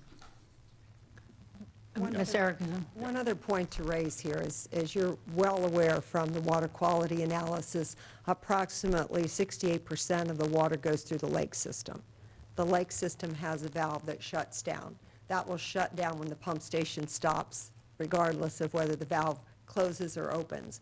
And there's an overflow. So the system is designed to be able to fill 2 to 3 feet and then overflow to the Gulf. So where we're talking about the flooding is between, essentially between 3rd Avenue and 2nd Avenue South. That is the grid that would have the flooding temporarily. And this one point we want to make about the generator is to operate all 2 to 3 pumps, depending on the, would require that size of generator. But if you were to 1 or 2. You could operate 2, and again, that peak of that 95 CFS per all the modeling occurs over a 2-hour period. So, but would one pump? No, but I think that there is some certainly validity and value in looking at the question that we're all asking: is there another rational option? And also, I want to be clear that these two statistically separate events, the 100-year storm surge event and the 25 or the 100-year rainfall event, they don't occur at the same time. Exactly. And usually they're out of sync. I used to make the argument they were in sync, and after studying all of the data and the models, they are generally out of sync by a day or two, even if it's a feeder band in front of the hurricane. And that's what you saw with Irma. Yeah. You saw the rain and the peak surge occurred at the latter part of the storm, but the peak flood occurred later, and it was 5 feet. Okay. So what I'm hearing is you presented an options 1 or option 2. There is an option 3, and it is valid and something we should be looking at in greater depth. Yes, but you'll have to understand that there will be some level of flooding. Yes. And I do think that you can bring in, again, during the rainfall event. Yeah. We're in Florida. And once you're over 7 feet, your dunes have been, your storm surge, the water's come over the dune. Yep. And at that point, Yep. it's far worse now because the water, as you described perfectly, will gurgle up and quickly flood the streets Yes. from the Yep. existing pipes. Yep, if you've ever looked at, because I have a perfect view looking down in a rain event down on Gulf Shore Boulevard, and when I was first rehabbing my condo, I looked down and I had one of my workmen run out from working on my condo to run out to Gulf Shore Boulevard to try to catch a snook by hand, because he came up through the sewer, So we have another option that we should really look at. And that was what I kept pushing back on, because, as I said at the beginning of this, this is so complex, but the concept of what we're trying to accomplish isn't. So what we need to keep doing is going back to what the concept we're trying to accomplish, and then look at what the options are, because the options can be as simple as a portable generator to not work all 3 pumps. You can even downsize the portable generator to work 1, 2, but what you're doing is moving the water off. So I think we should take one more cut at this. All right, thank you. Mayor? Yes. May I Mr. just jump in Budish. on this conversation real quick? And again, as an observer, I don't know what conditions you all have been dealing with at high tide situations or heavy rainfall situation. You know, do you have a foot of standing water? Do you have 3 feet of standing water? The difference between the two are pretty significant. But just to kind of piggyback on your conversation, and this is for the engineers and for staff, is a scalable design feasible, whereas we can future-proof the site if we decide to take a calculated risk and not have a generator? Can we design this to add a generator later if we do experience that the risk, that we weren't willing to take that risk anymore because we've had some events? So that's just a question to pose when we go back to the team. And also, the question is what is the flooding on a regular rain? Because I've taken pictures and, you know, it's way past, or walked it, and it's way past up to my thighs. Yeah, we're aware that certain areas of Gulf Shore flood pretty severely. You know, at current 1-inch rainfall event, you'll get a foot of water over the Crown of Road at Central Avenue. I've got a lot of pictures of that. But Gulf Shore Boulevard, But the power doesn't go out sorry, all Gulf Shore that and Third. time. Gulf Shore and Central. And especially if we get a hardened power line from FP&L, that reduces the risk even further. Okay, thank you for that, Mr. Budishwar. And Ms. Erickson? And recall that all of your roads are being raised up to an average of 0.9 feet, so some are 1.6 feet, speaking to Central, where you have a very significant problem in Third Avenue. So it's a very comprehensive approach that we've taken, as you've Wait, taken. can you refresh our memory about that? All of our roads are going to 9 feet? Oh, I'm sorry, 0.9 feet, Oh. just under a foot, and that's, I was like, what? I missed that. and that's Gulf Shore Boulevard specifically, and the low spots will be addressed. Councilmember Hutchison. Thank you, Madam Mayor. Thank you both to the Erickson firm and Andy for the work the extensive amount of work that you folks have done on this project. The Vice Mayor did a good job in kind of bringing us to where we're at, right?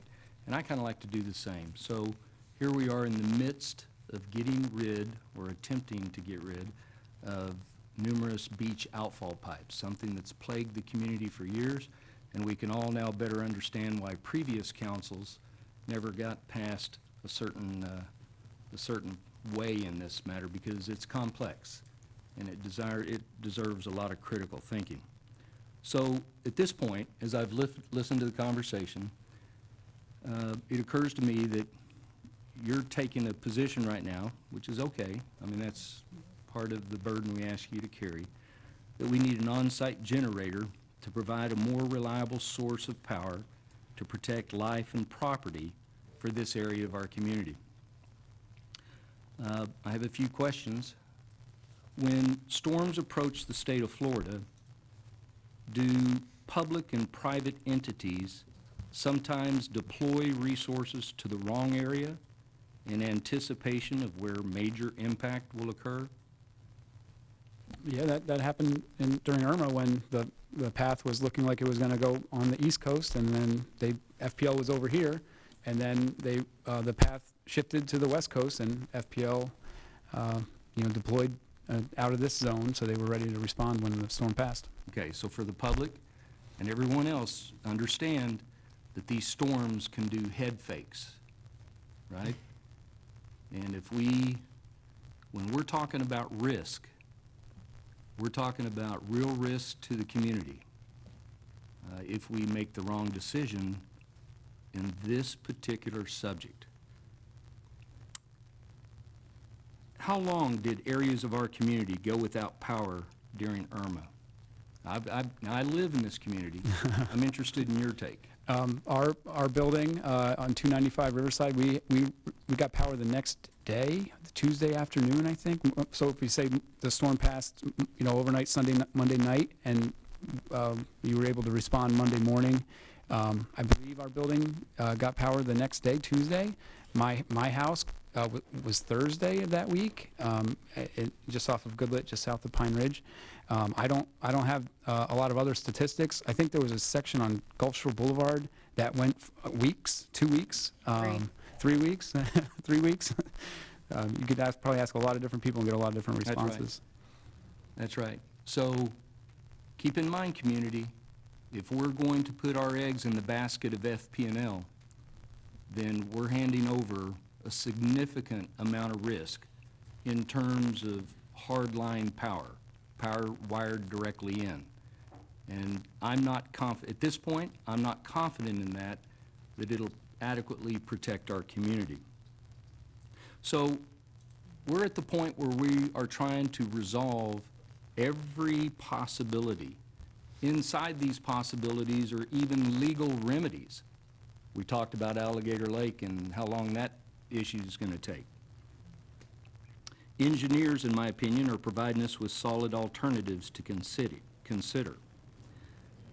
I run businesses here in town. One of my stores is one of the only stores to have a generator on site. It's the ExxonMobil 7-Eleven at the corner of Central and 41. Now David Freilich in the sound room, somebody will accuse me of trying to slip that in, but really it's right in the crux. We've talked about Central Avenue and the degree to which Central Avenue receives a lot of rain, and we have the flooding. When flooding occurs, when we have heavy rains, I have an old Ford pickup, and that's what I drive, and I go up and down Gulf Shore. I always check. I want to see how our roads and our streets are holding up and see what kind of difficulties people are having driving and getting around. I'm the last to close. I'm probably one of the last businesses to close in this town when a storm comes. Everyone else is leaving, but I stay open. And then I'm the first to open after the storm passes. So I'm talking to you in that I make it my business to ensure I know what's going on with our streets and the trouble that our residents are having. An approaching storm brings not only the possibility of storm surge, but it brings rain and wind. I can't get deliveries of products after wind reaches a certain miles per hour. When we talk about trailer mounting generators, that doesn't mean that they're going to get out there during certain wind events. Don't just assume that's going to happen. Before the storm surge, there will be intense rain. In my opinion, it'll be these pumps, which will probably buy time for our community to exit the area and/or benefit residents with emergency services. During storms, you often have fires.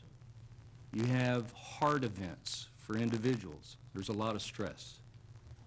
We don't want to be short-sighted during these times. So I also believe that it would be prudent and there's merit in allowing the city of Naples to control the outcome probabilities during a terrifying event such as the storms that we're discussing. I support an engineering solution minimizing the vertical profile of the equipment, yet providing the community with built-in place practical mitigations of flooding-related events. These are not popular solutions. Yet, these are those which are most apt to protect our community at various levels of a storm event. So thank you, Madam Mayor, and I want to thank everybody, the community, for your engagement. I understand your concern. I want to try to make sure that we maintain the charming character, but these are very serious considerations that we're talking about right now that go above and beyond our view of the Gulf. Let's see if we can reach a compromise. Thank you, Madam Mayor. So you bring up excellent points, just when we thought we were making some headway, but I appreciate you adding those comments. I think they're important to make. Were there any other questions or comments? We can move to public comment. Ms. Erickson, did you have something? Did I see you, or was that Chief DeMaria? Somebody, I thought, was trying to get my attention.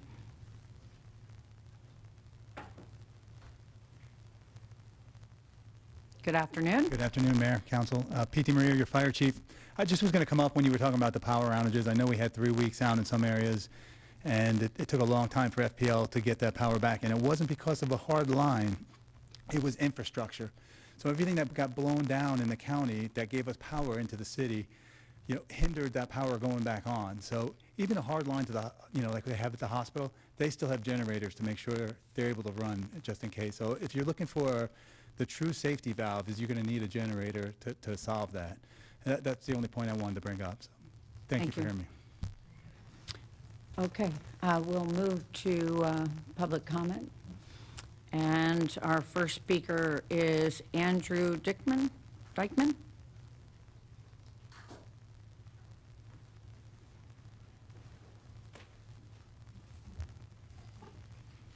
Good afternoon. If you'll just state your name for the record, please. Yes, ma'am. Thank you. It's Andrew Dykman. I'm with the Dykman Law Firm. I represent a number of residents who live on 3rd Avenue North.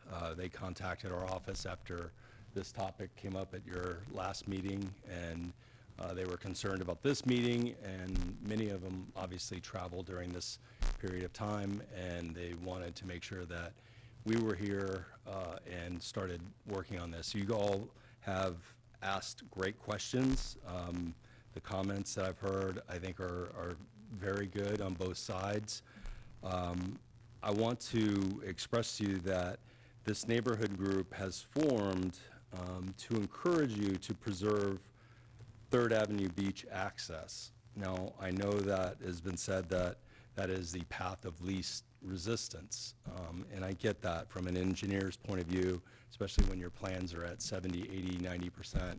You want to go. That's an engineer's instinct. I don't blame that on an engineer, but there are other things involved: property rights, charm and character. You have a very charming beach access point right there. You don't get those back. That is a a jewel that this community has. Only a few communities have those types of beach access points.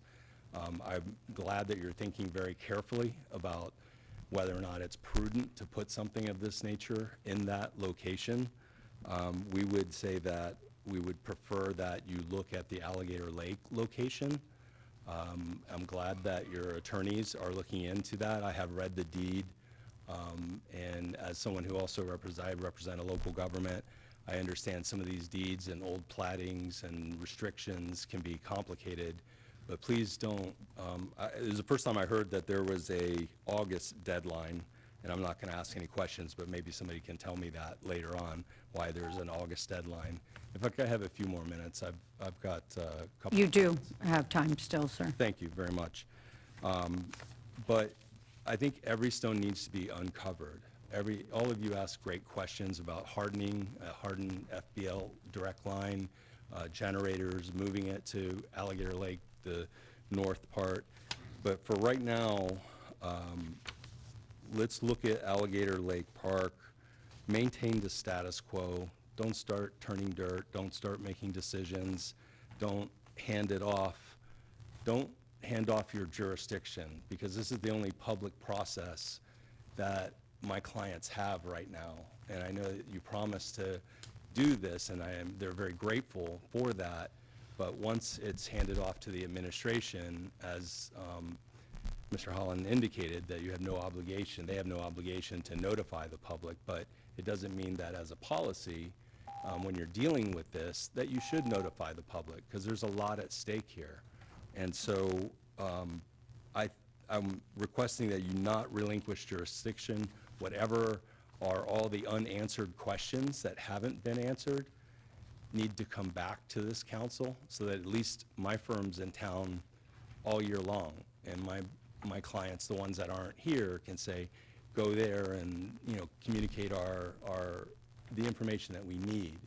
We're doing our own investigations, so I would appreciate it if you would do that and not just hand it off today to the administration from there and just schedule this for another meeting. I want to mention to you, and I think charm and character of these beach ends are so important, and I did notice in section 54-72 of your code, it does indicate about beach access points every half-mile interval, and I don't know if you looked at that, because I know that this particular access is where you have emergency access trucks can get onto the beach there rather than some other ones. Whenever you're doing any maintenance work or anything like that, it's a great place for staging some of your equipment. Do you really want to give that up by putting in a very large structure, not just the generator, but the pump and everything else? So I think that code section needs to be looked at as well. Honestly, I really don't want to reiterate a lot of, because you said all of the things, FPL, looking at Alligator Lake, and thank you, council, for looking deep into that. I'm sure there's some other attorneys that are looking at that as well. And then also looking at the possibility of generators that can be brought on site. I heard a lot of no, no, no, no. Yeah, that's fine. I know engineers want to get started, and I'm not trying to push back or offend anybody, but I am asking that you continue to investigate into this. This is a complicated and very beautiful neighborhood with a beach access spot that is unparalleled. You guys have those, and you're not ever going to get those back if you start disturbing them right now. So with that, I appreciate the time, and if somebody could at least expand on why there's an August deadline. That's the first time I heard that. Didn't know that we had a big rush here. Thank you. Thank you. Our next speaker is Clay Brooker, followed by Harry Barnett. Good afternoon, City Council members. Clay Brooker, Cheppy Pasadomo, representing the property owner immediately to the north of 3rd Avenue North, 325 Gulf Shore Boulevard. First of all, thank you. I think this is at least the 4th time this has come before the City Council.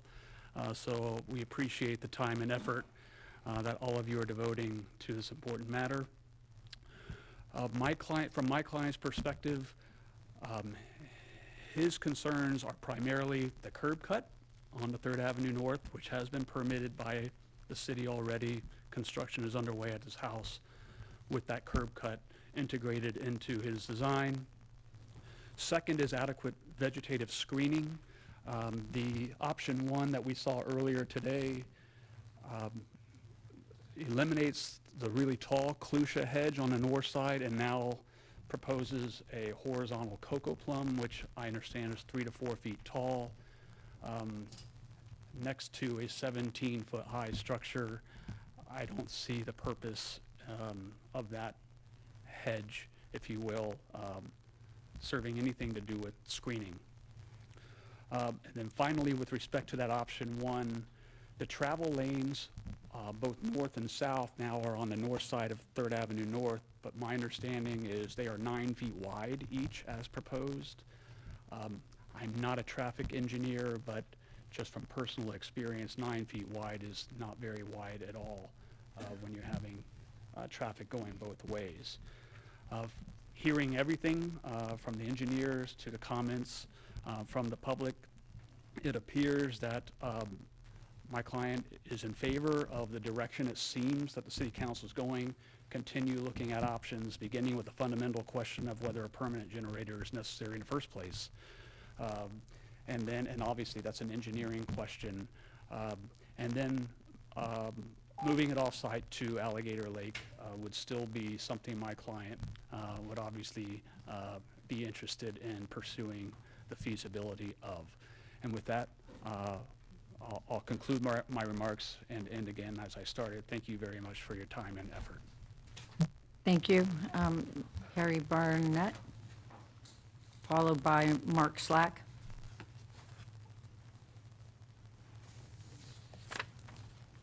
Good afternoon. Good afternoon, council members and members of the public. I'm Harry Barnett. I'm a resident of 3rd Avenue North. I'm helping the group of neighbors trying to communicate effectively to the city as a group, but I decided maybe it's worth just a couple of words to you guys today, and I really hope to be brief. I know I can see how much effort you guys have put into this. My brain's about to explode. There's just so much to consider and so many important topics. And I think our group really does love your commitment to trying to prevent flooding. And as I've said to you, and all of our neighbors have said to you, we're trying to figure this out just as you are. And obviously our interests are direct. We see this view. We are concerned about the environmental impact of this 3,600-gallon generator. You know, you see the word control panel. This isn't a little box. These are enormous structures, and if you've seen them, they're intimidating, and no amount of screening necessarily protects them. But skipping over some of these aesthetics and going to the point, I want to point out to the council that I read the findings of the engineering firm. Their findings were quite specific. This was not supposed to be an all-in-one. 3rd Avenue North was not supposed to be the place where this facility was supposed to be aggregated in terms of generators, pumping stations, and control panels. And your specific findings recommended Alligator Lake was the perfect location. There's a deed restriction. I get that. I'm a lawyer. I understand there's some concerns about it. However, the city attorney has 2 viable options for both invalidating the deed and or getting some kind of judicial decree or some other options. I'd also like to propose whether the city attorney has investigated standing.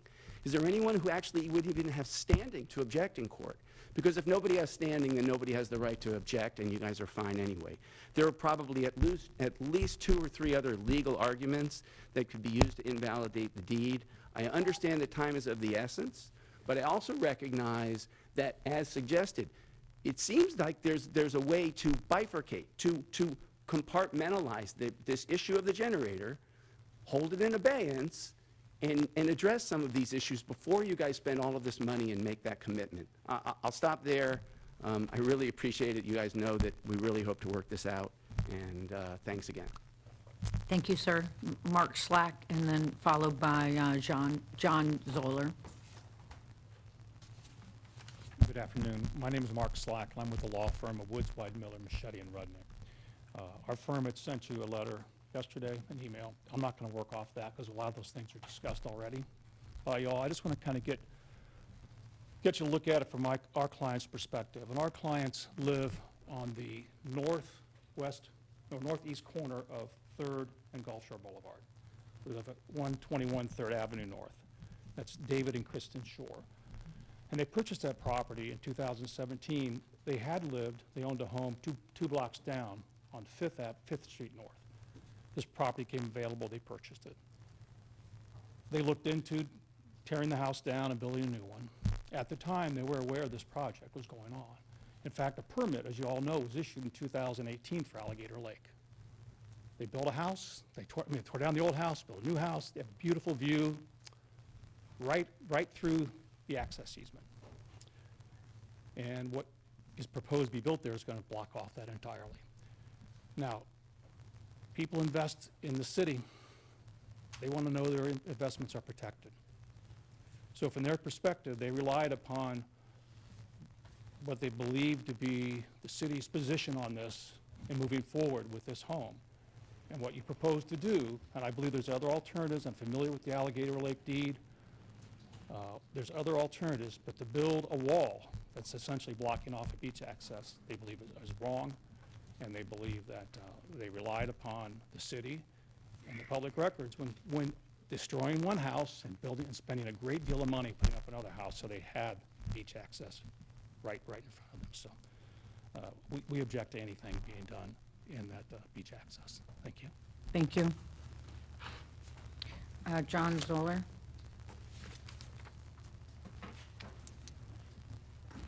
And if you'll just state your name for the record, please. Excuse me? If you'll state your name for the record, please. Yes. My name is John Zoller. My wife and I are owners of the property at 185 3rd Avenue North. We've lived here full-time for 18 years. This is a personal story.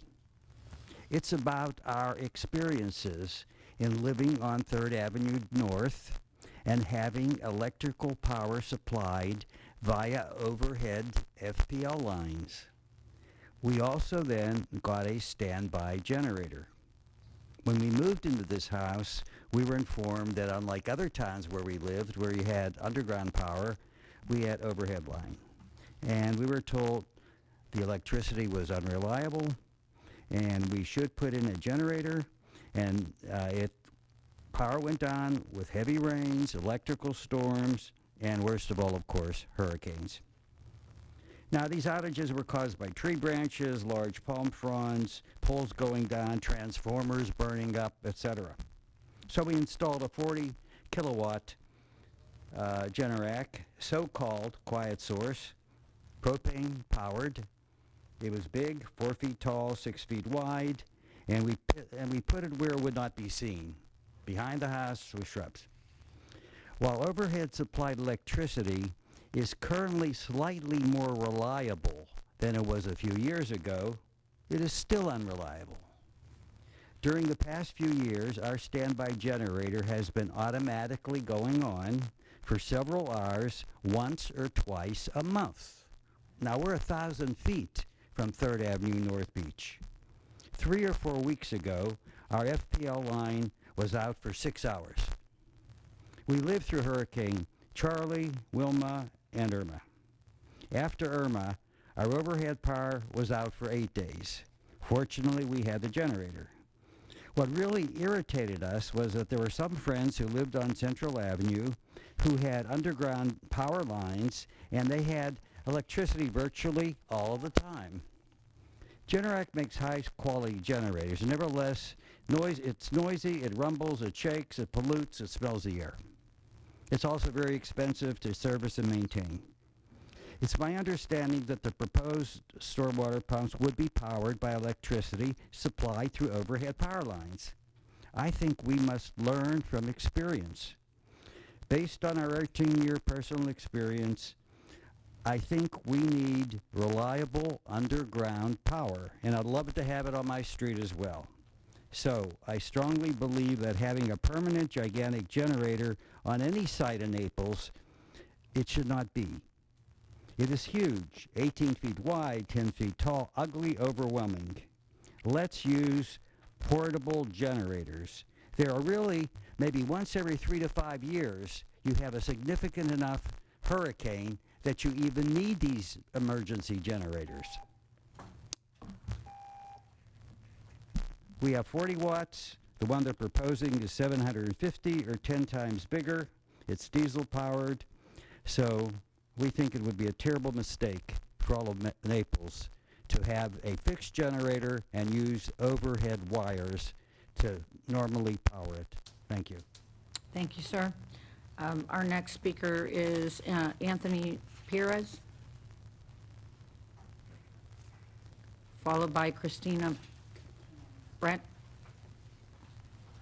Madam Mayor, members of council, Tony Piers, law firm Woodward Piers Lombardo, and if I may be seated in 3 minutes from Christina Bent, I'm appearing on her behalf today. Is that possible, Madam? I'm sorry? If I could have the 3 minutes that's allocated to Christina Bent, she's my client, I'm here on her Okay, behalf. yes, she was to follow. Thank you. I apologize for dropping a long letter with all the exhibits to you on short notice, but again, as with all the other council and parties who have been before you today, this came up from my perspective relatively quickly, so I appreciate your indulgence and patience. I'm going to try not to repeat what they've said, but there are a number of issues that I think they're very pertinent issues to this that need to be reemphasized. One is the question of what is the August deadline. The Alligator Lake location, the generator has been permitted on that by a South Florida permit since December of 2018. So I'm thinking, okay, 3.5 years ago, did someone not raise the issue about what's the ability to utilize that parcel? And if you all want to move that generator, and you have to modify that permit. To my knowledge, as of checking the South Florida permitting website a few days ago, no modification has been applied for to locate the generator other than an Alligator Lake. Additionally, with regards to the issue of the generator, I know a lot of power lines here are underground, and I'm sure I've heard this, I'm not an electrical engineer. I was a chem major for 2 years and got smart and went into law. But after that, they talk about the distance, then you have voltage drop. There's a Florida Power and Light high-powered transmission line that goes underground just south of Arthrex, goes under Pelican Marsh, and then pops up again south of Goodlet Frank Road. You may never realize that all these years. When Pelican Marsh was developed by WCI, they paid to have FPL put that high-voltage transmission line underground. I'm sure there are methods to make sure that you have the ability to maintain no voltage drops along that distance. So there has to be an electrical engineering solution. So with regards to the charm and character, we've heard that over and over again. I think that's essential. One thing that I think is missed also, and I outlined it in my letter, is the introduction to the future land use element of your comprehensive plan sets the vision, sets the table, sets the high bar. It says, the goals, objectives, and policies are designed to provide guidance for future growth and redevelopment as follows, and there's multiple items. Guiding principles. 2, maintain and improve the neighborhood character and high quality of residential life. I suggest that this would denigrate the high quality of residential life. You've heard that, and my client would also agree with that. 9, enhance the appearance of streets within the city. I think you've all heard this does not enhance the appearance of streets within the city. Additionally, I've not heard, we've heard all these arguments as to the location of this pump on 3rd Avenue North. My understanding from looking at the future land use map is that this is within the coastal high hazard area. Policy 5.6 of the comprehensive plan says prior to the development of public facilities in the CHHA, which is coastal high hazard area, it must be determined that no other feasible sites exist outside that area. I have not heard any feasibility analysis indicating that that generator cannot be built outside the area. In the pump station, I'm not an engineer again. I've not been present at the creation through all this, but I know there's a north pump station that has been delayed in permitting. That's at 60% stage. I think your consultants, August of last year, suggested you go ahead, start permitting that north station. One suggestion is get that up and running, see the operational characteristics of that. and from that make a determination as to what, if anything, you need to put on 3rd Avenue North. The engineer last year said 3rd Avenue North can handle everything, even if they didn't have the north pump station further north. Why not size the north pump station to be able to accept that water? I suggest that, again, it must be determined that no other feasible sites exist outside this area. Again, there are other permits that are out there that have been lapsed. There's a water use permit, you probably get that. That expired in January of this year, and it was just recently applied for a couple weeks ago. That's for the whole project. So I heard about this August deadline. I'm not sure what that is. If you have, I think, a significant number of concerns raised by residents of the community as well as the members of the council. So we would suggest that the focus be on getting the 90%, 100% design for the north pump station, put that out to bid, build that, see how that works, see what, if anything, you need to do with regards to the south, 3rd Avenue North. And additionally, with the Alligator Lake deed, we've had a lot of discussion about that and the application of the Marketable Record Title Act, and if you all want to go to sleep, you can read all the court opinions about that. It is one of the dullest reading opportunities you may have. But I think what's important is to look at the deed restriction, and the topic has come up, a very salient point. It says building. It doesn't say structure. And again, what it also says, it says that with regards to no buildings shall be constructed which shall obstruct the view of the adjoining lake area. Now, I'm looking at an exhibit that's attached to the permit that y'all applied for through your consultants. It's an aerial photograph. It has the lake is here. There's the generator. There's Gulf Shore Boulevard. There's a house. I have no clue how that generator at that location obstructs the view of either property to the lake. And so I think that's another significant issue to look at with regards to the validity or whether or not that does pose a problem. Respectfully request again that you delay the south 3rd Basin portion, the 3rd Avenue North facility. If you do anything at all, put the generator at Alligator Lake as originally intended. Thank you very much. Thank you. I have Catherine Willett for 14B. If you'd like to speak under public comment now. Okay. I'll be closing the public comment if you wish to speak for now. I see no further public comment. You have no further comment, Ms. Madam Clerk? Thank you. Okay, that concludes public comment. Council, we have a time certain of 2 o'clock. To go out of this meeting into a CRA meeting and then come back at this meeting.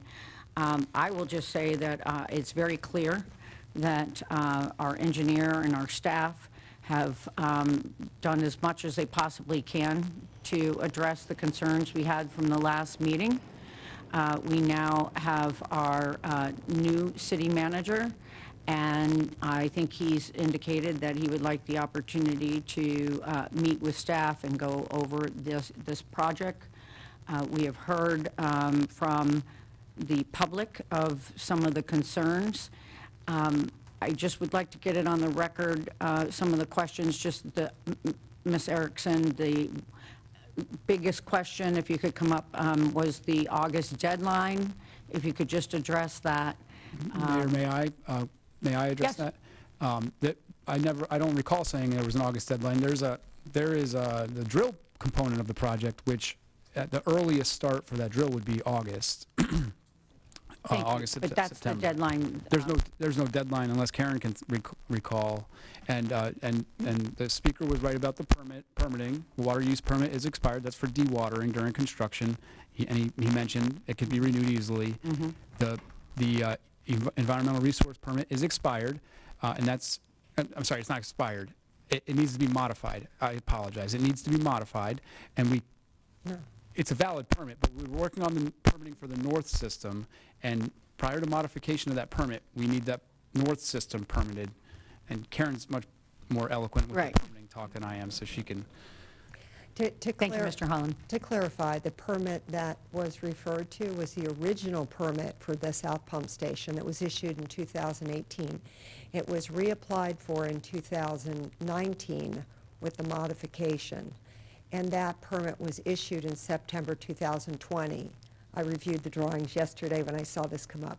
all the drawings and the permit are in place with the generator at the 3rd Avenue site. So, but Andy is explaining that when the north pump station permit is issued, then at that time, we would modify the south pump station to remove part of South Gulf Drive from the south pump station permit. So that is the request the Water Management District made when we went to the application process. The second point on the dewatering permit, that has been applied for, and we expect it to be issued very soon for the south pump station. It did expire. We knew it would expire, and we couldn't extend it again. And so that should be issued, but the permits are in place. Okay, Council, we have also 14B. Mr. Holland, how long do you think that is going to take?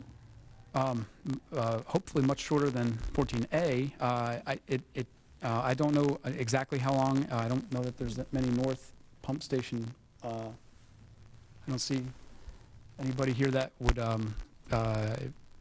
raise any concerns on that. The Athens group is supportive. I haven't heard from many people on South Gulf Drive that might be concerned about that.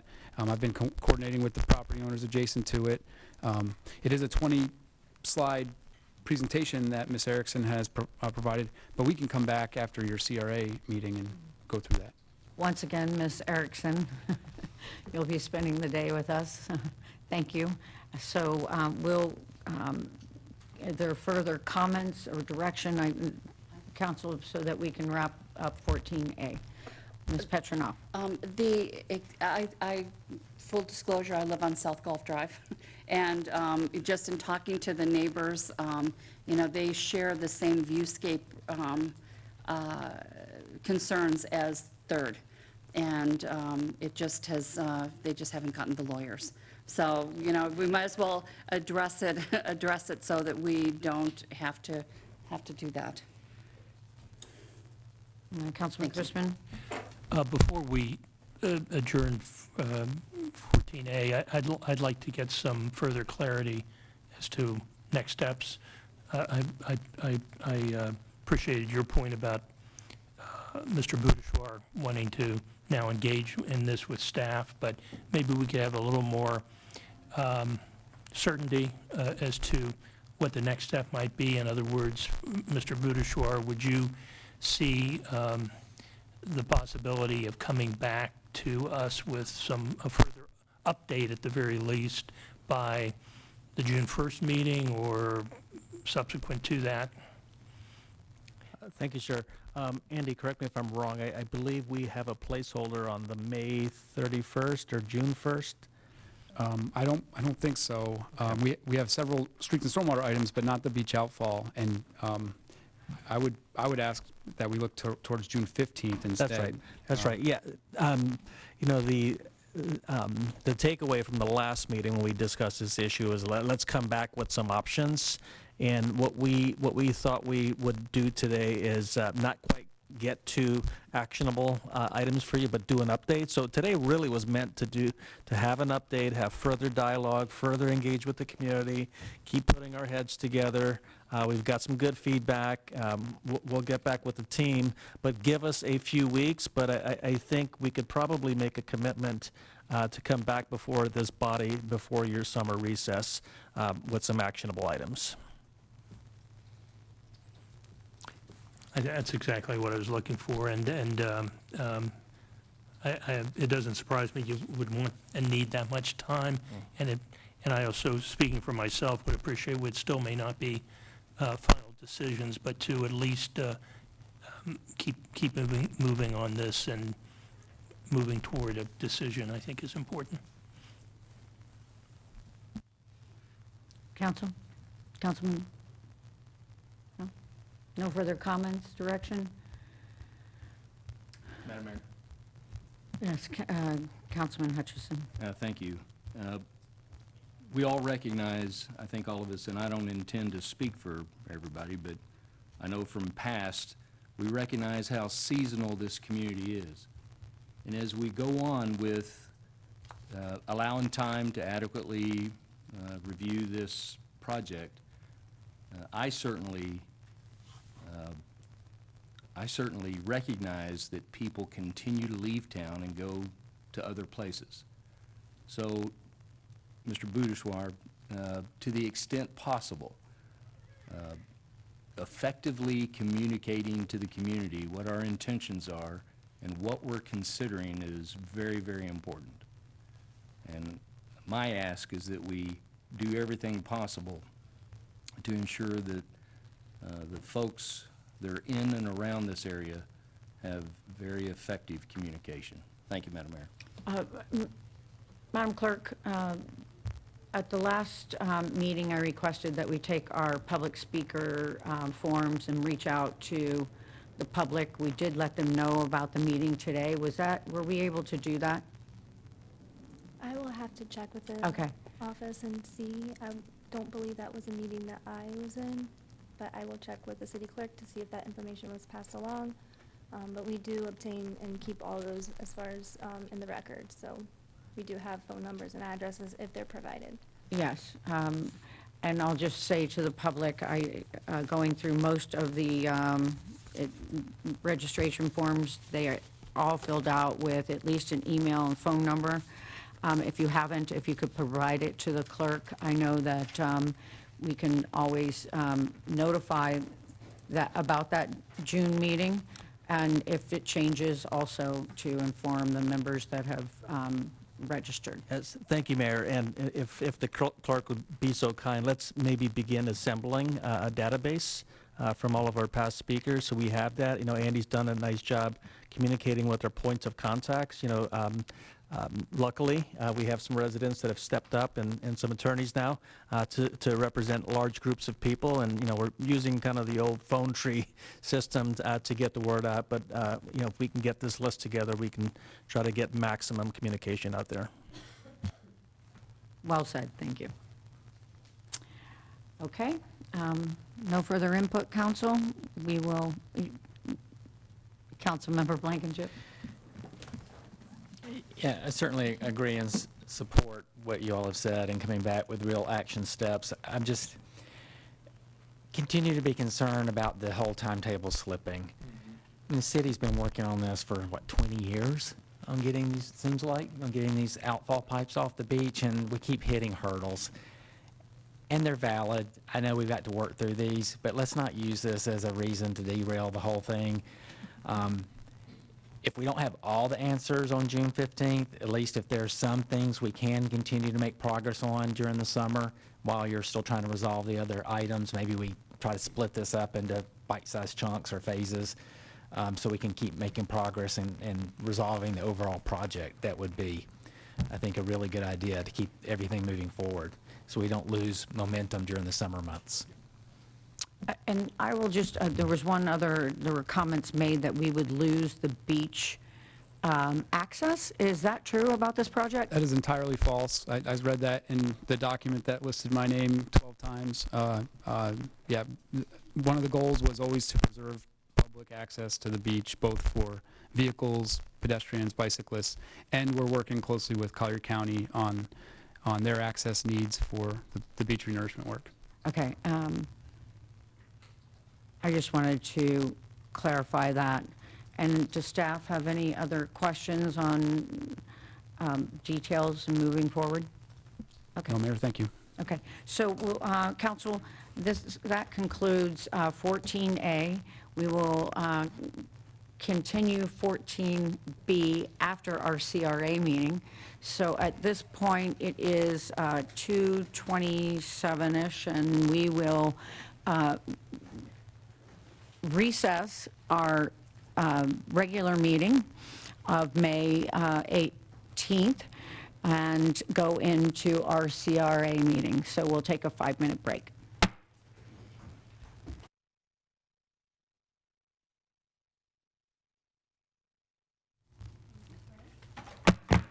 Okay, Council, we're back into our City Council regular meeting Wednesday, May 18th, and we'll continue on with item 13A. Mayor, this item is for your consideration of a amended and restated public parking garage agreement. This incorporates some changes and some discussion that was made by the CRA at a very recent meeting, and they are recommending approval to you of the document with the noted changes. Council, any questions? Do I have a motion? Motion to approve? Second? I have a motion by Vice Mayor, second by Councilmember Hutchison. All in favor, sign by aye. Aye. Opposed? Passes unanimously. Takes us to item 13B. Item 13B is the consideration of an award of contract to BSSW Architects, Inc. to design a public parking garage near First Avenue South to be funded as lawfully appropriated. This item, too, was recently reviewed by the CRA. They have recommended approval to you of that document. Both documents, the prior document and this one, will both be signed by the City Council, and the CRA will be signing it separately. Thank you. Council discussion? A motion? Motion to approve? Second. I have a motion by Vice Mayor and a second by Councilmember Hutchison. All in favor, sign by aye. Aye. Opposed? Passes unanimously. That wraps up item 13A and 13B. Taking us to streets and stormwater, we have completed 14A, and we will move to 14B. Mr. Holland? Good afternoon, Andy Holland, Interim Director of the Streets and Stormwater Department. This is an update by Erickson Consulting Engineers of the North System of the Naples Beach Restoration and Water Quality Project, also known as the Beach Outfall. This is the North Pump Station located in the area of the Naples Beach Hotel. We had originally proposed the pump station and generator at the location where the large outfall currently exists, which is at the north end of the beach outfall. I'm sorry, the north end of the Naples Beach Hotel property. You may recall at the October 18th, 2021, the December 13th, 2021, and the December 15th, 2021, we talked about alternatives, and there was a contract amendment for Karen Erickson's firm to evaluate some site alternative options for looking at moving this pump station and generator to the South Gulf Drive, 8th Avenue North area and intersections with Gulf Shore Boulevard. This was due to some cost-saving opportunities associated with not sending so much water north on Gulf Shore Boulevard from that South Gulf Drive to the Oleander area. Ms. Erickson's here, and she'll go through a PowerPoint presentation and talk about three options, option 1, option 2A, and option 2B, and the associated cost savings on each of those. Good afternoon. Good afternoon. Karen Erickson. I am the principal engineer for the engineering team of Stantec and Erickson Consulting Engineers.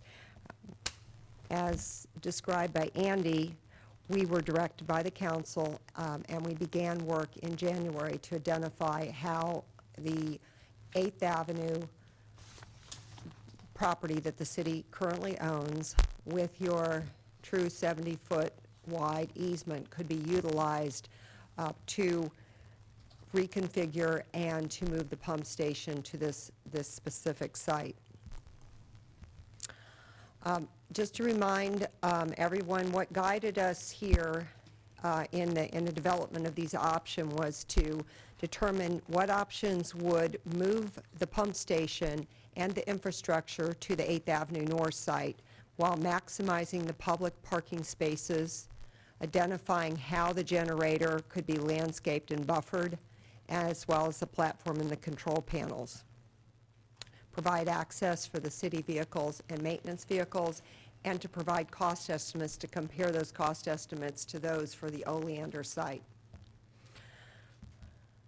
Just to give you an overview and a recap, if you would, what we have is we have the pink identifying what we call, what is referred to as Basin 2 North versus the South Pump Station, which is Basin 2 South. And this is an area which is 175 acres approximately. As you can see in blue, This is the location of the prior 60% plan option for siting the pump station. You can also, in referring back, see that we had a generator that was sited off-site. It's approximately 650 feet from the pump station itself. And there were 2 lines that would have been built by excavating into, excavating and connecting the pump station to the drill location. Those are 550 feet long. So the savings would be a savings in reducing the generator line connections and platforms, reducing and eliminating these 2 550-foot lines, and as Andy Holland described, reducing the pipe size due to the origination of where the stormwater collects most of the water within this basin. Can I ask a question, though, Ms. Erickson? But that means that this pump station will be receiving less water and putting a burden on the south. No, that's not completely correct, and maybe I misunderstand your point and your question. The pump station is designed to carry the same volume of water, but the fact is that a large percentage of the water is, if I move back to this prior image. So you see Basin 4 here is carrying a significant volume of water to the South Gulf intersect. South Gulf Drive will carry a significant volume. It happens to be that the golf course drainage lines also come into South Gulf Drive, as well as 3 sites along Naples Beach Hotel Club. So it happens to be that most of the volume of water originates within the South Gulf Drive intersection. We were transporting that water to the north in very large pipes, and I'll show you. So this, for example, this line, which is shown here, for the trunk line, let me make another point that I forgot to raise, and that is that because of the existing infrastructure on the east side of Gulf Shore Boulevard, there is a 20-foot easement that FP&L maintains that prevented us from carrying these pipes along the east side of Gulf Shore Boulevard. So instead, we're carrying larger pipes along the west side, and then there's a 170-foot box culvert to carry the water to the pump station. It's reducing that amount of underground infrastructure, essentially, by placing the pump station at the South 8th Avenue site. I mean, the North 8th, I'm sorry, 8th Avenue North site. But it does keep it away from the viewscape. It does accomplish the goal of not blocking the views to the beach by having it, I don't know how it got moved originally. To the Oleander site? Yeah. So that's a great question, and there's a lot of history about why the Oleander site was the original site. That was the original site. We were never looking elsewhere. The large twin 30-inch beach outfall pipes, that's the big one on the north side, near the north side of the beach hotel property. That actually goes through the middle of their property in a drainage easement. It's not on the north boundary of the property as it sits out there today. When we started this project, way back in 2015, there was never any thought of the beach hotel selling their property, redeveloping their property, and we were sort of, in a way, locked into keeping the outfall in that 30-foot, I think it's a 30-foot drainage easement where Karen has the cursor. Show the cursor again, and maybe David can flip to the, thanks. So show the cursor where the beach outfall actually is. So that's where the beach outfall actually is, and that's where our drainage easement is. It wasn't until the redevelopment of the beach hotel started to transpire, and then the beach hotel relocated that drainage easement to the north end of their property, and that's why you see the black lines that go out to the beach there. That was all worked out through the 2019 entitlement process for the beach hotel, and we also worked with them on getting a 5,000 square foot easement proposed at the Oleander intersection where the blue, where you can see the blue, that's the actual pump station location. All those lines that are in blue there, Karen, if you can hover over that. So I know that's not a lot of detail, but that's the history of why we were originally proposing to put this pump station at that location. And then the 2020, 2021 directives from City Council to reduce the size of the lines on the south system that we just talked about at the previous item. We sent more flows up to this area. That really increased the size of the infrastructure needed to convey the water from South Gulf Drive to Oleander. And then what we're doing today is just, informing you of what cost savings opportunities there are to relocate the pump station to 8th Ave North, South Gulf Drive area. So City Council directed you to move that? The direction was to reduce the impacts to the single-family homes on Gulf Shore Boulevard by reducing the line sizes, reevaluate the project structure, and what that meant was changing the way the South Gulf Drive runoff is managed. Right now, all that drainage on South Gulf Drive, way east, towards 3rd Street, 8th Street even, flows to the Three Lake system and out to Alligator Lake. By rerouting that drainage to Gulf Shore Boulevard, that reduced the flows to the south system and thereby increased the flows to the north system. So by relocating it, the pump station to the 8th Ave North area, we don't have to send the water an additional 800 or 900 or 1,000 feet north to Oleander with big drainage infrastructure, very expensive drainage infrastructure. And that's the kind of short story version of the history of how we got here today. So the trade-off is the viewscape versus cost? That's one way. Because you are blocking on 8th, it's got the same issue as on 3rd. Well, let Karen go through her options and yeah, we're probably jumping ahead, but I think it's the same thing. We're talking about the generator. Because the pump station will be underground at 8th Avenue North, potentially save $1.7 million, and maybe the generator can still be somewhere else, so it doesn't block the view. Oh, Yeah. so- I think that's what we have So to it'll talk be through. underground or underground plus 7? No, so Karen, Karen will go through the cross sections of the different options. Sorry, I shouldn't have interrupted. Keep going, I'm sorry. Good. Well, I'll go run through the 3 options. So stepping back for a moment, we met with the project team and the city, participated in these weekly calls. And this was the layout and the plan that we're showing today as a result of 5 or 6 or 7 different alternatives and layouts that maximize parking, maintain the required space you needed to move and maximize the benefits at this specific site. One of the key considerations was where would the directional drill lines be sited. So we engaged the biological team. They took offshore sub-bottom profiles. They did their analysis, and they came back with a recommendation. That's what's illustrated by the blue lines that you see under here, under this option 1. The second is we looked at the generator and the siting of the generator at essentially 3 different locations. 1 on the west side, as you see here, and 2 on the east side of Gulf Shore Boulevard. And then different locations for the pump station itself.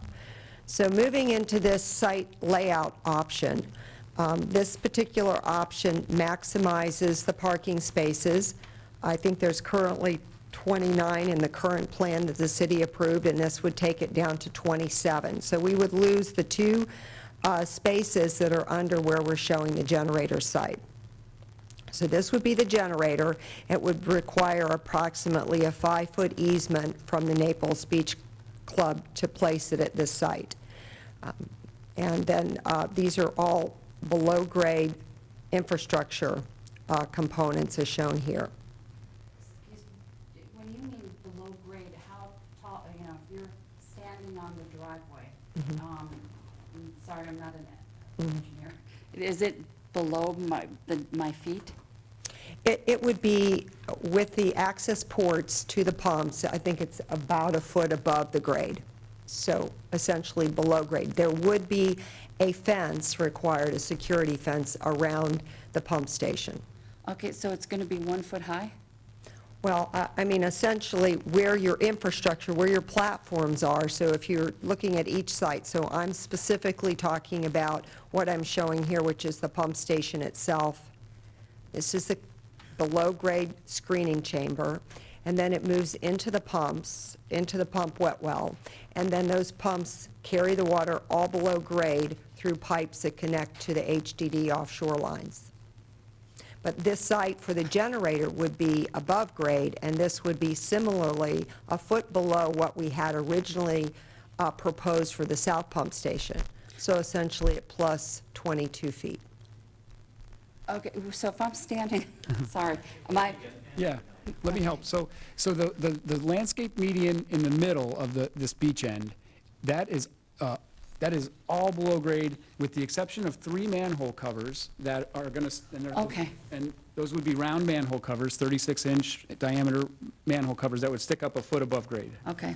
And it would, I think we would propose to fence it in, but it may not need to be fenced in, that particular site. The other site, this site that she's circling in red, to the north and the east, is the generator and the control paneling, and that stuff is elevated above grade. And that's 22 feet high? Yeah, that would be that kind of scale. 22 feet above sea level. But you're standing at elevation 6 or 7. Seven. So, you know, 15, 16 feet above where you're standing. And just orient. Yes, so you're looking at 8th Avenue North Beach End, and to the right, just off the page, is Gulf Shore Boulevard, and north is up. So you have to the south, to the bottom of the screen, you have this first single-family home, the Weitzel property, and his driveway, and we maintain the driveway. And then to the north is the proposed hotel for the Naples Beach Hotel, and I believe that's their parking alignment. And they also have a driveway to their garage that's shown there between the generator site and the pump station site. It does shift these parking spaces. You see the light area, and then you see the darker designation of the spaces. So there's about 5 feet, which would require an easement from Naples Beach Hotel Club for these parking spaces that go beyond the 70 feet of the beach access width of the property line. Sure. I'm happy to walk through anything else. I know this is, yeah, I'll turn the same way. Orland. Where we save in cost, as we've described, is in this pipe infrastructure. It was a very large, I think it was a 54-inch elliptical pipe, so that's about 72 inches wide and 48 inches high. It's a very expensive underground infrastructure to build. Also, it had to cross the road and then recross the road to get back to the pump station. So that was an expensive underground large pipes. What this allows us, a reduced pipe size, 48-inch elliptical, which is much smaller, and we no longer need to cross with the 170-foot crossing. So what we have now is a significantly reduced underground infrastructure cost, and you'll see that in the cost estimate that I'll show shortly. The HDD lines would be drilled and curved slightly more so. We would be in 15.5 to 16 feet of water. They're, of course, 65 feet below the sand bed, so these are deep drilled lines. You already have a permit to make this, or is that to be applied for? We have currently 2 permit applications pending. We have a permit application before the Corps of Engineers, so we're in a slot. They have not put us forward into the National Marine Fisheries Review, and we've said that we are going to delay until your decision is made, giving us further direction.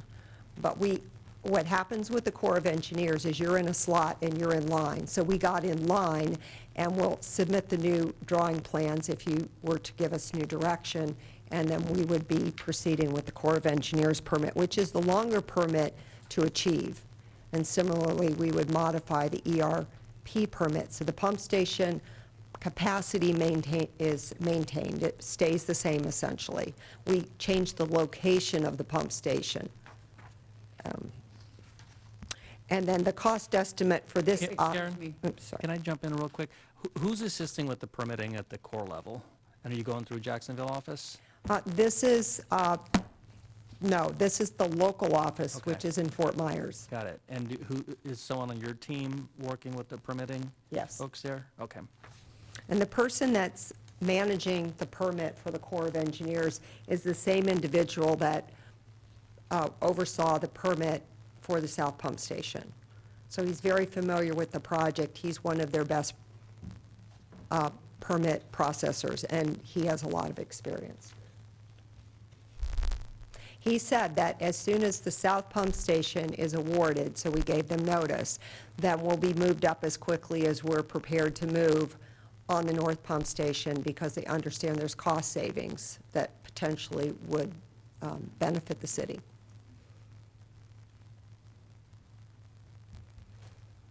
Wait, Vice Mayor? And these two, the north and the south, are distinct piping they're not interconnected in any way whatsoever. That's correct. And that's because of the volume of water. That's correct. Pipe size.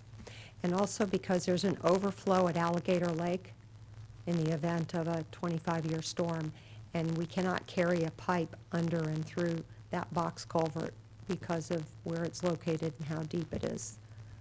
And the pipe sizes we would have to carry water in would be substantial. Okay. And I'm asking that only because of the design, I remember that. But hypothetically, if we had a piping connecting the two for a catastrophic failure in one, that could carry the load of the two until it could be either recovered, meaning a generator, or meaning some other fashion, would that be of value? Currently, the way we're connecting them is through the lake system. Okay. So there is an overflow. There's a connection between the pump station and the lake system, and there will be a connection for overflow between South Gulf Drive will maintain and the lake system. So that gives us protection and redundancy, allowing us to significantly reduce the burden on the pump station in the event of a storm. Yeah, I was just working something that came into my head. If we had an interconnection between the two, not to create only one pump station, but to give a backup or relief function in the case of a down, and then we have a generator at one that could get us flowing until the other one is back up, kind of a concept, backup kind of a concept.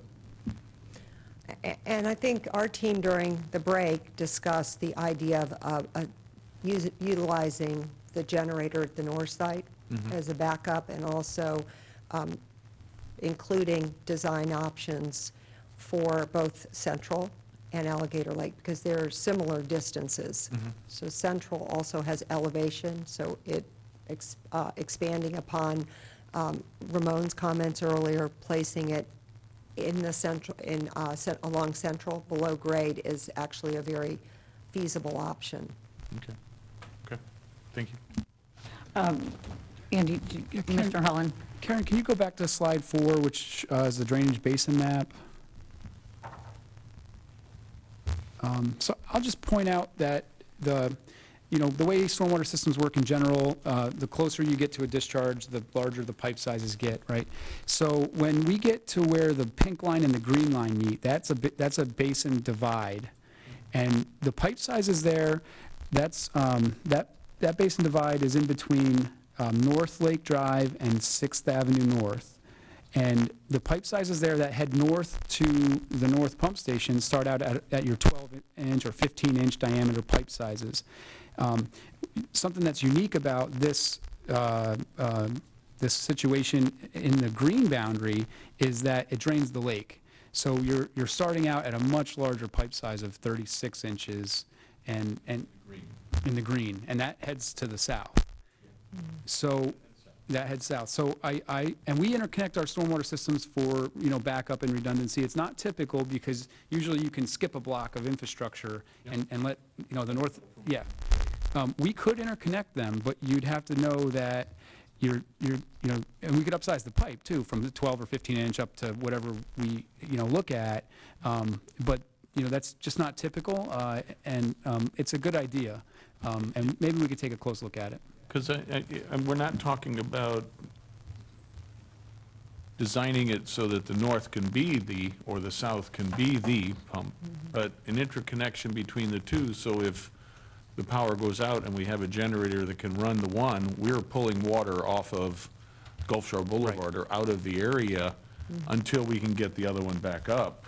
I mean, I would think there'd be some advantage, especially if you've got in the green right about where the red dot is, you got a 36-inch going one way, and if you got a 12 or 15 going north, if you upsize the 12 to 15 to a 24, you've really got ability to pull some of that water to get you over the hump. That's certainly an advantage. Yep. The disadvantage that comes to my mind is now, instead of, the south system having some prolonged flooding issues, now we're relying on the north system for everything. So we're going to have some flooding on the north end too. Yeah. But it would get us to a mitigation past a catastrophic event kind of concept, so.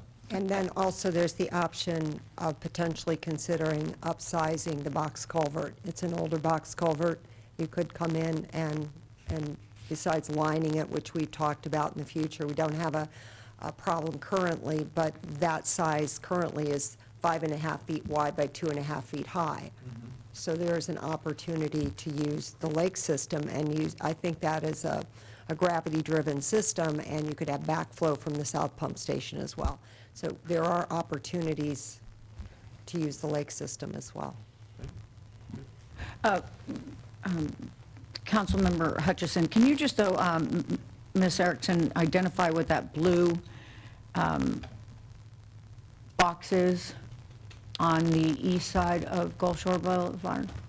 That's the 60% pump station location that was presented last August to the City Council. Is that the 5,000 square feet? Yes. Which is at Oleander? Yes.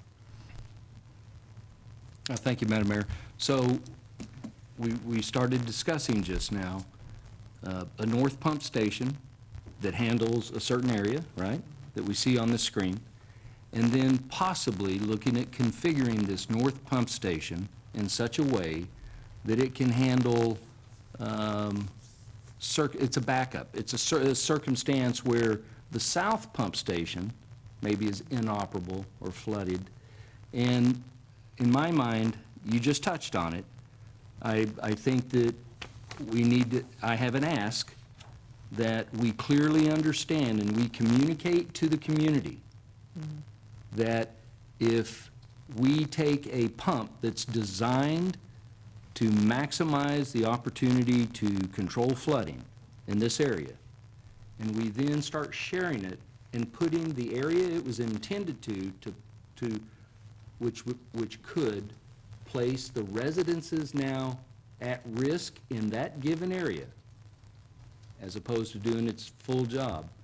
I just want to make sure we're all clear and from a policy perspective or whatever it is from the engineering side, that we just don't take and spread the pain, right?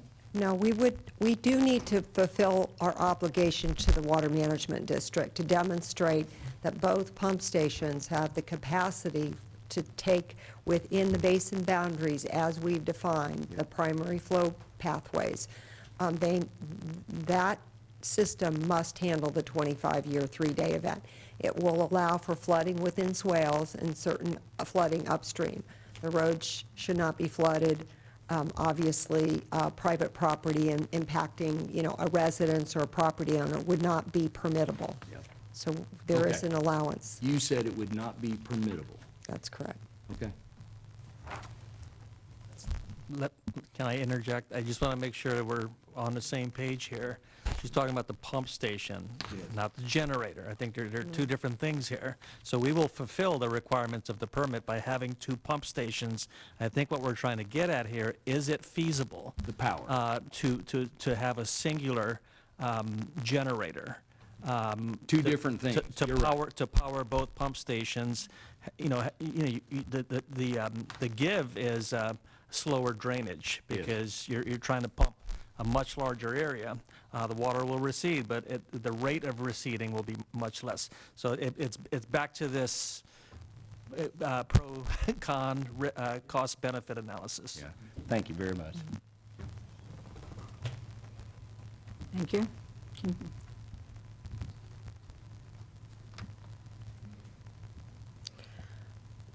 To compare the proposed Oleander site to the North 8th Avenue site, we took and modified and updated all of our costs. Of course, the mobilization went down slightly, but the mobilization is dependent upon the total cost of the project.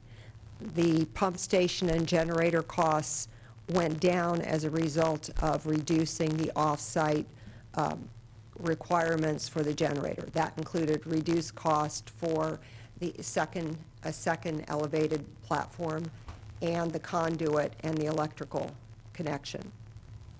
The stormwater consolidation dropped the most, and that was due to the fact that we eliminated those 2 sections of 550-foot-long fusible PVC line that would take the water from the drill at the beach, because they have to handle the pressures that are coming out of the pump station, the velocities and the discharge.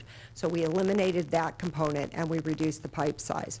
And that's really the basis for these 2 numbers, the large part of the cost reduction. The diffuser system stays the same, and all the other prices, cost points, were not changed because those were not affected by this potential change. And then the horizontal directional drill went up slightly because the line would be about 100 feet longer for the drill. Yeah, and as I recall our discussion last fall, we thought the drill was actually going to be shorter because we weren't going to be on the east side of Gulf Shore Boulevard, we're going to be on the west side, but that's not the case, right? That it's actually going to be a similar length because of the hard bottom? Yeah, I definitely was hopeful that the drill costs would go down. Now, the drill entry point was going to be the same because we were always going to be close to the dune, as close to the dune as we could get constructability-wise to start the drill. What we were hoping is that in the Gulf end is that the hard bottom, the environmentally sensitive area, there'd be area closer to shore that the drill wouldn't have to be as long out to the Gulf. And after the survey came back, the previous slide or the one before it was the map, there's just no good area. Happens to be about the same distance, I think. It is about the same. It's slightly longer. So what is the cost savings then compared to the Oleander site? We have a comparative cost table here. I'll just jump ahead so you'll know what, to take a high-level view. So the 60% costs are shown in the first column. And the directional drill was 5.539. And for each of the options shown, it's gone up by about $120,000, $110,000. But looking ahead, if you compare each of the items that we've discussed, so those are shown in the shading, essentially the largest cost reduction comes from the stormwater consolidation. And a big part of that, maybe there's some confusion here, is we had also looked at drilling from Gulf Shore Boulevard that 550 feet. So there would have been one drill that would have been the 550 feet plus the offshore section, which was 1,500 feet. the feedback we got from the drillers was they weren't comfortable that making the drill from that location because of the challenges with the building to the north and the narrow 30-foot wide easement. Opening the site up to the 70-foot wide easement gives them a lot of space to work within, and they can come in much closer to the Gulf. So that's another advantage of the Oleander site. But that primarily, and that number was included in this number 3 item. So that 550 feet we eliminated is a big part of the cost savings. In other words, the pump station being on the west side of Gulf Shore Boulevard versus the Oleander site to the east. Is there a time difference too?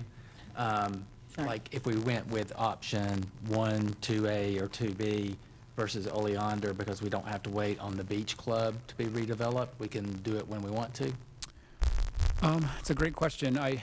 The infrastructure to get from Oleander down to 8th Avenue North is much smaller, as Karen mentioned, so it'd be quicker to construct. In my mind, I hope that all this gets done all at the same time, that because the Athens group is going to replace the city's water main and sewer main, and you know, that's all, we're all in the same right-of-way here, talking about the area in front of the hotel and their other buildings. So I hope it all happens at the same time, and I guess that my hope is that either way, it would be coordinated together. So the timing thing, there'd be a slight time savings because we wouldn't have to do as much under Gulf Shore Boulevard with the stormwater work with these alternatives that we're looking at. But I don't think it'd be, you know, months and months. It'd be probably weeks or so. Councilmember Hutchison. Yeah, just real quickly, I see the item for demolition of the existing outfalls. Briefly, and I've never heard this answered before, but could you describe what we're saying is a removal of the pipe, and then the pipe has pilings, right, that are holding that pipe in place? Correct. And are we talking about completely pulling those up? Yes, that's All of them? all of them. Once the pump station is in and functional, we must maintain the system until the pump station is operational. Council, I know we haven't discussed this, and we've been focused primarily on getting this stuff up and putting a replacement in, but if it's the will of council to maybe retain a section of the pipe with the pilings and see if we can't put it in as a park amenity just for children to play on and remember what used to be there. So If it's not contaminated. If it's not contaminated. Thank you. Thank you.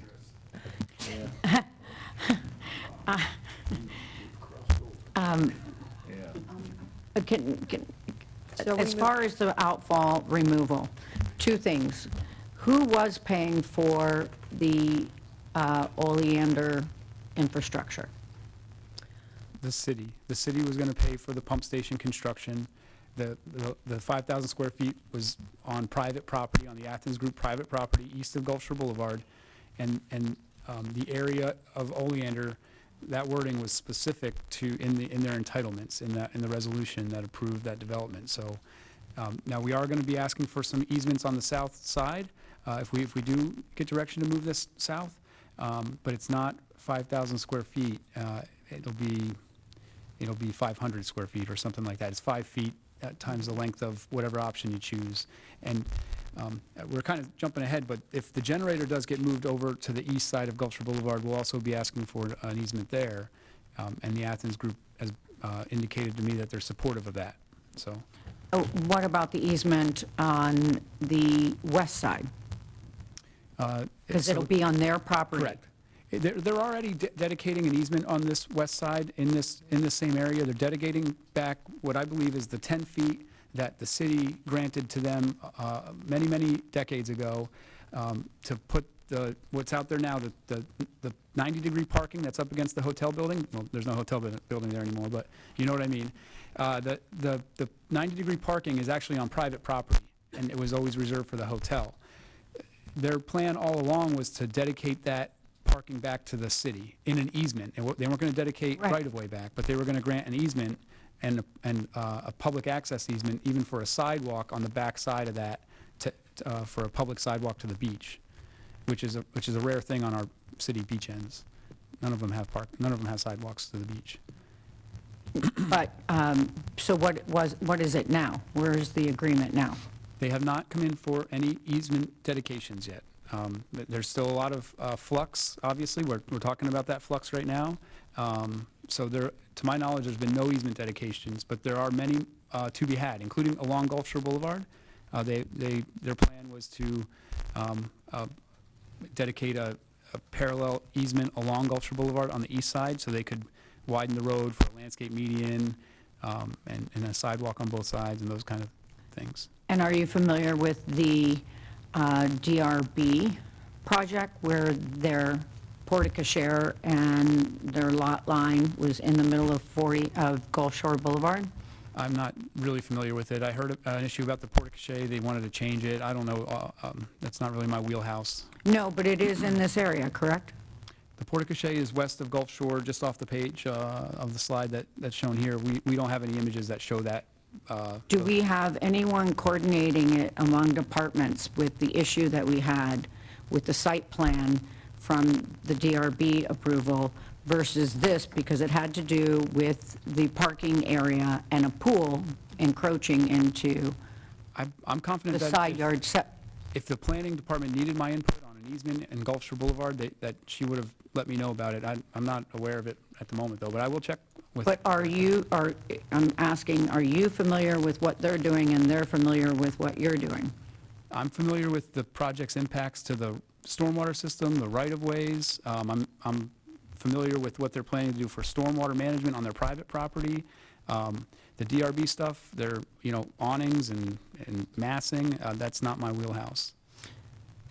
No, but this is a coordination that we don't need to get into detail. I'm sure that our city manager can look into that. And then who's removing that outfall? We added that as a condition. There's two outfalls now. They're committed to removing one, and we added that as a condition to either their demolition permit that they're doing now, or one of their permits. It's a condition in one of their permits. I know that. I was directly involved with that at your request. Okay, so that's happening. Yes, it'll happen before one of their early permits gets closed out, and I believe it's their first demolition permit. And has anyone from Athens said to you that they were informed by the Gulf Drive residents that they did not want that pump station or pump station at the end of 8th? No, I have not heard that. I've met with the property owner to the south. I did not meet with Mr. Whitesell. He has a property manager, and I've met with him several times. I sent him all the meeting materials for today's meeting, and the same email I sent to Mary White and some other representatives on South Gulf Drive, just informing them of the options and the potential for this pump station to get relocated to 8th Avenue North. You know why I'm asking this? I do. Because I don't want to get to where we are like today with 14A. Right. We may have sent it to them, but have we actually had a conversation with them and I've talked to Mary Young a couple of times about this, and I've not received an email of concern or objection from any South Gulf Drive resident east of Gulf Shore Boulevard, and I continue to meet with and keep Tim, who's the property manager for the Whitesell property, involved and informed. Okay, thank you. And in all fairness, he's been keeping me involved as well. So, and because I do live on that road, so it's, he has been a great communicator. Thank you. All good. Thank you. Sorry to interrupt, if you want to continue. Okay. Karen, if you want to go back to 2A, I think Yes. we flushed out 1, and then we'll go to 2A. So the 2A site would place the pump station at a similar location that's shown in option 1, and that would be within the center, or somewhat centered within the beach access site parking area. The generator will be located on the northeast corner of the intersection. Andy's had different conversations, but has been keeping the Athens group informed. I understand they've suggested that they support this location, but they would likely want to move it to the east corner of their building where they have another generator going in. So it might increase the cost for this location by another $100,000, because as soon as it clears the building and we lose the line of sight, we'll need the elevated platform for additional controls. That said, the elevations at that site are much higher, and as I understand it from speaking with Ramon, these would be much closer to a platform that would be at grade or close to at grade. So there would be some advantages. This is just a conceptual location to suggest being off-site. Oh, wait a minute. Councilwoman Petrino. I just want to be clear on this slide. So the pumping station that's there, that's flat to the ground, at maybe up a bit, like a sewer manhole cover. Correct. And they are specialty manhole covers that have some relief above grade. They're not your manhole covers that are embedded in your asphalt or concrete.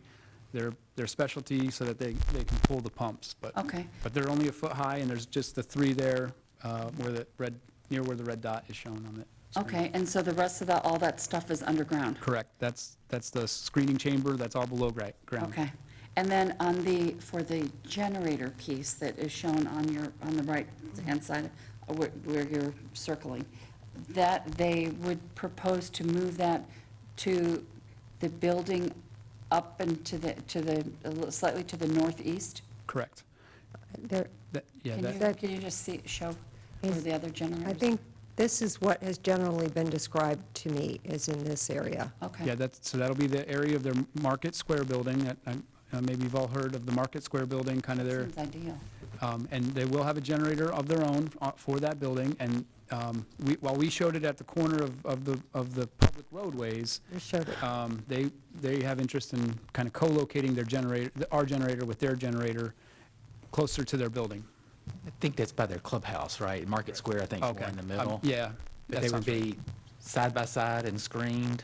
Yeah, appropriately? they'd be in the same area, probably on the same concrete pad, and I'm sure they would screen it on their own. We haven't had that level of conversation about who's going to screen and cost share, or, put the fence around things, but they've taken our line work, our design of our, generator, and they're working it into their drawings, and they're going to report back to us. But generally speaking, they're interested in moving it farther east and north. Thank you. And one last question. So that opens up 5,000 square feet of space for where they wanted a bathroom, I believe. Is that correct? No. This is more directed to Councilmember McCabe. No. That 5,000 square feet is by the condos along the Gulfshore in Creighton Road, the comfort station at the north end of their driving range is much farther from here. Okay. Yeah. Thank you. Councilmember Blankenship? Oh, yeah, I just wanted to confirm it was going to be by their clubhouse, screened, which sounds, if that worked out, it'd take it totally out of the view of the residents looking down South Gulf.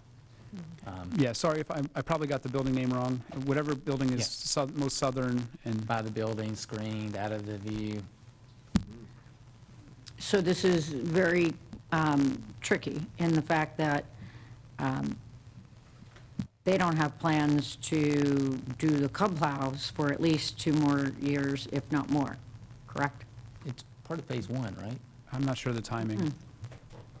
Is it? Yeah, clubhouse is. It's part of that first set of 9 buildings that. Those are the buildings that they will have building permits by February 27th of 2023, Okay, or else. got it. Thank you.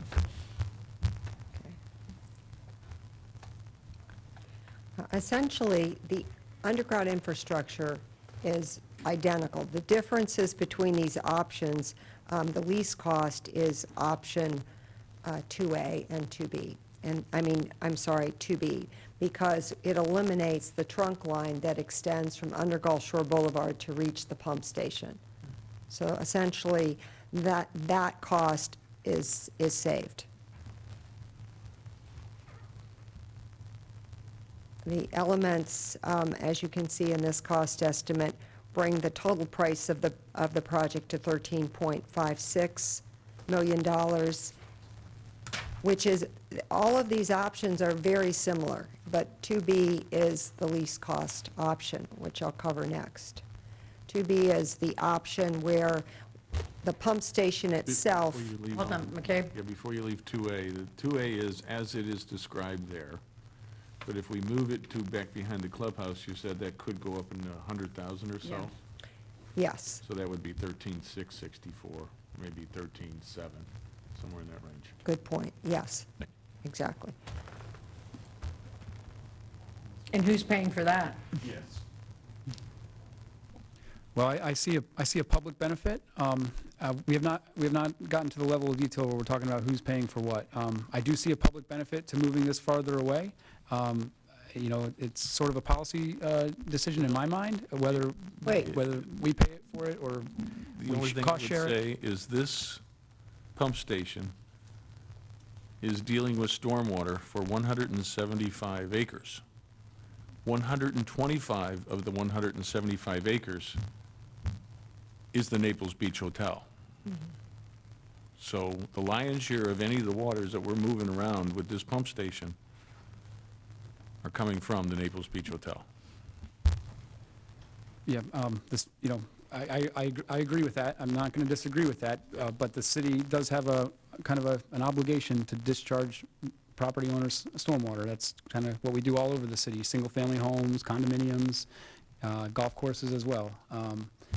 So, However, it is in parking spaces, if these are accurate drawings, where it's Correct. depicted to be on their parking spaces. correct, and, you know, when we were drafting these up, we knew that, and we discussed that with the Athens group, and, you know, if we were just doing a public works project, we would put this thing as close to a public road as we could. We have an opportunity here to move it somewhere with the cooperation of a private property owner, and I think that's a positive, and those parking spaces that are in their plan that you're speaking of would come back. So conversations. Yes, yes. Again, we pointed this out earlier, but there is approximately 5 feet that would be required for the security fencing and the vegetation for the pump station itself, and whether the generator site is at this location or further east. As it goes east, it would require, once you lose line of sight, to have a separate elevated platform and the, of course, increased length of electrical cable. But this option is the least cost for those reasons at this point. There is also the infrastructure that when the Naples Beach Club rebuilds the road and develops their property, that would be required to set these new pipes, these new, you know, they're large 48-inch elliptical pipes. So there's a requirement that the new drainage inlet catch basins meet your requirements. Those are the more expensive, that they come into each of the box structures, and from there they enter the system, having pretreatment.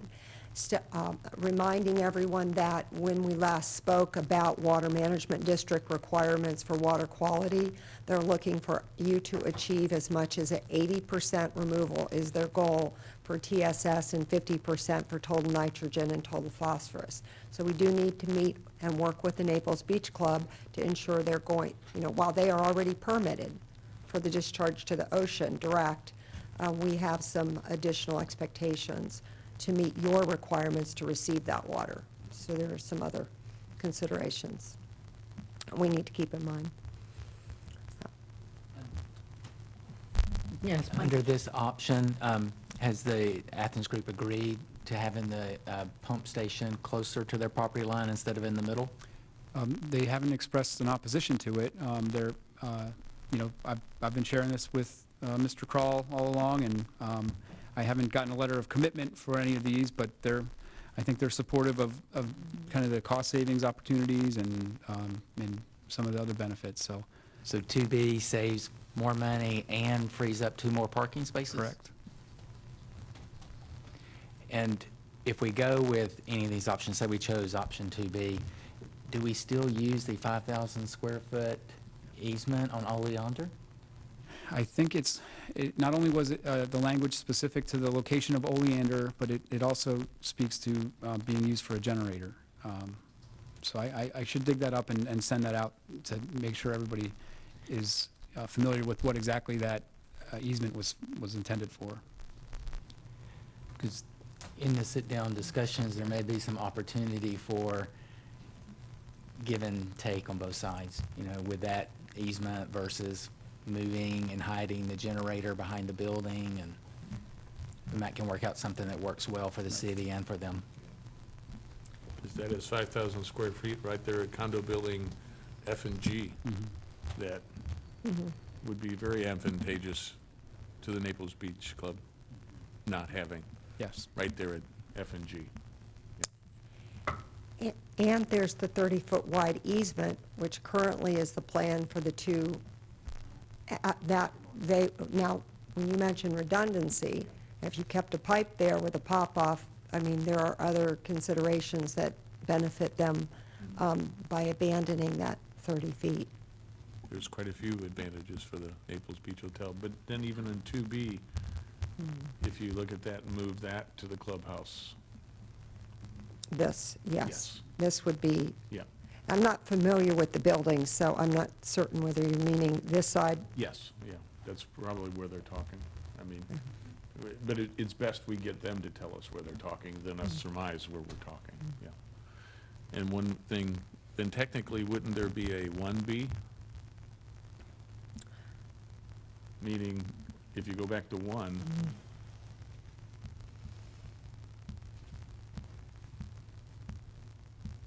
there. They wouldn't want that generator there. They would want it where the other ones are going. 2A is this iteration with the generator. Oh, okay. It is. So in other words, so 1B is 2B, 2A. Yeah, yeah. Yes. You could look at it that way. No, 2B or not, no.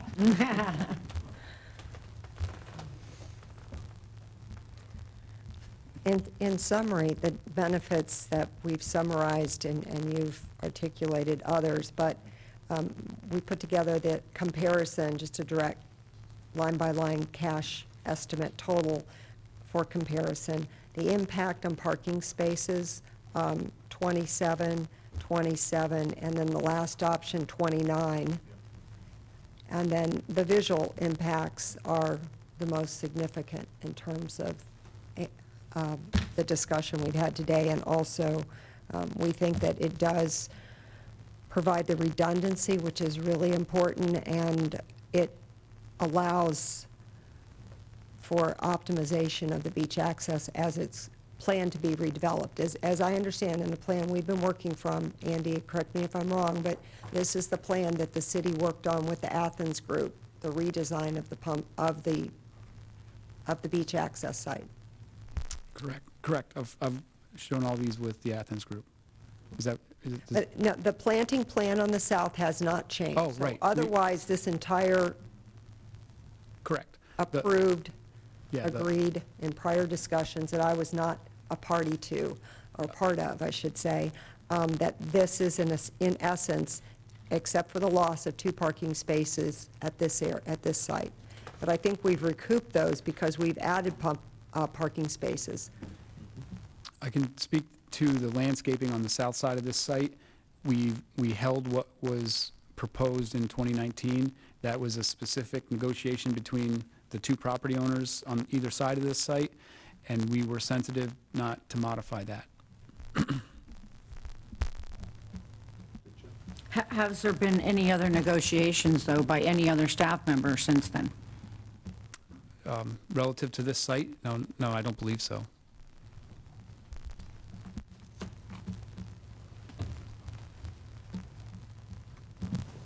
Thank you. If this works out, it sounds really good. I mean, to save $1.7 million, preserve the view, preserve the parking, work it out with Athens Group so that the generators hide it. I mean, hopefully you can pursue it. Hopefully it holds up as being true, because it sounds I agree. good. I did get a message from Mr. Kroll that It is the clubhouse building, and it's actually farther north than we're even indicating here with these slides. So I just wanted to let you know that.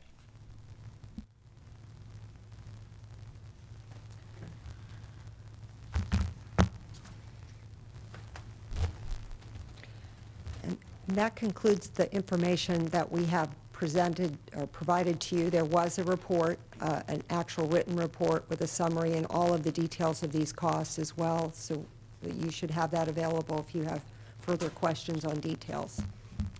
Do you all need anything from us at this point? So I think a motion to move forward with, more discussions with the Athens group on option 2B. And then also, if you want to talk big picture, both north-south, if you want to accelerate the design and permitting and construction of this, we can, try to talk about that, what that all looks like. But first, I think everybody's going to support 2B. That might be the first step. Yeah, I'd move that we direct staff to continue developing option 2B at the next level of, is it 75% would be the next level of effort, and to investigate the timetable and see if there's opportunity for further savings by aligning some of the work with the South network. Sure. Does that make sense?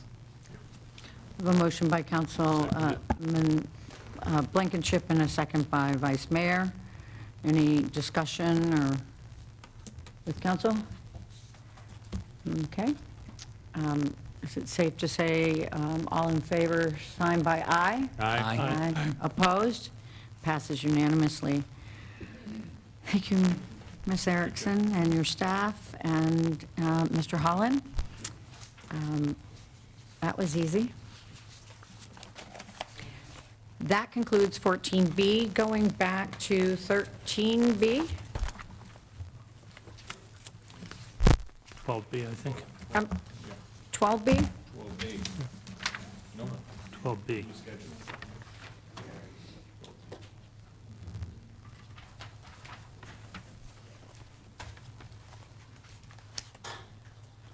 12B. Ms. Stubridge? Thank you, Madam Mayor. Just for points of clarification, there are two titles that are appearing in your agenda. The correct title that we'll be reading today on first reading is the very first one. The second one is the one that was amended. So with that said, an ordinance amending Article 3, Section 3.1 of the City of Naples City Charter entitled Qualifications to change the city manager's residency requirement to require residency anywhere within Collier County rather than only within the City of Naples while serving as city manager, providing for a referendum on the question of approval of the proposed amendment in English and Spanish, providing for filing the revised charter as amended with the Florida Department of State, providing for coordination with the Supervisor of Elections of Collier County, Florida, providing for severability, conflicts, and an effective date. So this ordinance is before you on first reading to provide additional opportunities for housing for your city manager. The difference in the drafts, once the agenda had been published, we looked at the language again and we noted that we could make it even broader to provide for additional options for the residency. So currently, what the ordinance before you allows would allow the city manager to reside not only in the city of Naples and Collier County, but also in the incorporated municipalities of Everglades City as well as Marco Island. Subsequent to the distribution of the supplement, I had conversations with Mr. Boudechouart, and he indicated that he would be fine if the ordinance provided for his residency to be only in the city of Naples and unincorporated Collier County. So we can, if that's the will of City Council, we can make that change before it comes to you on second reading. Also, Councilmember Blankenship had asked for some changes as far as a reference to his that currently appears in your charter. We can accomplish that by the elimination of those words where needed, where unnecessary, really, and substitute in the city manager. That would not change anything within the title.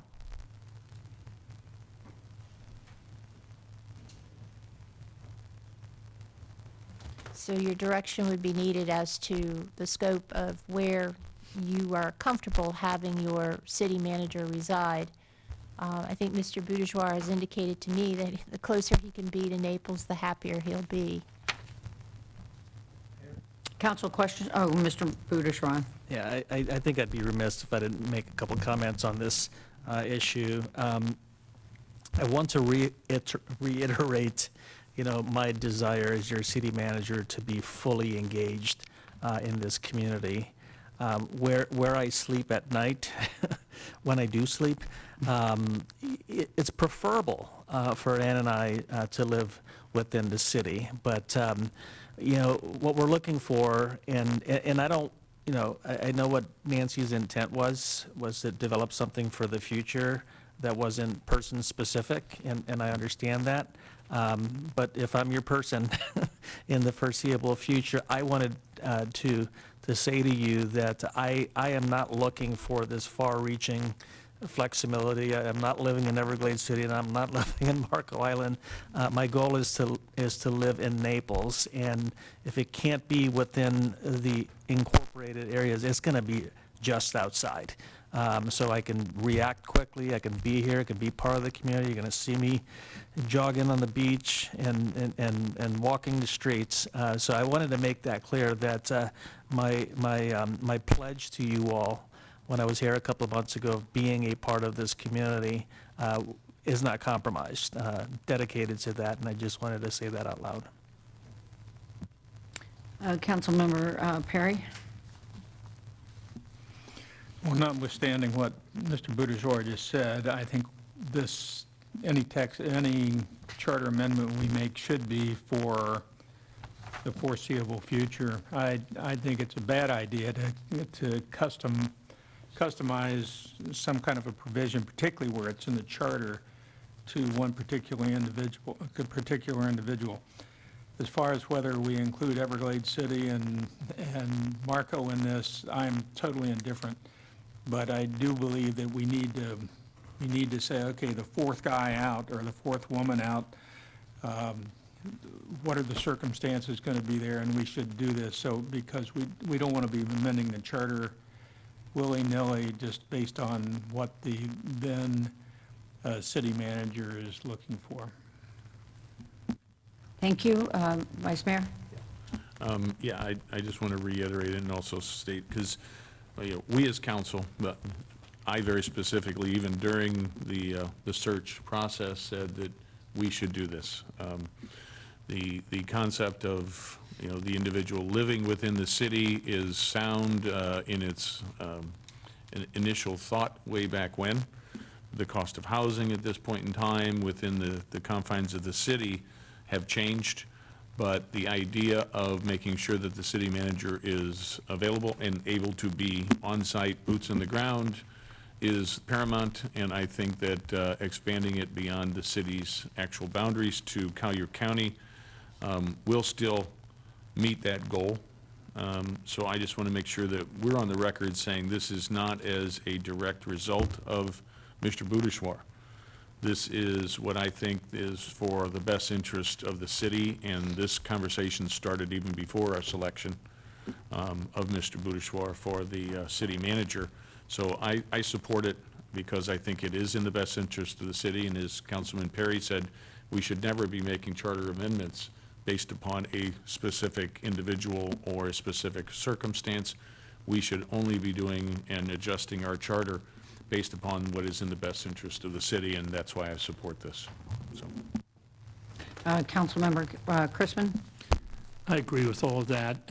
I would only add that I do think excluding Everglades City and Marco Island is appropriate. It's more perceptual than substantive, but those are two incorporated entities with their own city managers and other city staff. And I just think it's better all the way around if we exclude those two communities. Any further discussion, comments? Motion to approve So the motion to at approve. first reading. On first reading, is the motion to limit it to unincorporated? Yes. Yep. Collier County, as well as proposed changes to the actual wording? Yes, just clean motion up. to approve House- first reading with restriction to unincorporated Collier County Okay. and with changes as to pronouns. Well, just to clarify, unincorporated Collier County and Naples. And the city of Naples, yes, yes. Second. I have a second?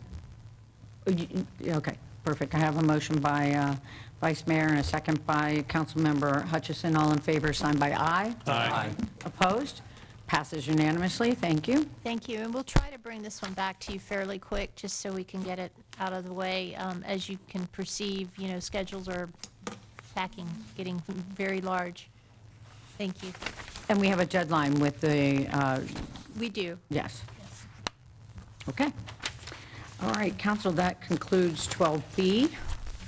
And I'll just confirm that we have covered all of our agenda items.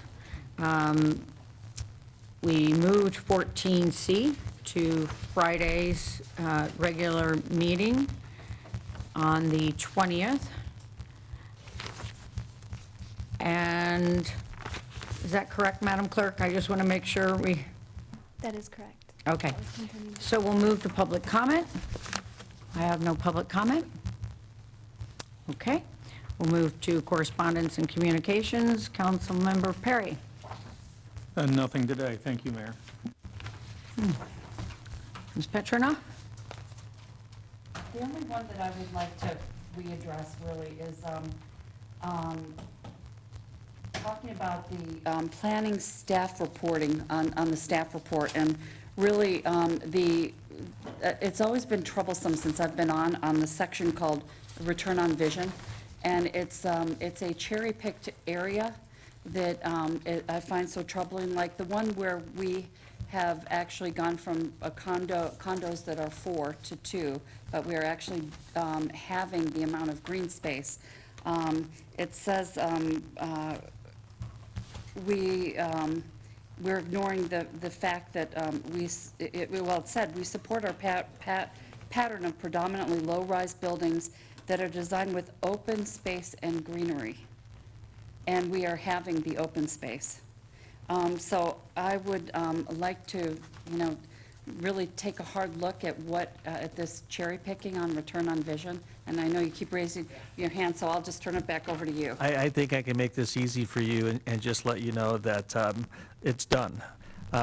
So I have a staff meeting tomorrow. Fast. There are a number of changes that you're going to see over the next several months or when you come back this fall. There's some small things that we're doing now, but I need to keep listening. I need to keep absorbing. I need to keep talking to staff. I need to understand historical context, but there was one really easy thing to do, and it was this ROV issue for quasi-judicial, basically anything that someone external of city government is asking you all to do for us to put in an ROV statement is presumptuous. They need to be making that argument that this is good for the city. So it's funny that you brought this up because I had a conversation already this morning with Erica and Leslie that effective immediately we're eliminating that. That was something that was instituted by a previous manager, and it just doesn't make any sense for external asks, including special events, things like that come before you, where it is appropriate, and we're still going to evaluate the meaningfulness of that, but where it could be appropriate is in situations where we, the staff, are bringing something to you that is reflective of instructions given by council, and we can tie that back into all of these different elements. But for external requests coming to you, it's effective immediately, that's gone. And to supplement, perhaps in some of your legislative adoption of ordinances, it would be part of the findings that the adoption of the ordinance is appropriate because it is in support of the city's goals and objectives. Oh, well, thanks that very much. It's been weighing on my mind, and it just came up again, so I really appreciate it. Okay. Complete? Councilmember Chrisman. Nothing today, Mayor. Thanks. Councilmember Hutchison. Yeah, thank you, Madam Mayor. Just two things. They deal with public comment today at the beginning of the meeting. First, we had a request for the city to consider a tree ultimately when, if and when this baggage car project moves forward.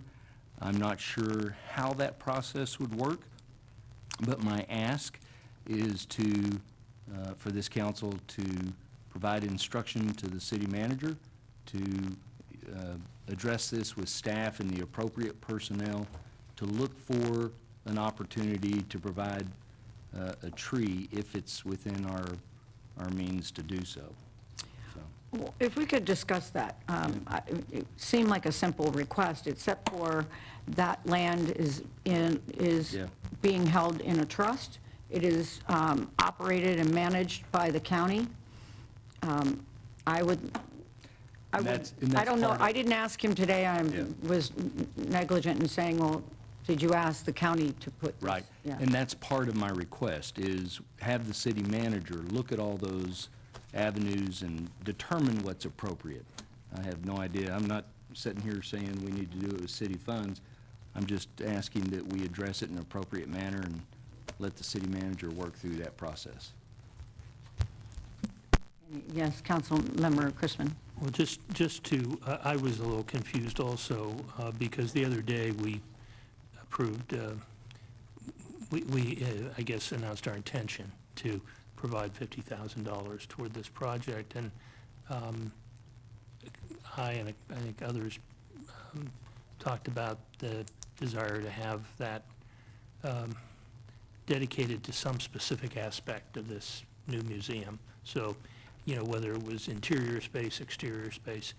And then when I heard Mr. Keyes' suggestion today, I was thinking, well, you know, $50,000 plus a tree. And I was, you know, a little confused by that. It's certainly not a $50,000 tree. I don't think there's many of those. I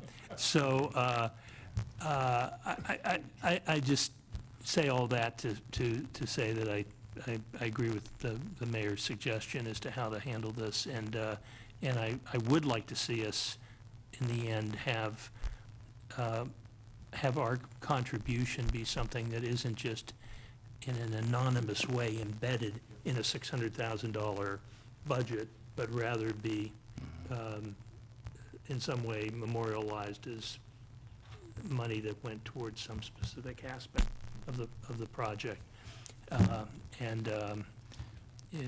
So that's a comment I would. I'm so glad you brought that up, because I assumed when we said 50 that we were doing that garden area, because that was part of that level, that it wouldn't be general. So that is something we need to clarify and vote on as a council.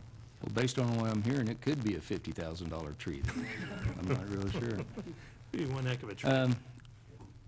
Next is, there was discussion about, an individual talked about questioning the authority of the city to ticket individuals for parking illegally. And I hope I understand the comment, the public comment, but I hope that we wouldn't head in a direction where we're going to try to address every situation with a sign, right? And I believe that there are a lot of things that the city enforces, and there's ordinances that would apply to these. And I'd be interested in the comment from the city attorney. How would you speak to this? Is that an appropriate response, that the city has ordinances and we can't put a sign out for every one of them, but it's incumbent upon people to find out what these are? There should be, before a ticket is cited, there should be a reference to an ordinance or a state statute And there should be notice as well that this is a no parking area. But that doesn't mean putting a sign on, every space. I think that there's some creative ways that that could be achieved, but I do believe that notice is appropriate. So, and I appreciate that. I'm not sure what happened in this situation, but my ask again is just to have the city manager look in the right places and ensure that we're doing the right things and communicating what our ordinances. I'd love to knock this one out as well. Good. So there were two issues that were brought up this morning. One was regarding, are we using parking citations as a revenue stream for this city? And of course not. I mean, citations are meant to achieve compliance. So, and I was actually shocked to see that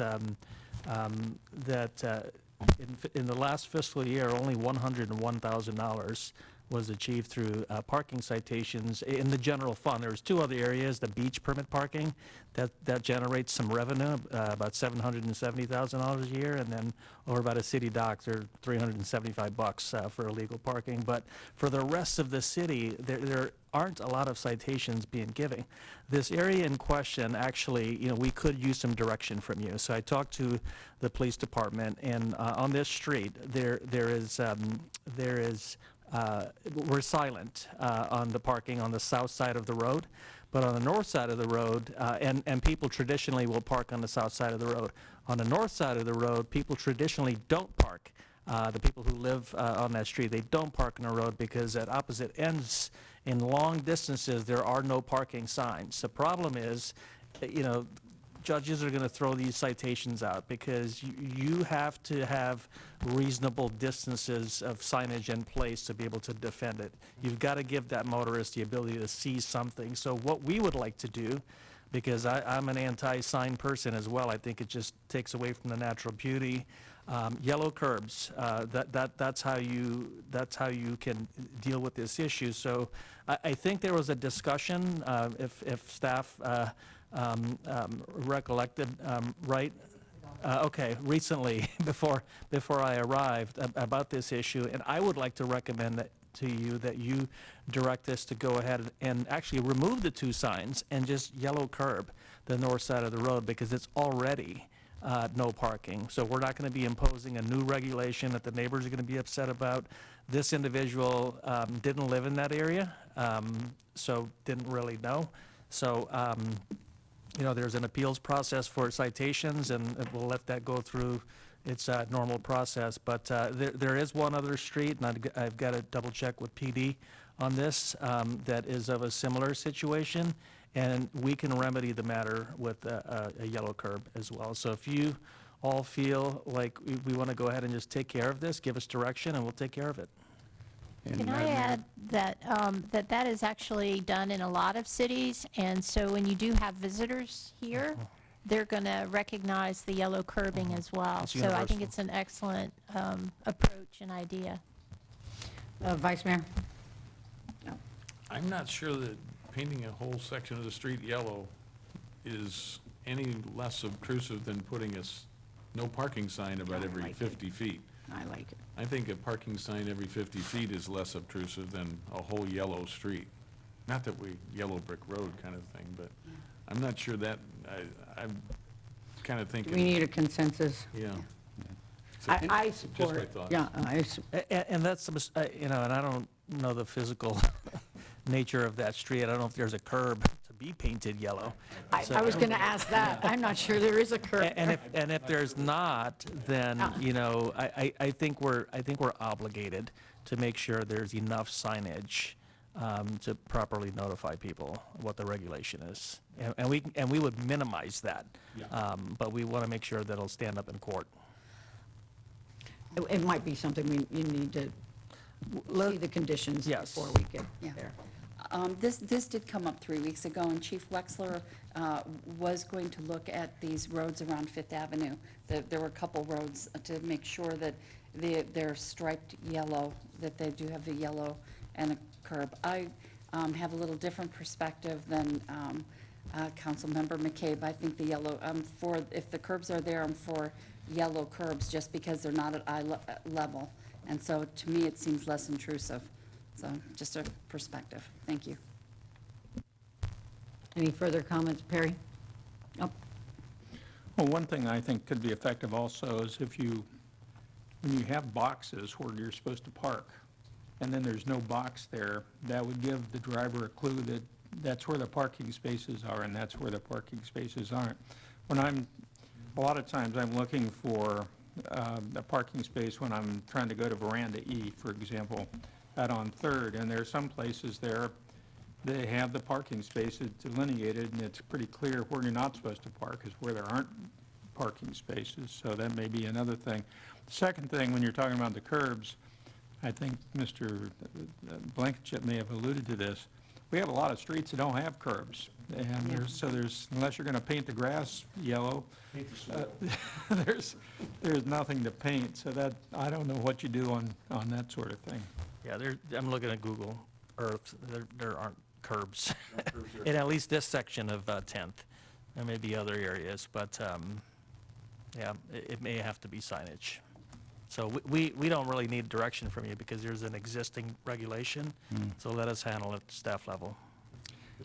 Thank you. I'll wrap this up, Madam Mayor. So I think we're all in agreement, or we would agree, that where signage is not available, yet curbs are present, and I think our city manager just mentioned that there's a process already in place.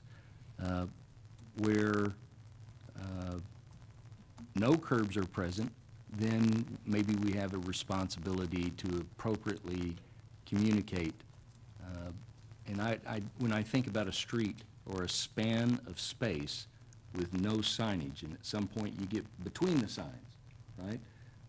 And especially if you're heading one direction and you don't see that signage, maybe the curbs and the coloring is effective. But I think that we're talking about the right things. I think the city manager has a good plan and getting it addressed wherever possible. So that wraps up what I had to say. Thank you. thank you. Vice Mayor? I have nothing other than to kind of reinforce what the city manager said, that the individual kind of alluded that we are looking at parking revenue or parking tickets as revenue generation, and it is absolutely farthest thing from that. We do not look at parking tickets as revenue to the city to generate, and that's all. Thank you. And Councilman Blankenship? Thank you. One thing, on Monday in the CIP discussions, we talked about the large cost of the septic to sewer project. And subsequent to that, I heard from a friend in Congressman Byron Donald's office that the congressman has put in for a significant grant in this year's federal budget to help pay for it. So we don't know yet. I mean, just because he put it in doesn't mean we get it. It has to go through the process. But just wanted to thank him and the city staff who provided him the information for that, to work through that, because it could really benefit the residents that live in that area. So I appreciate him and his office doing that. Thanks. Thank you.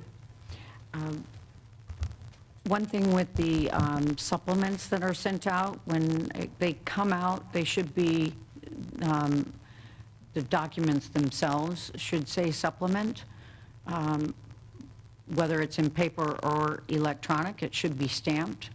It was a bit confusing on whether I had supplement 1 or supplement 2 on the information that was given this week, and whether it was labeled the correct item.